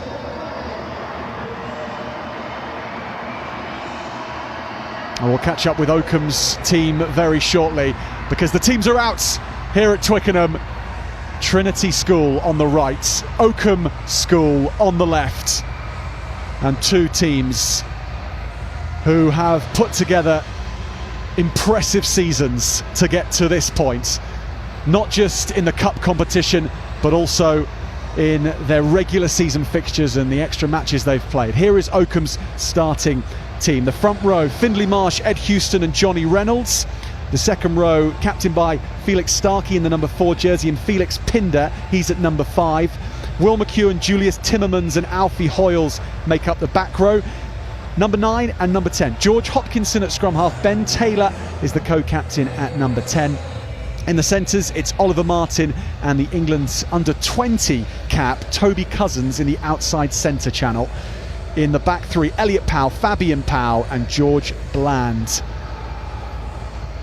And head coach Andy Rice has picked this team to deliver what they've done all season: power and application in all that they do. They represent a formidable physical challenge for any team facing them. Their season is undefeated so far. Played 12, won 11, drew 1 to Stamford School, and they come here after a tough route through in the in this competition as well, beating RGS Newcastle away 39-0. Nobody does that in schoolboy level. Well, Oakham School did that. Semi-finals, they beat Fimbra School, and now they are here against Trinity School, the champions. And we're underway in the Under-18s Cup final. And Oakham on the ball, rescuing the ball from restart, and Timmermans in the 6th jersey today. Felix Starkey, the captain, gets an early run on the ball, the co-captain I should say, sharing that honour with Ben Taylor at fly half. Hopkinson, the scrum half, is looking to arrange his forwards to Starkey, and then they go a little wider this time to Oliver Martin. But Trinity School getting their hands on the ball, patient defence, and Rachel Burford, who is alongside me for this one, 2014 World Cup winner, and it's the type of cup final beginning that both teams will be happy with, because they've gone through the hands a little bit after securing kick-off rate Oakham School, but Trinity's defence so solid as well. Yeah, absolutely. It's been an electric start from both teams, but just an error there from Bellamy, not making touch and gifting the ball back. First chance to see Toby Cousins in action, a man who got a cap for England under-20s earlier in this Six Nations, also in the England under-18 squad as well. He's 13 for Oakham. Trinity looking to pinch that ball back at ruck time, and they do that, peeling away with Eddie Brown, and they're on to the ball here, and that's David Bampo with a big carry up to fullback with Kennedy, the captain, and here goes Bellamy, looking to be dangerous for the first time today, and he's just about hauled back. There's Joe Marvin, the number 8, and Trinity on their stomping grounds where they beat Kirkham Grammar School last season, looking to go to work early on and get the first points of this final. Over the top is Marvin,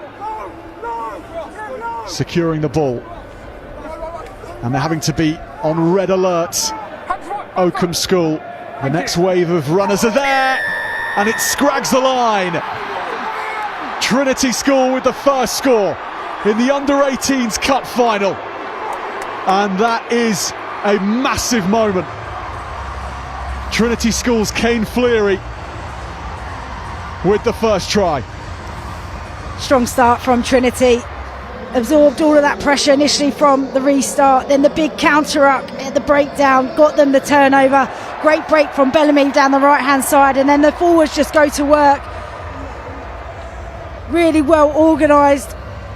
Friday in there, making sure his pack goes to work, staying on their feet, pick and goes, and then right in front of the referee, he gets over in the line. Just the response that you want to have. Bellamy's not going to drop kick it, is he? He is, you know. Well, he's used to this stage, Josh Bellamy. He's used to the cameras on him as well. And at fly half today, with a composed beginning. 7 points to 0, Trinity School lead Oakham School. Just good patience. The pack knowing, inching their way forward, they're going to find the whitewash. So Ben Taylor with the restart. That will come back. It's the type of beginning you would expect from reigning champions, those who know just what it's like to be under this type of cup final pressure. Yeah, they've got plenty of experience out there. Players who played in last year's cup final where they did win, so they'll be bringing that experience into their side. But Oakham there just backing up an error on an error. First scrum of the final.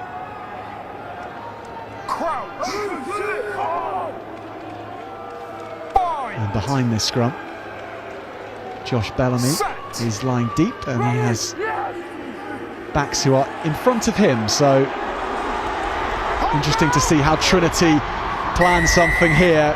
They were going backwards, but illegally. So our referee today, by the way, Dan Rowlands, and he's into the cup final. action early on. Marvin did well there, didn't he? Scrum was going backwards, managed to get his hands in there and secure the ball.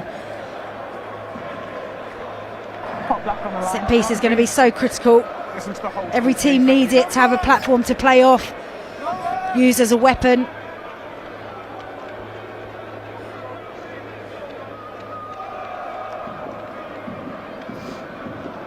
Trinity this season have had 11 players involved in the Under-18 Academy League, and that has rather made it tricky for them to get ready for some of these cup matches, but they've made it to Twickenham again, and they are making the most of this opportunity a year on from their first success.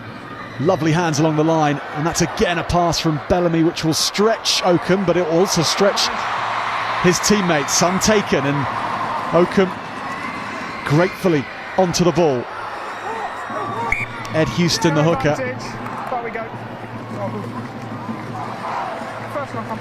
It's good variation, just changing the picture for Oakham off the line out, breaking away early, tipping, then playing real quick ball, which then what got Oakham really short in the outside channels, but just couldn't quite execute the pass. They're identifying some areas that they can attack, and here then just the desperation to try and get the ball back. They're massive on their defensive sets. They want to go and put pressure on. 9, start there, please. Thank you.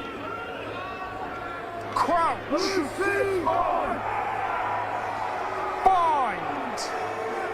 George Hopkinson, Set. the scrum half for Oakham. And Oakham are setting out their stall at scrum time, and they're looking strong in that department, as is Alfie Hoyles, the number 8. Taken again by Starkey. Ball is ripped.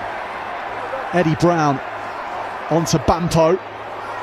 And away go Trinity. Again, strong run from Quinn Singh.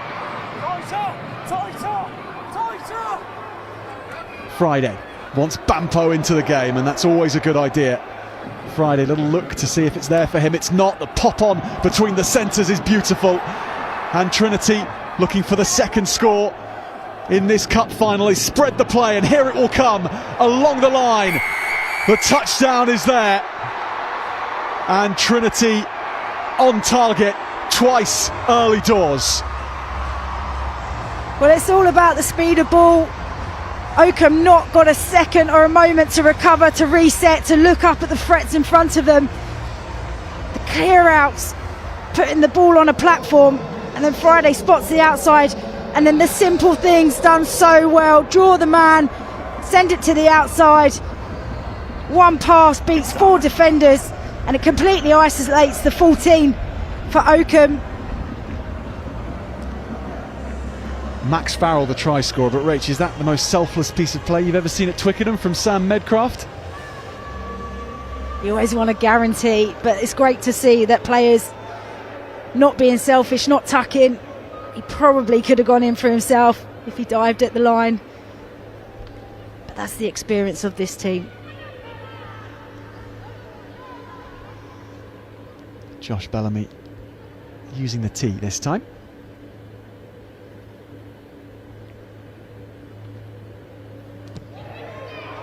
And just look at the shape to the kick he puts on it, but not quite. So 12 points to 0. Trinity, though, off to a flyer. His accuracy is normally very good. Bellamy in the warm-up was doing really well. But there, just the go forward from the centres, going right to the line, and then just a simple 2-on-1. One of the things you're taught so early on, do the simple things really well. Again, Oakham strong from the restart. Pinder reclaims, and Starkey has got an eye for where some of the spaces exist here at Twickenham in between Trinity jerseys. Knocking on though, and Bellamy clears, but that hasn't gone very far. Still playing with advantage, however. There's good pressure from Oakham on the restart. They just need to secure some possession. Got physical bodies out there. Really good go forward. Lovely little tip pass, wasn't it? Just got in behind Trinity, but then couldn't keep hold of the ball. Trinity voices singing at the moment. They haven't had to come all that far. Almost a local venue. The Trinity School, Croydon. Oakham, hailing from Rutland in the East Midlands, so a little further journey for them. There's so much space in the backfield. They've only got one back. Full-back who's sitting in the middle, George Bland. Good scrum this time for Friday to work from, but they're going to keep this kick short. It might bounce well. Instead, it's for Oakham and Elliot Powell, who keeps it alive. Full-back Bland is in support. Then Cousins weighs in. Stepping from Timmermans, and the forwards keeping the ball alive well. Hoyles. Ben Taylor loops it back to his fullback, and this is chipped in behind. The pace from Powell, but Bellamy was covering. He was fullback at Twickenham last year and slots easily into that place. Well watched from Josh Bellamy. Yeah, it was a clever kick in behind. It was 2-on-2.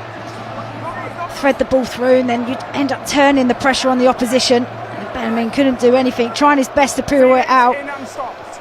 In and stopped. It was a great chase by Powell to force the pressure. Well, in 5. Strong line out from Oakham, and the black shirts gather round, and they are looking for that line. They get there. Set piece perfection from Oakham School. Well, it all probably came from that set piece. Just Trinity trying to play too much in their own half. It all came from the kick pressure, the little thread through, which gave them the line out, and then just look at how tight the pack are working. Trinity bodies everywhere, completely splintered through, peeling off to the right, and then there's just no stopping. I think that's Reynolds that's got over.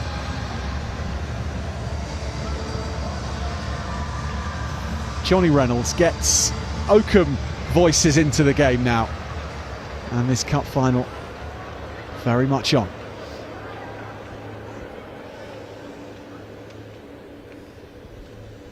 Taylor played under-18 academy rugby for Leicester this season.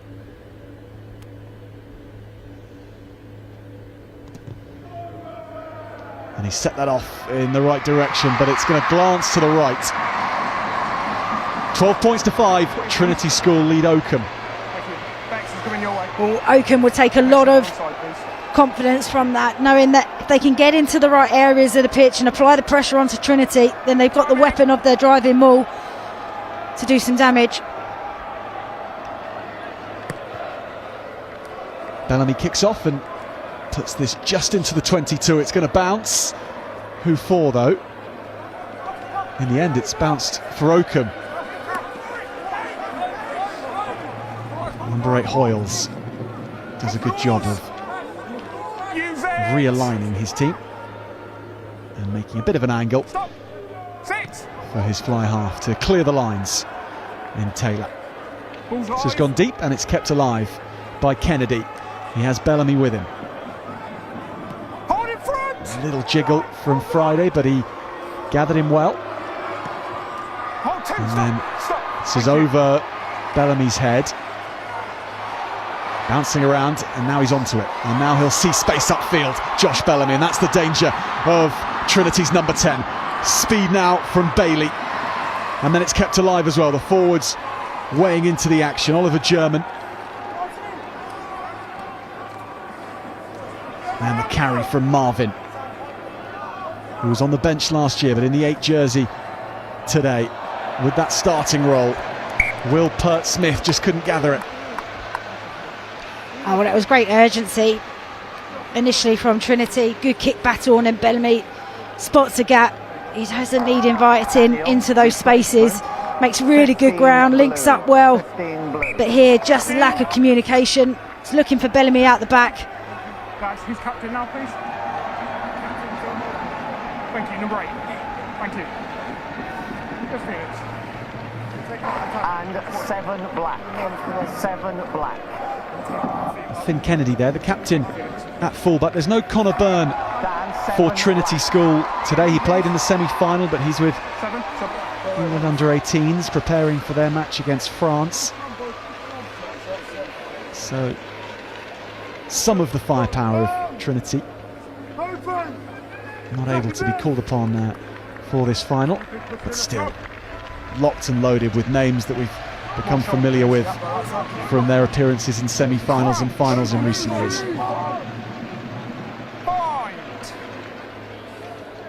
Set.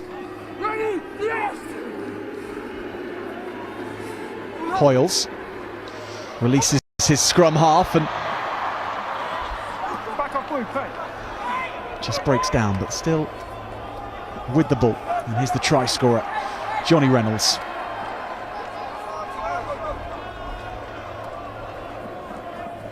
Taylor, Cousins, Bland. It's a big tackle on Reynolds coming in from German. Finds a little bit of space to just put this away, and there's quite a lot of good options being selected, Rach, because the defence on both sides is very tight. Thank you. Yeah, just Trinity there, just opting when to go into the breakdown. So that means they've got all numbers on their feet. They can go put pressure on. Then when you're in attack and you look up and you've got no clear space, that's where you often look to do the little kick in behind, which is clearly a tactic for Oakham. I've seen that on a few occasions now. Just ensure White are on the line. Wait, White.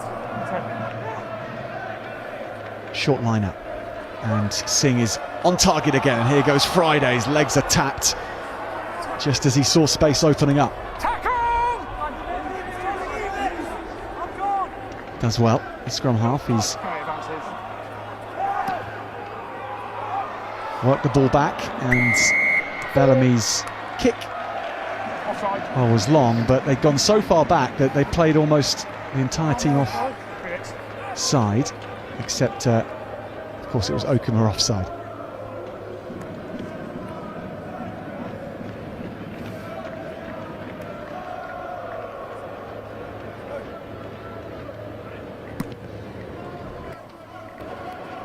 That's a very good nudge from Bellamy.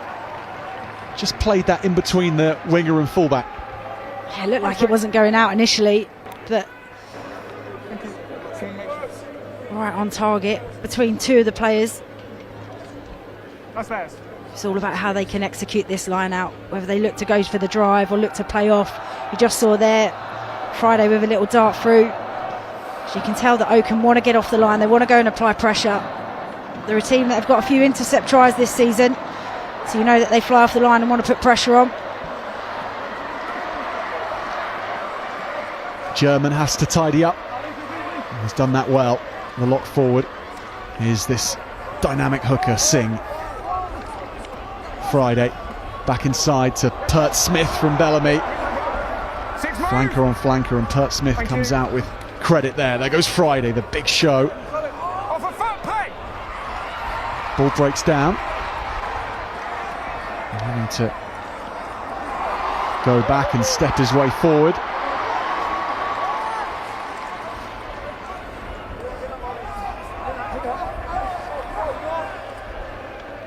Friday, Bellamy jinks and goes himself, and then he slips it back to Friday, and made so many yards. He caught up with his scrum half there. Use it. Marvin, Bampo, but Bampo just overrunning Marvin's pass. Yeah, they want to play with such urgency and tempo, shifting the point of contact, little tips, and just end up creeping. Blue four. You can see that the lungs are starting to burn out there. High ball in play percentages. Huge collisions going on. Definitely starts to take it out of you.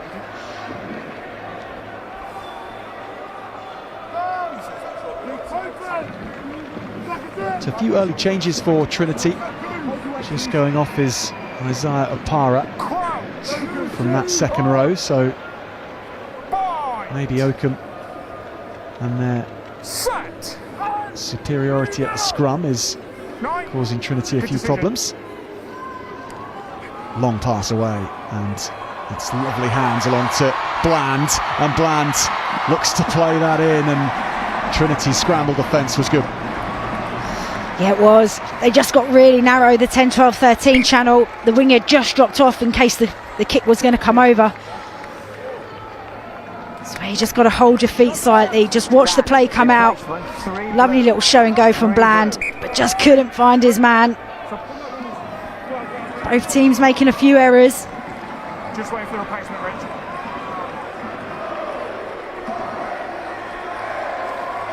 Trinity obviously just trying to manage this game with the load that the players are going to get through, the work that they've got to get through today. Singh to the middle, that's good from Marvin, and off the top, and the transfer of ball is so quick to the midfield. Friday goes back to the blind side. Now Bellamy draws and passes, and here come Trinity again. The speed is ridiculous, and the dive. Roma Matabalavu. And Trinity School in for a third at Twickenham. Well, how good that set piece play. Off the top ball, punch up the midfield. And then they do change of direction, play out the back. And then Bellamy on the ball to distribute the final pass. Then all of a sudden the wheels come on. It's here playing back. Accuracy of passing from all the players right to the line as they're being tackled, so they're taking out defenders, and then just the afterburners. He's still got work to do, covering defender, and the dive in the air and dots it down. That is no easy skill to do, but look at this, all square, all to the line, just letting the ball do the work, pull defenders, and coming across 3 other defenders, and the big dive to the corner. Quality finish, lovely set piece play.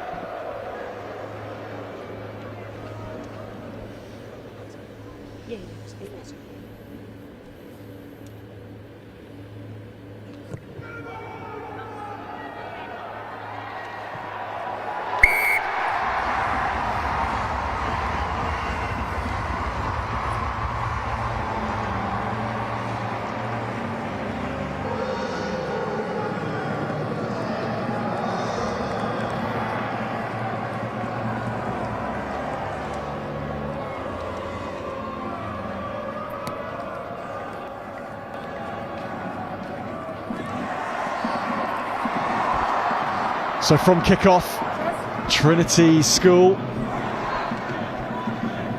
sauntering forward, getting a good exit, and they are playing the type of rugby they're known for on the second visit to Twickenham. Do not move, you're within 10, stop there, stay there, now you're on. And they're coming at Oakham again. Brilliant speed on the outside. Matabalavu bundling through. Penalty Oakham. That's good scramble defence in the end. And as a quality tackle from Cousins, put in a great shot, tap tackle, got him down to the floor, and then completely isolated, no support near him.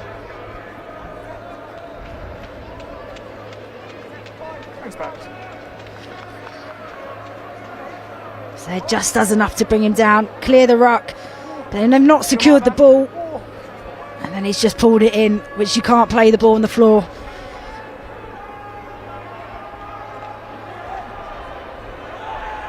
Ben Taylor, Oakham's fly half, but that not straight, and that's an agonising one for Oakham. With the scores as they are, they need to be building from that set piece.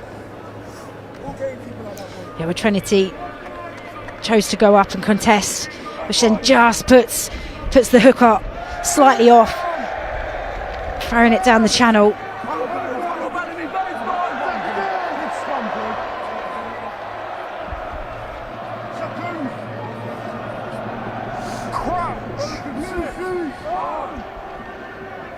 Well, Trinity's performance so far has been what we might have expected from the reigning champions, with so many faces coming back for this second crack at the title, and they're living up to the hype.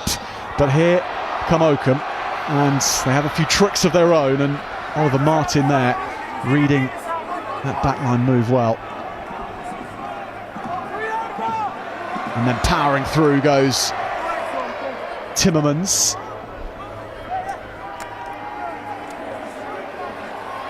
Alex Germany is dragged back.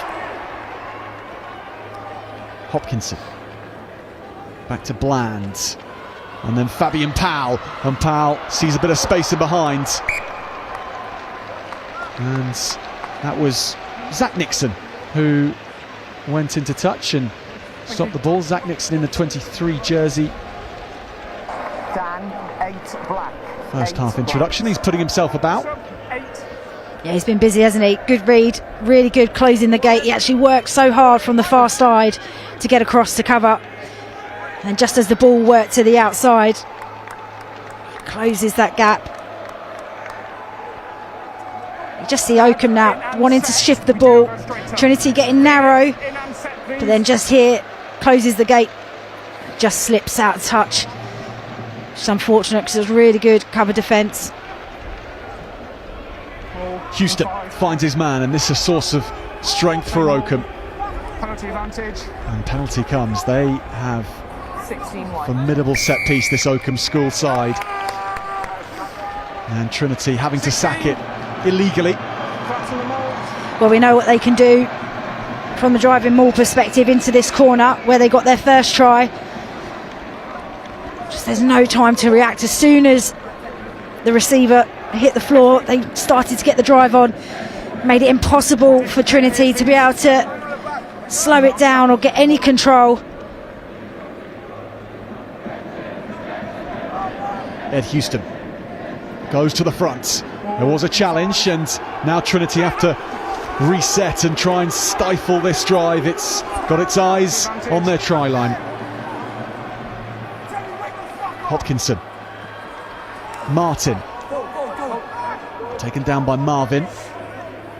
And still the option is to go open because there's space over here. The crossfield kick doesn't quite land in the hands of Elliot Powell.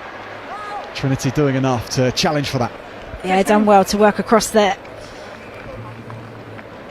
But from the line out, if you're going to go up and compete, you've got to get up, because otherwise you're going to lead yourself to the driving maul being even more challenging.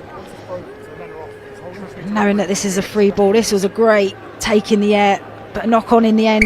Line, please. From Powell, I think. Discipline. Trinity getting a warning now. That's 3 penalties on the bounce. The form they've shown, Rach, from this kind of position. This is Oakham's time to get their second, and they'll just time it perfectly, peeling away. There goes Reynolds again, but he's stripped, and he's stripped by Zach Nixon. Well, that's much better. Didn't compete, just stayed on their feet to absorb the pressure from the driving line out, and they come up with the ball. Powell has to take that and lobs it in field. This could go anywhere. It's going to land in Oakham hands and in Oliver Martin's hands, and they are very safe hands indeed. Could reset this from Oakham. Through the middle they go. Oh, it's breathless stuff, isn't it? Both teams. Great challenge on the box kick. Friday put it nice and high so his wingers can get underneath and challenge. Ended up throwing a bit of a loose pass, but it came off in the end. Just look at this, great timing. Waits for him to hit the deck, which then forces the wayward pass. Eddie Brown heading off, and he'll get a rest for now. Coming back on. Try scorer Fleary.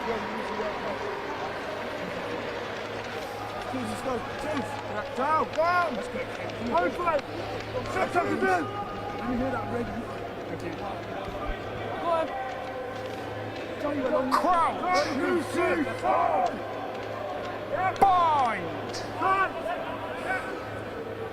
Set. Line hold. Taylor flies it across to Cousins. Bland, and then put on behind by Fabian Powell. Inside. And Bellamy will clear his lines, only as far as his opposite man, Ben Taylor. And then Timmermans. And Reynolds. And Oakham starting to enjoy an equal amount of possession now. And can they do what Trinity have done with their ball and be ruthless with under 5 minutes remaining of this first half? Yeah, they've done well to manage the pressure, the amount of possession that Oakham have had, but not being able to capitalise and come away with any points is a credit to the defensive effort. And then all that hard work done, and then a penalty given away. The referee's talking to the players, saying no hands. Dan, 14 blue, 14 blue. 14. 14. This is the type of distance where Oakham School's rolling maul is probably even more dangerous, Rach. 15 metres out as opposed to 5 metres, where there are more bodies closer to that rolling maul. They can get ahead of speed up here. Happy, mate. Thank you. Yeah, but interesting to see what Trinity do. Do they stay down? It looks like they're shaping just to get ready for the drive. Houston again on target. And the body angles, so good from Oakham School. Trinity do stop that drive before it gets going, and they do so legally. It's a great result for Trinity. And Cousins, and he's stopped on the gain line. Hopkinson round the corner they come again, and Houston is knocked back.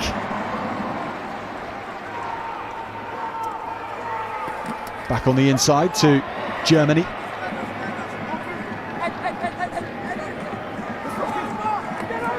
Having to put his head down and go the direct route is Starkey again. Seems to always make yards, Felix Starkey. Taylor, Bland, sees a little chink of light in between those blue and white shirts. Cousins now. How Oakham could do with a big moment from there. England under-18 centre. Germany again. Back to Taylor. He'll grab, and then Cousins secures the ball. Now Martin. He's on the edge there, but almost keeping himself in. Oh, well, it's superb defensive effort. You just started to feel Trinity getting tired. Get some good carriers, Cousins on the ball.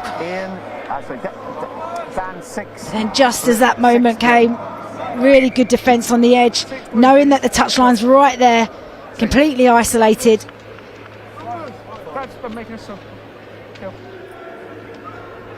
It's important moments just before half time.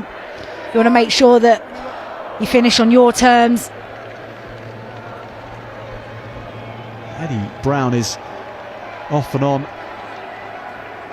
repeat at the moment as he trots to the sideline, and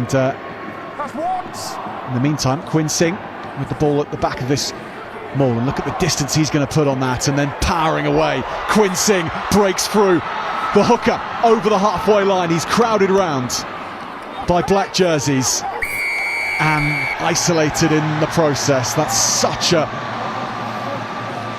statement run from Quinn Singh, but as good as it is, Oakham School do manage to isolate him. Oh, it's such a good run. Broke off of the back, had no right to get through 3 or 4 defenders, and everybody was hunting him down, but he didn't have his own players hunting him down.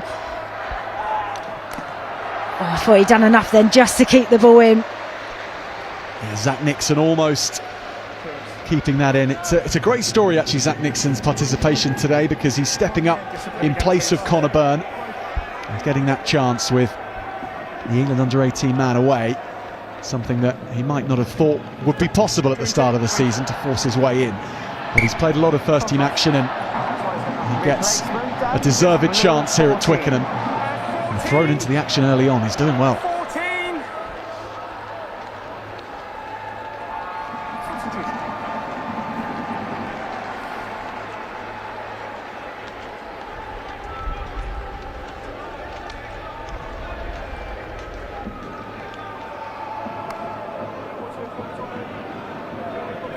Time's on.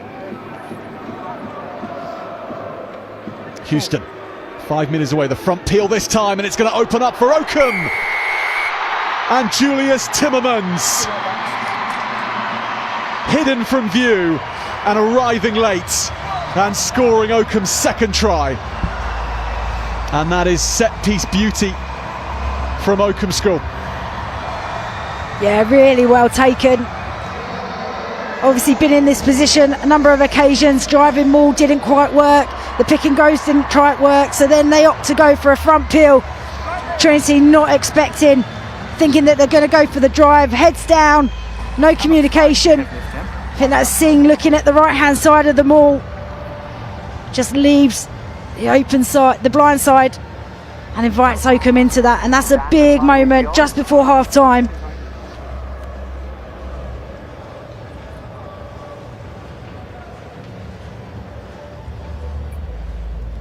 Ben Taylor to try and add the extras.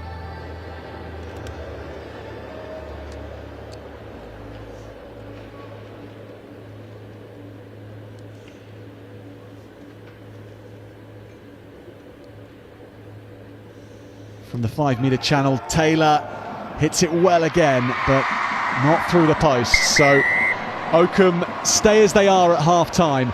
Trinity leading. It's a 7-point difference at Twickenham, 19 points to 10 and 3 tries to 2. It is well balanced between these two, who've both played their natural games today. And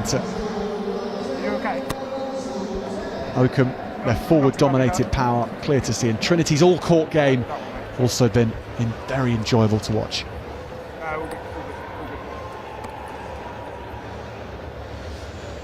So here we go, and this was the first score. Fleary from close range after only a couple of minutes. Trinity started with a thunderclap. Yeah, they just came out the blocks, didn't they? First bit of possession, first bit of territory, and their forwards dominated, and then it just continued.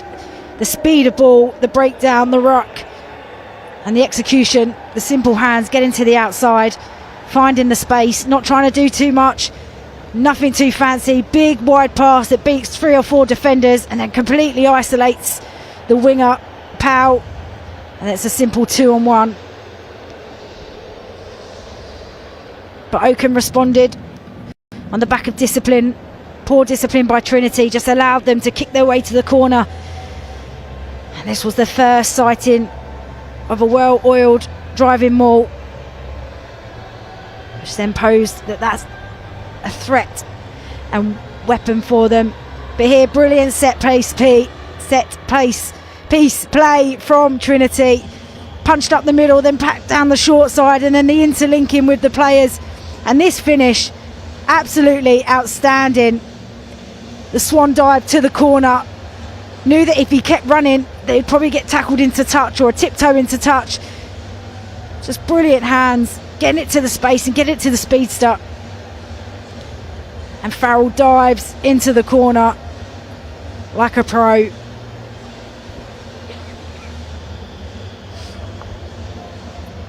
But again, the discipline allowed Oakham to get back into the territory of Trinity's 22, and they mixed up their play. Clever, smart, changed how they were operating from their driving line out. A little peel to the front, which pulls them right back into this game. We should say actually that first half, 2 of the try scorers, well, the team sheets were the wrong way round, as sometimes can happen, and Roman Matabalavu scored that second try, and Max Farrell, it was, flying into the corner to score that beautifully worked try off Bellamy's pass. Second half not long away. Ian Kench in the middle of Trinity School. There's a few choice words, and then Josh Bellamy takes over.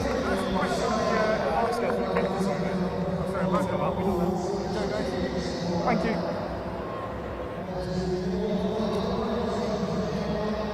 You know, there's not much in there, is there, for both teams? Territory is going to be really key. That last 10 to 15 minutes was possession territory dominated by Oakham.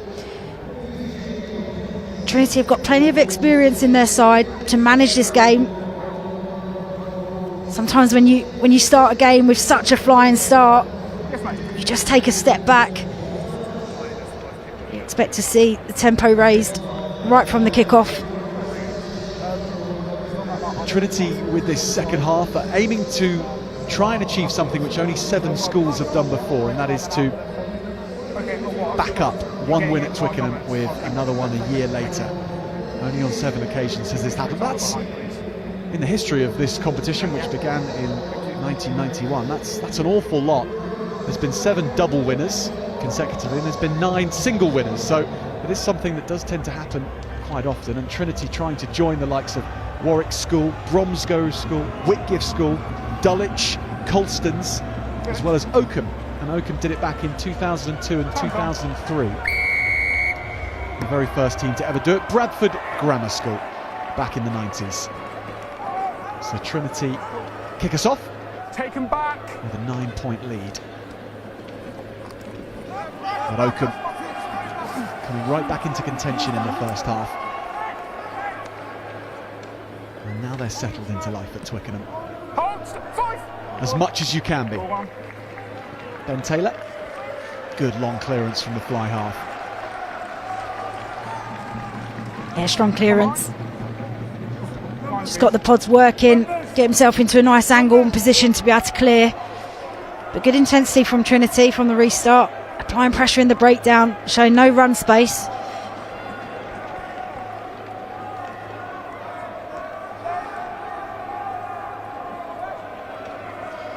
Marvin goes up, but it's pinched. And Will McEwen it was who read that nicely. Here's Felix Starkey.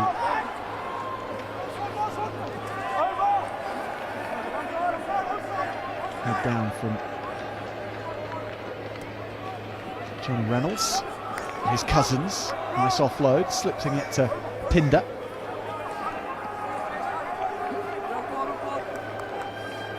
And Oakham with a positive beginning to the second half, picking up where they left off. Hopkinson to Bland. He likes to get himself involved up from fullback. George Bland, that's a big carry, isn't it, from Alex Germany. But well read, so Taylor has to seek alternative ways forward and does nicely with that kick, almost pushing it into the 22. On the edge of the paint, please, Felix, thank you. Again, just running out of options, looking up, seeing the defensive wall in front of him. Medic on the field to your left with 16 black. Negative, cancel.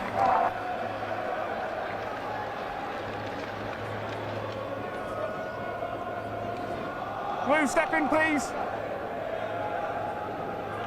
Just for the first time in this final, the raucous intensity of things just drops off, Don't and change, Felix. for a moment or two it seems like any other rugby game. Felix, don't change. But Lucas Friday is charged down and things might change here. Oakham offside.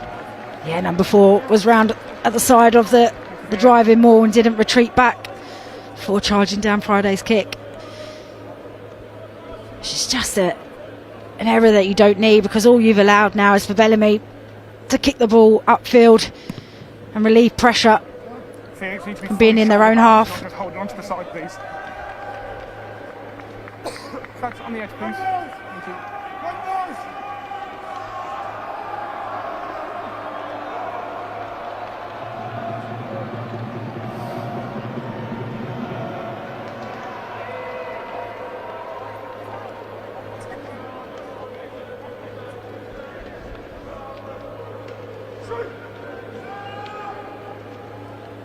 Again, clean ball for Friday.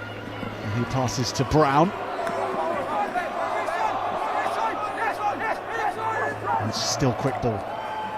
And from Zach Nixon to Bailey. Bailey in a spot of bother for getting that one back, but he does so. Pert Smith. Oakham's defence is good here, but Pert Smith has a second go. And now they sweep away to the left. Zach Nixon gets away from the first clutch of tacklers.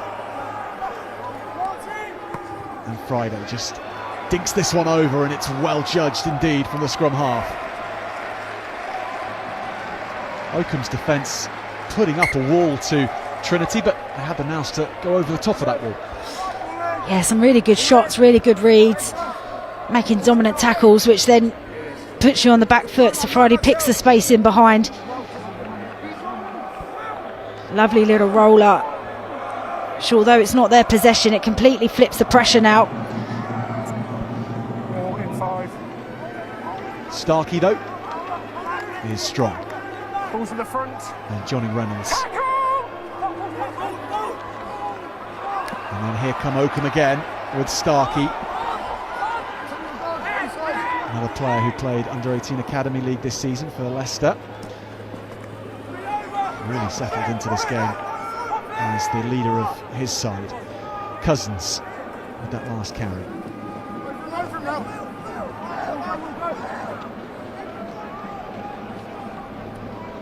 Hold in front. So back to Ben Taylor. One side. So Taylor has an almighty boot on him, and he's made the most of that. And Rachel, it's very pragmatic from Oakham School at the moment. Yeah, look, they're just trying to keep themselves out of that pressure area.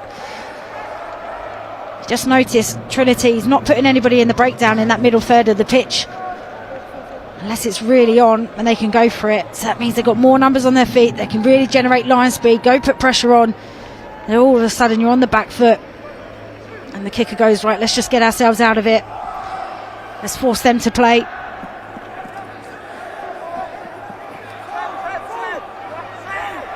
Brown into the action again. Hold in front. Bellamy from the middle of the field spirals this to the right hand side. This will bounce out. Well, that was probably a better outcome than George Bland having to take that with all the spin that it had on it. He has taken it quickly, and Cousins does well to keep it alive with Elliot Powell. Nixon tries to steal it. Hodgkinson, Starkey, and then Houston into Germany. Taylor. Bland again.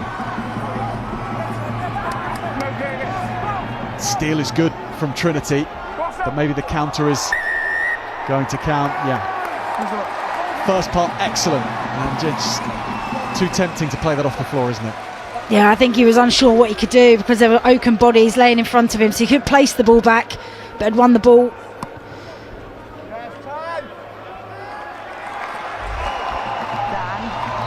Just starting to feel momentum move towards Oakham. Five. So, on your ball, don't keep running in, please. You must be stationary. On your ball, don't run in. Yes, please. Yeah, It's been their discipline that's remember, you're on actually allowing Oakham to actually play, get into the right areas.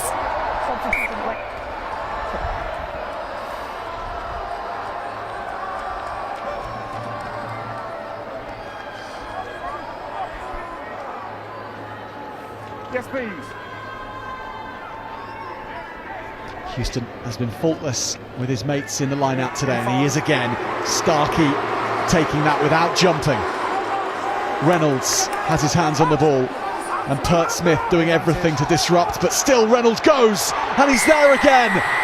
And Oakham's forward power is steamrollering Trinity. And just like that, you had possession, penalty given, and now you're suddenly under your sticks. I mean, it's impressive, their driving line out, the strength and the power and the collective work to drive over. Just here, you've got Trinity bodies just looking, pushing with their hands. You've got to get your head and shoulders in there.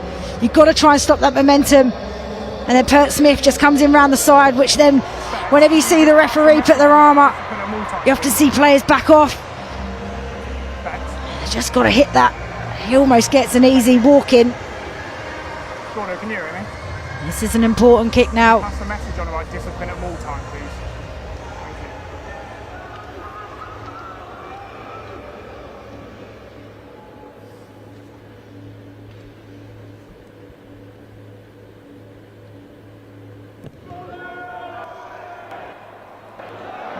Ben Taylor forces the officials to have a good long look at that, but not quite.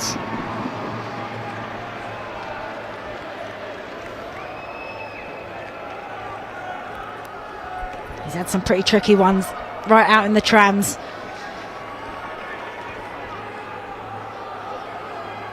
£19 points to 15, 3 tries apiece, but the difference being 2 of Josh Bellamy's conversions.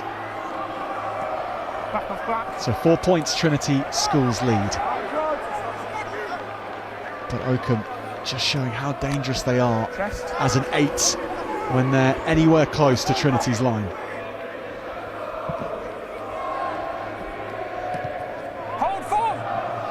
And when they get kicked downfield by the boots of Ben Taylor, it is a very, very difficult tactic to stop. Forward power backed up by a booming boot. Opportunity now for Trinity. Secure the possession, try and get into some phase play, put Oakham under pressure. Try and shift that momentum back in their favour. Still 4 points ahead. We're not seeing them maximise or create the opportunities that we know that they can do. Little wayward, and Oakham will take it away. Hopkinson. Advantage over for the not straight. Taylor. Cousins, pass under pressure, but it was a good one. And now Oakham can show their back speed, and Elliot Powell is smothered by the cover defence.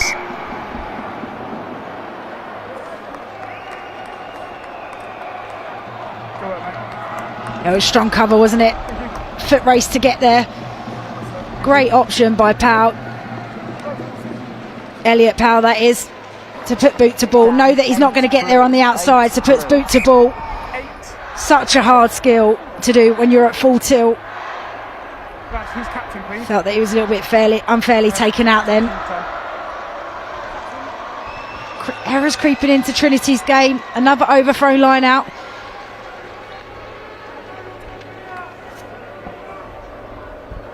I just wonder if they simplify this one, especially in the position that they're in on the pitch.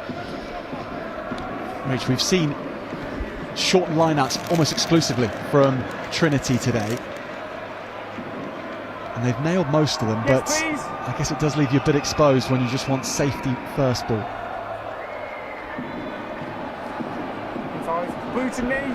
Peart Smith that time, making sure.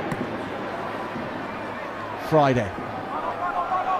Lovely long box kick, and that is a gain of ground of around 40 metres or so off Lucas Friday's left boot. Yeah, it was a great kick. Relieved a lot of pressure for his team.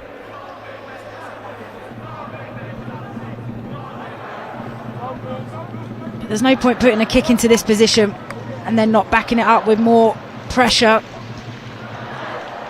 Need to pressure the line out throw, get off the line. Entering the chess phase of this match, where both teams have had those opening exchanges and worked each other out, and now have to work out how to get past each other. 4 points the difference at Twickenham.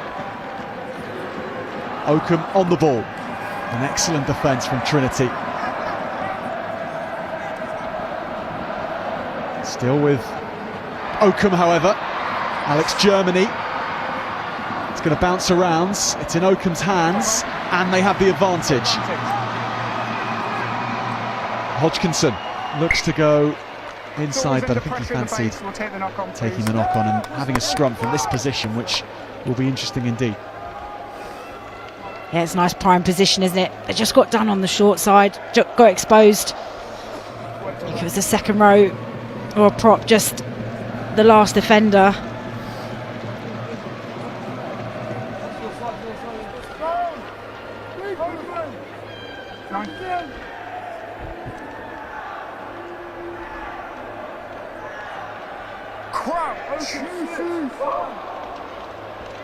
Bind. Set. Strong scrum from Oakham. Hodgkinson with clean ball to Taylor and Martin. And then burrowing forward goes Germany. Hodgkinson, it's pinched, is it? From Friday, he chanced his arm, didn't grab the ball, and now Oakham are in behind Fabian Powell on the other flank. And that's escaping everyone. Oh, fingertip stuff, wasn't it? Friday read the play. Got both hands to the ball, which is why it's not deemed as a slap down. And then again, this has been a tactic the whole time, but it's just not being able to quite execute. Just trying to turn the defenders who are running across to make the cover tackle. Jeff, the red cap is number 3. Who's coming off, please? But Trinity still under pressure, 5 metres out from their own try line. They need to secure this line out, clear their lines. And here comes trouble. Alfie Hoyle's back on the park.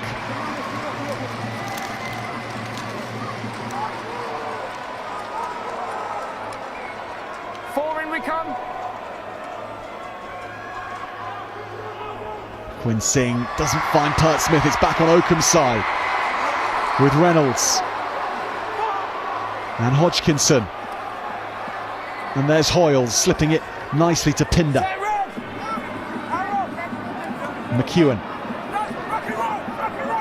Hodgkinson misses out the first wave, wants it to go to the backs, and Taylor. Martin, good from Cousins, and his Bland, and there it is for Elliot Powell. And Oakham School and their backline put a wonderful phase together to unpick Trinity, and Powell dives over. Well, all the hard yards were done initially. The turnover from the line out. Big carry off the back of that, which then drew in so many Trinity defenders and shortened them up. And the winger for Trinity just comes in, just plays out the back, just shifting the ball to the outside. Just nice soft hands, great ball there from Cousins under pressure. And then Bellamy can't do anything to get across. Just comes in with 2 players on your outside. You want to try and buy a bit of time for your supporting players coming across. But really well taken try by Powell in the end.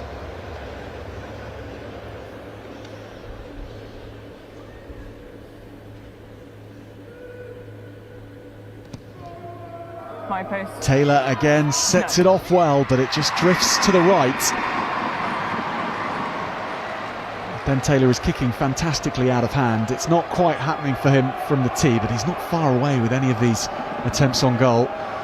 However, Oakham have the lead, 20 points to 19 against Trinity School. And this Continental Tyres Schools Cup final gets ever more tighter, and Bellamy gets us back underway. Taken by Starkey.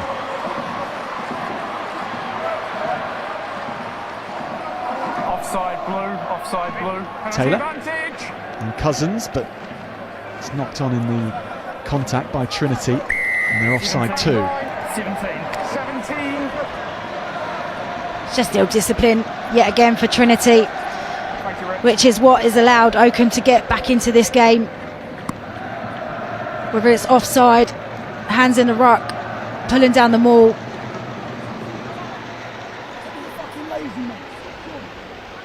On the edge of the paint, please. On the edge. Thank you. A while ago, Rach, you mentioned you felt the momentum was just about shifting in Oakham's favour. Well, they've turned that into points, and there hasn't been anything since then to change that dynamic. It is still Oakham making the big plays, Forward. but on that occasion it just escaped Ed Houston. Blue 16, blue 17.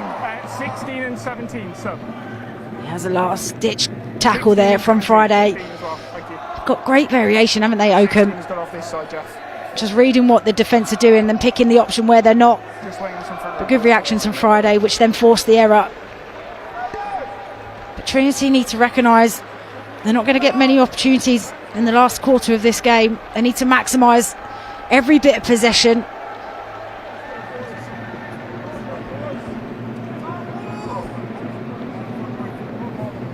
talk about fly halves making decisions and trying to make the right play at the right time in the back line, but the selection of different moves to use at the line out has been just as spot on, and every time Trinity have moved to cover an area, Oakham have just switched things up again. That's the beauty, isn't it? You had single plays, but they've got multiple options, and you just keep toying with the opposition, just keep them second guessing. Trinity can get the platform right here, and they may have a chance themselves. So much width to play with at Twickenham, just as they like it. Big pass over the top, and slipping the tackle is Oliver Bailey. There's Bellamy now. Has to think quickly. All backwards. Still with Trinity. Use it! Just forcing it a little bit there, Bellamy. Friday plays quickly. Oh, that would have been cute. With Omar Leon off and running. Oh, it was a good spot of the space, but he probably just needed to carry forward a little bit just to make sure. And another opportunity, just gifting the ball back now to Oakham.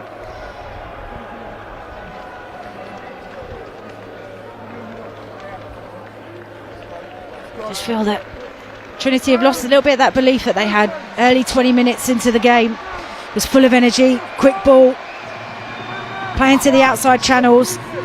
They really haven't had much of an opportunity to do that. They did manage to conjure up a few tries at the end of their semi-final against Blundell's to take the game away from their opponents, and whether they perform well in the latter stages of the final last year. This is a very different kettle of fish, and Oakham, a very different side, who have the wind up them at the moment. And here comes Powell, cutting back to Reynolds. You can just see how their tails are up now. Oakham. Now Taylor is taking it to the line. That's lofted over. Powell does well, keeps it alive. Cousins is there, but he'll be called back. Yeah, good scramble defence, getting across, making the tackle, just done enough to get the foot out in touch. Powell did well to try and keep it in. It would have been interesting to see how far Cousins could have got. 8, do not run in and set. Trinity needs to get out of their 22, out of their half. Really interesting to see how Bellamy manages this. Good take at the front from Opal. Singh, Friday. And Friday's box kick is long, and he's made good yards again. There's a lot of precision to Lucas Friday's kicking out of hands, which is taking a decent amount of pressure off Josh Bellamy. Yeah, it's always good when you've got a 9 that has the ability to get you out of some trouble, but also put some competitive kicks up, just relieve some pressure, so it's not all on one person's shoulders. Without Connor Byrne as well, also in the side, that's another kicking option that's gone. More success with the switch line-out ball, or short line-out ball. Hopkinson, Taylor, Pinder, hauled over the coals by Smith. Fizzing pass again to Powell, who gets in space and tries everything to find Cousins, but Oliver Bailey was tracking back. Use it! Friday to Fleary. Use your foot, please, 9. Coming up for 10 minutes remaining in this cup final. Friday's box kick is again a good one. The challenge is competitive, but by a matter of half a metre, perhaps, or so, Eddie Brown just got it wrong. Time's off. Yeah, it was a really high hanging kick, which is exactly what you want. Just got his judgment wrong. Needs to let the man land safely. It's a shame because he's been brilliant. Been really dominant defensively.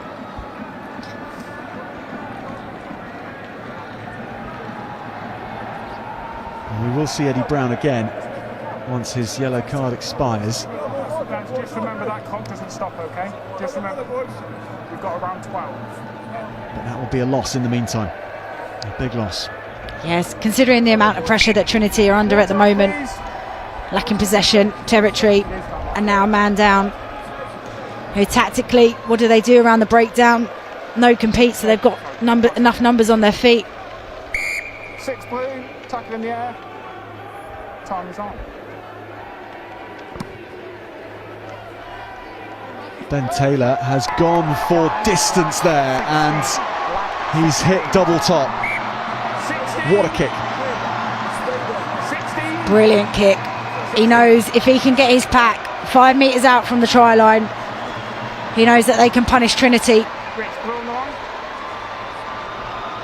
One significant player down too. This is going to take an almighty effort from Trinity, and also accuracy in their body positions. They're going to have to read the play as well. We've seen 3 or 4 different variations. Oakham get going, and it's with Ed Houston, and Houston's looking for the line again. He has mates gathering rounds. Blue and white jerseys looking to spoil, and they have done that. Second drive is good, and it'll be up to the forwards here again. Starkey looking to place. He's held up, but not over the try line, so still Oakham ball. They are so close, and they get there. The next pick and drive is the try scoring one, and it's a celebration for the 2 lock forwards. Felix Pinder, the try scorer, and Felix Starkey, his captain, who is delighted for him. Well, you just knew that this was coming. We've seen how good they are as soon as they get into the 22. Trinity did so well initially, managed to splinter through, but then the loose bobbling ball, and then now just being really smart, being patient, identifying where the opportunity is.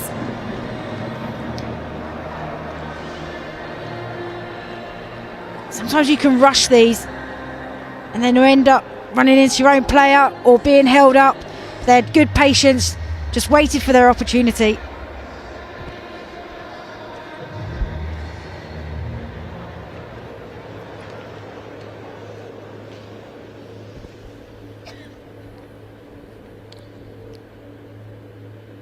Ben Taylor to take his team beyond a score in front. Once again, it is not far away, but it is not through the post. So 6 points, Trinity trail Oakham as we are well into the last 10 minutes. Felix Pinder with that try.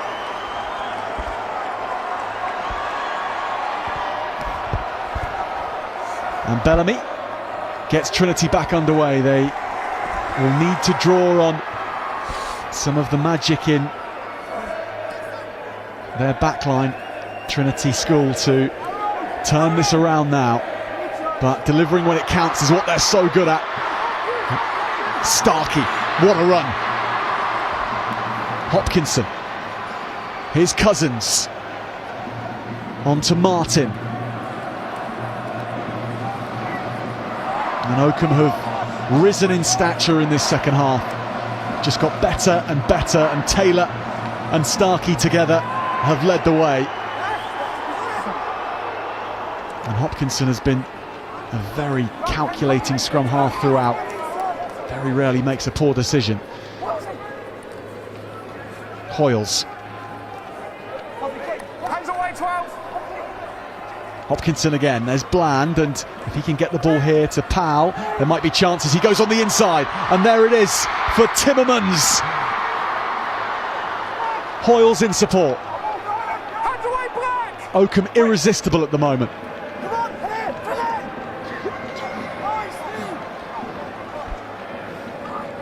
Pert Smith risks that, but does get it away. And can Trinity make something of this? With Oliver Bailey And here is Farrell, what speed he has. Does well just to keep the ball in play and give himself a chance and his teammates. There was an offside, was there back here? I've got you, mate. Marcus here. On me. Thank you. Line blue. Offside.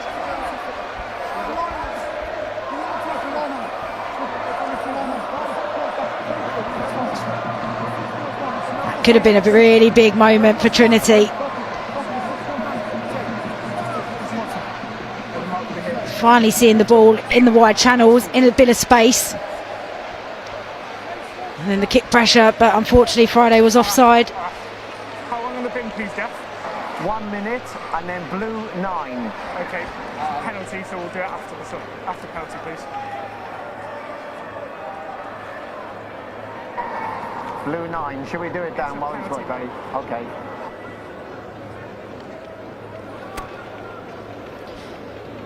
This is a good decision by Oakham.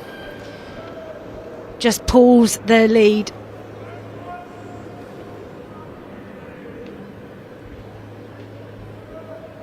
Just extend it, take a little bit of pressure off. Trinity would need more than just a converted try.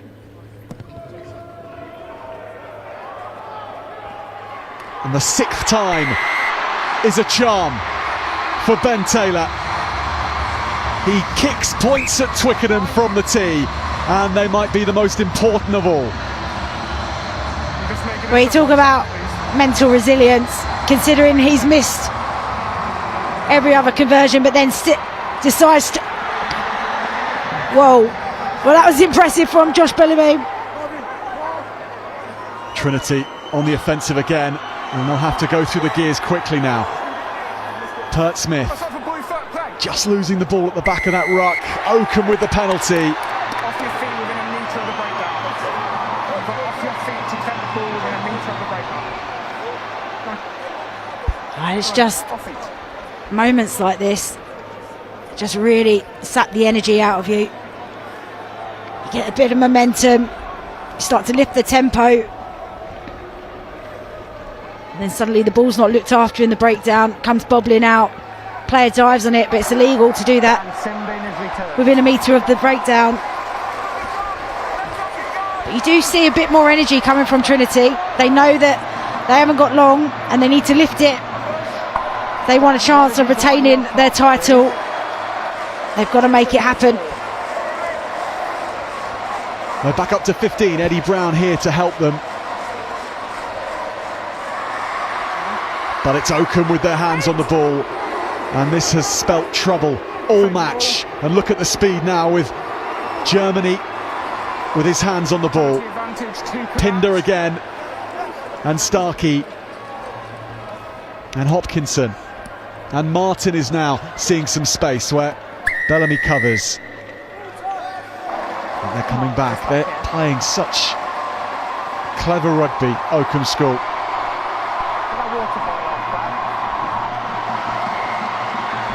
They've got all of their supporters up on their feet as well, just giving them that extra lift. Looks like he's going to go for 3 points again. He's got a taste for the tee now, Ben Taylor. But also recognise, can run some of the clock down, extends the lead. And it makes it extremely challenging for Trinity to see a way back.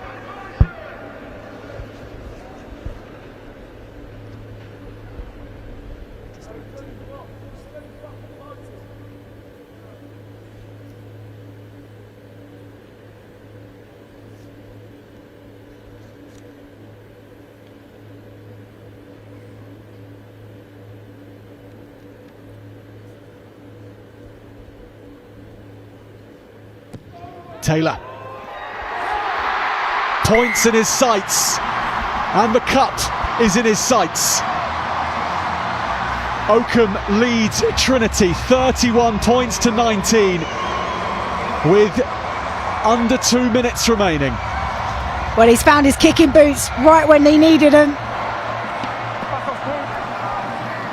Trinity with the last throws. 7 points now might see them able to come back into it. Nixon. Marvin. Playing with the advantage. Bellamy. Some of his magic required right now. But Cousins is on the ball. Oakham watching Trinity's danger men. Yeah, need to play quick here. Make a decision quickly whether they're going to go to corner or quick tap. See Bellamy just asking the referee where.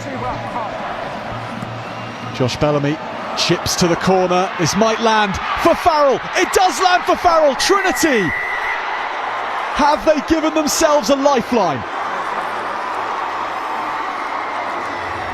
I mean, incredible, quick tap, quick thinking. Farrell on the ball, knows exactly how Bellamy's thinking. But why haven't we seen this in the earlier stages? That urgency, that desperation to play.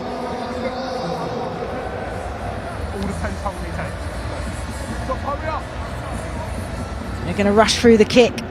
We will restart.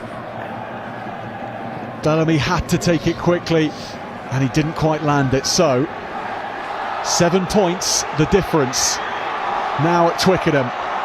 Goodness me, and we're going to that count back, Rach, as well, that we saw in the Vase final, because Trinity scored the first try in this match. If they're able to score with a converted try, they will win, because they've scored more conversions than Oakham.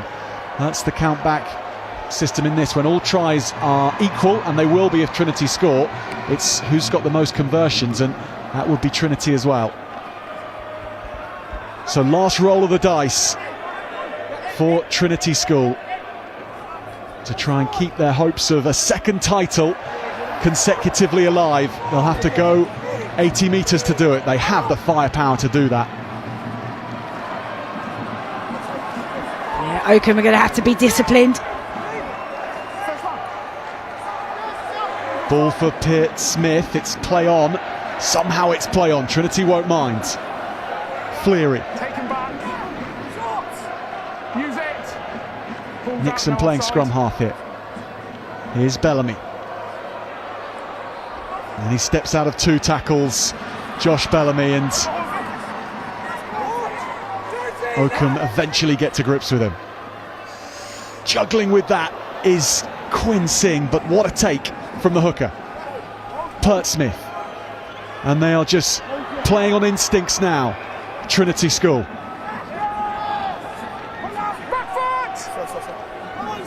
Just need to keep patience, keep hold of the ball, try and force Oakham. Nixon to Bampo, and there's hands on the ball. Oakham hands on the ball, and Oakham arms in the air. They know that's it, they know that's enough.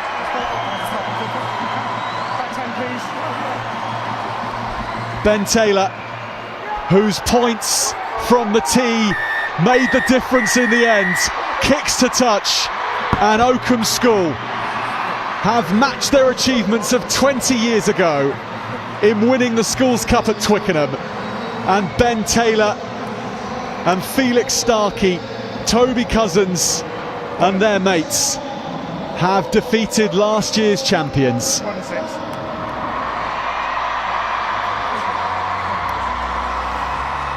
And they've done it as a school which has risen in confidence across this game. Yeah, it was an impressive game by Oakham. It was all sparks and fireworks from Trinity in the early stages of the game. Really set the pace, really set the tempo. Caught Oakham so off guard. Then inch by inch, they managed their way back into the game and just kept the pressure on Trinity throughout, completely suffocating them in the final moments, and using their power plays and their weapons, using that driving line out, which was the key to their success this afternoon. Deserved winners in the end.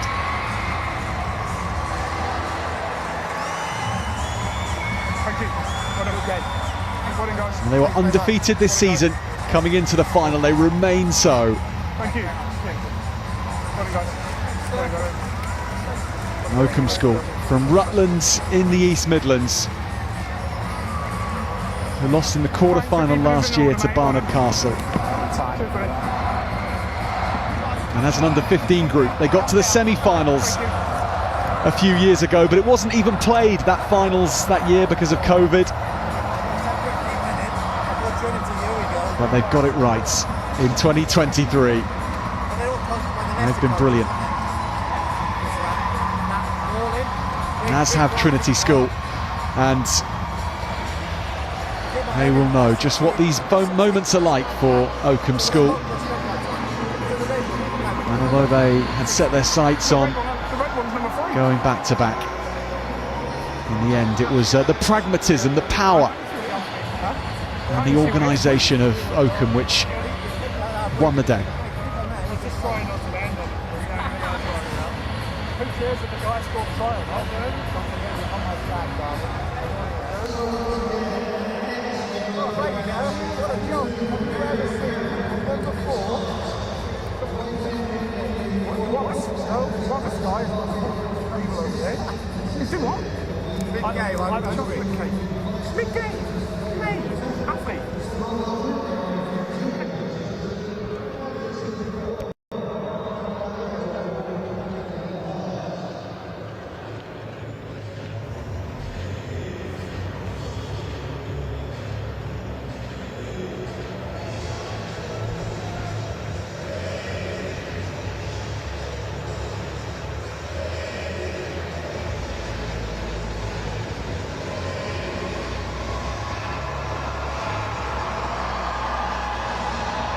Trinity formed the tunnel for their opponents. What a season for Trinity School too. But on the day at Twickenham, for this last match on the bill, it was Oakham who came through.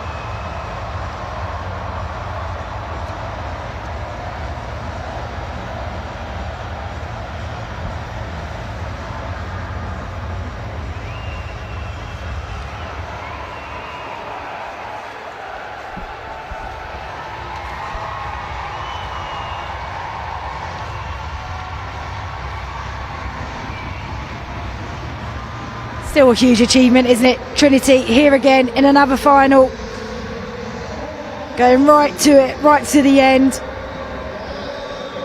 Just discipline in the end. As we said, they started so well, showed their class like they've been showing all season. Tough day for the boys to take, but no doubt the players who will be part of the squad next season will take the hurt and turn it into positives moving forward.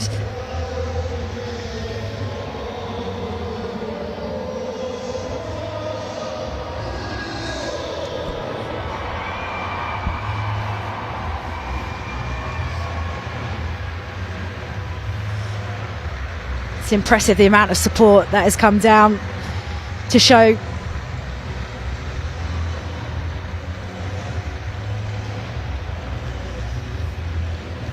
Well, those handing out the trophies and medals today: Peter Robb, the marketing director at Continental Tyres, Jeff Simpson, the president of England Rugby, and Rob Udwin as well, the junior vice president of the RFU. So the great and the goods of English rugby here to salute first Trinity School, and what a season that they have had. Josh Bellamy key to everything that they're about as a side. But they're such a good squad as well, and they've proved that as they've evolved after last season into this. It's a thriving hotbed of rugby now, Trinity School.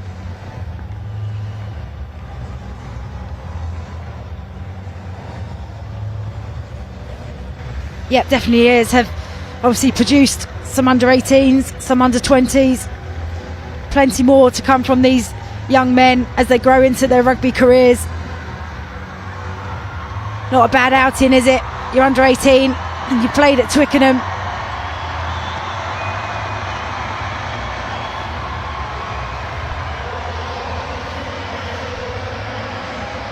And here they come, Oakham School. Well, their coach, Andy Rice, was speaking in the week, and he was saying he reckons that you only get a year group or a couple of years together capable of winning a national cup such as this, at best every 15 years. And when that comes along, you'll encounter several other sides who are having that once in a 15-year type team competing, and you just got to get lucky. It's what makes the Schools Cup so hard to win, and what makes it such a enjoyable tournament and such an impressive competition that underpins rugby in England. And it's Oakham this year who have come out on top. It reflects their season and their quarter-final and their semi-final results. And they came here, went from behind, but stayed tight as a group, managed to turn the momentum round onto their side, build their way into the game, and then as soon as they got hold of that momentum, they didn't let it go. And you know, Rach, Quins can take a hand in this victory, which I'm sure will warm your heart as well, because this team were able to warm up on the Twickenham stoop today. They were given the keys to that wonderful pitch, and that's where their day began, and this is where it ends.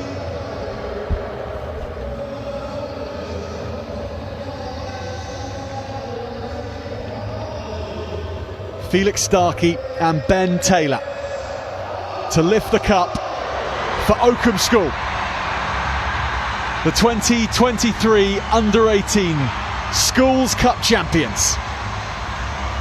I love that, how all the supporters, their teammates, their schoolmates have all come across to be right in front of them, to cheer right back at them. Huge moment for the schools, the individuals, the families, the friends. That was a really hard fought 70 minutes of rugby, and they're going to enjoy every single second of this, and so they should.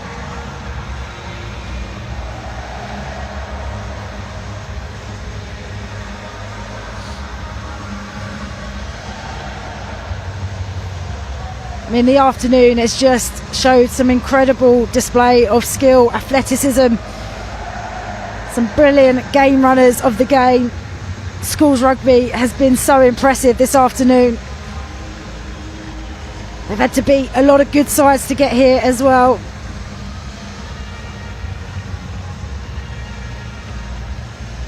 Well, Rach, I think the journey back to Rutland is going to be a fun one on the bus for this Oakham School. Sure, there'll be plenty of songs being sung. Maybe even create a new one now that they're champions. But yeah, these moments are really special, really important. Whether you're on the winning side or the losing side, you make bonds, you create memories that last lifetimes. And it's incredible that the Schools Cup is on this stage and provides and gives that opportunity to these young men. And we've seen today a glimpse of the future as well, with the exhibition of girls at under 12 and under 18 level playing on the Twickenham pitch too. But through the years, through its 32-year history, the Schools Cup is every year a moment for one school when they lift the cup, and those times, they last for a lifetime.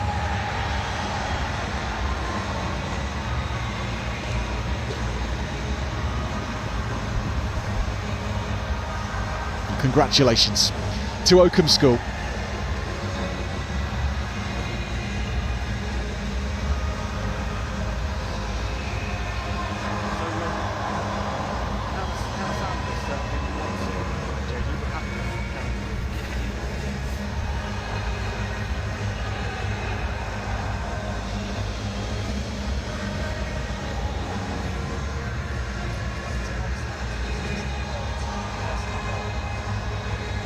Good to see the wider squad getting involved in the pitches.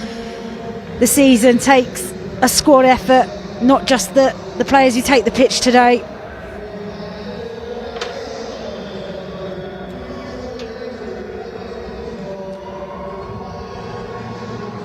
Well, They are a predominantly upper sixth side, this Oakham school team.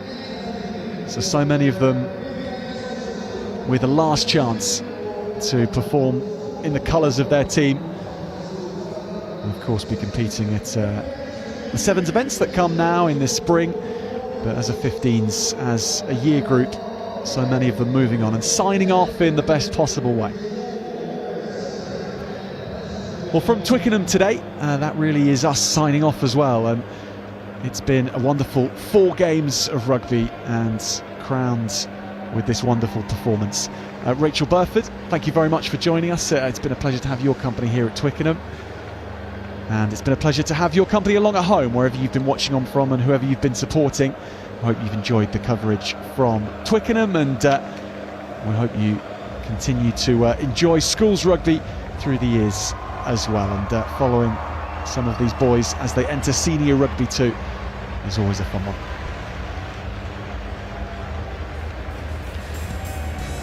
Many thanks for your time, and have a very good evening.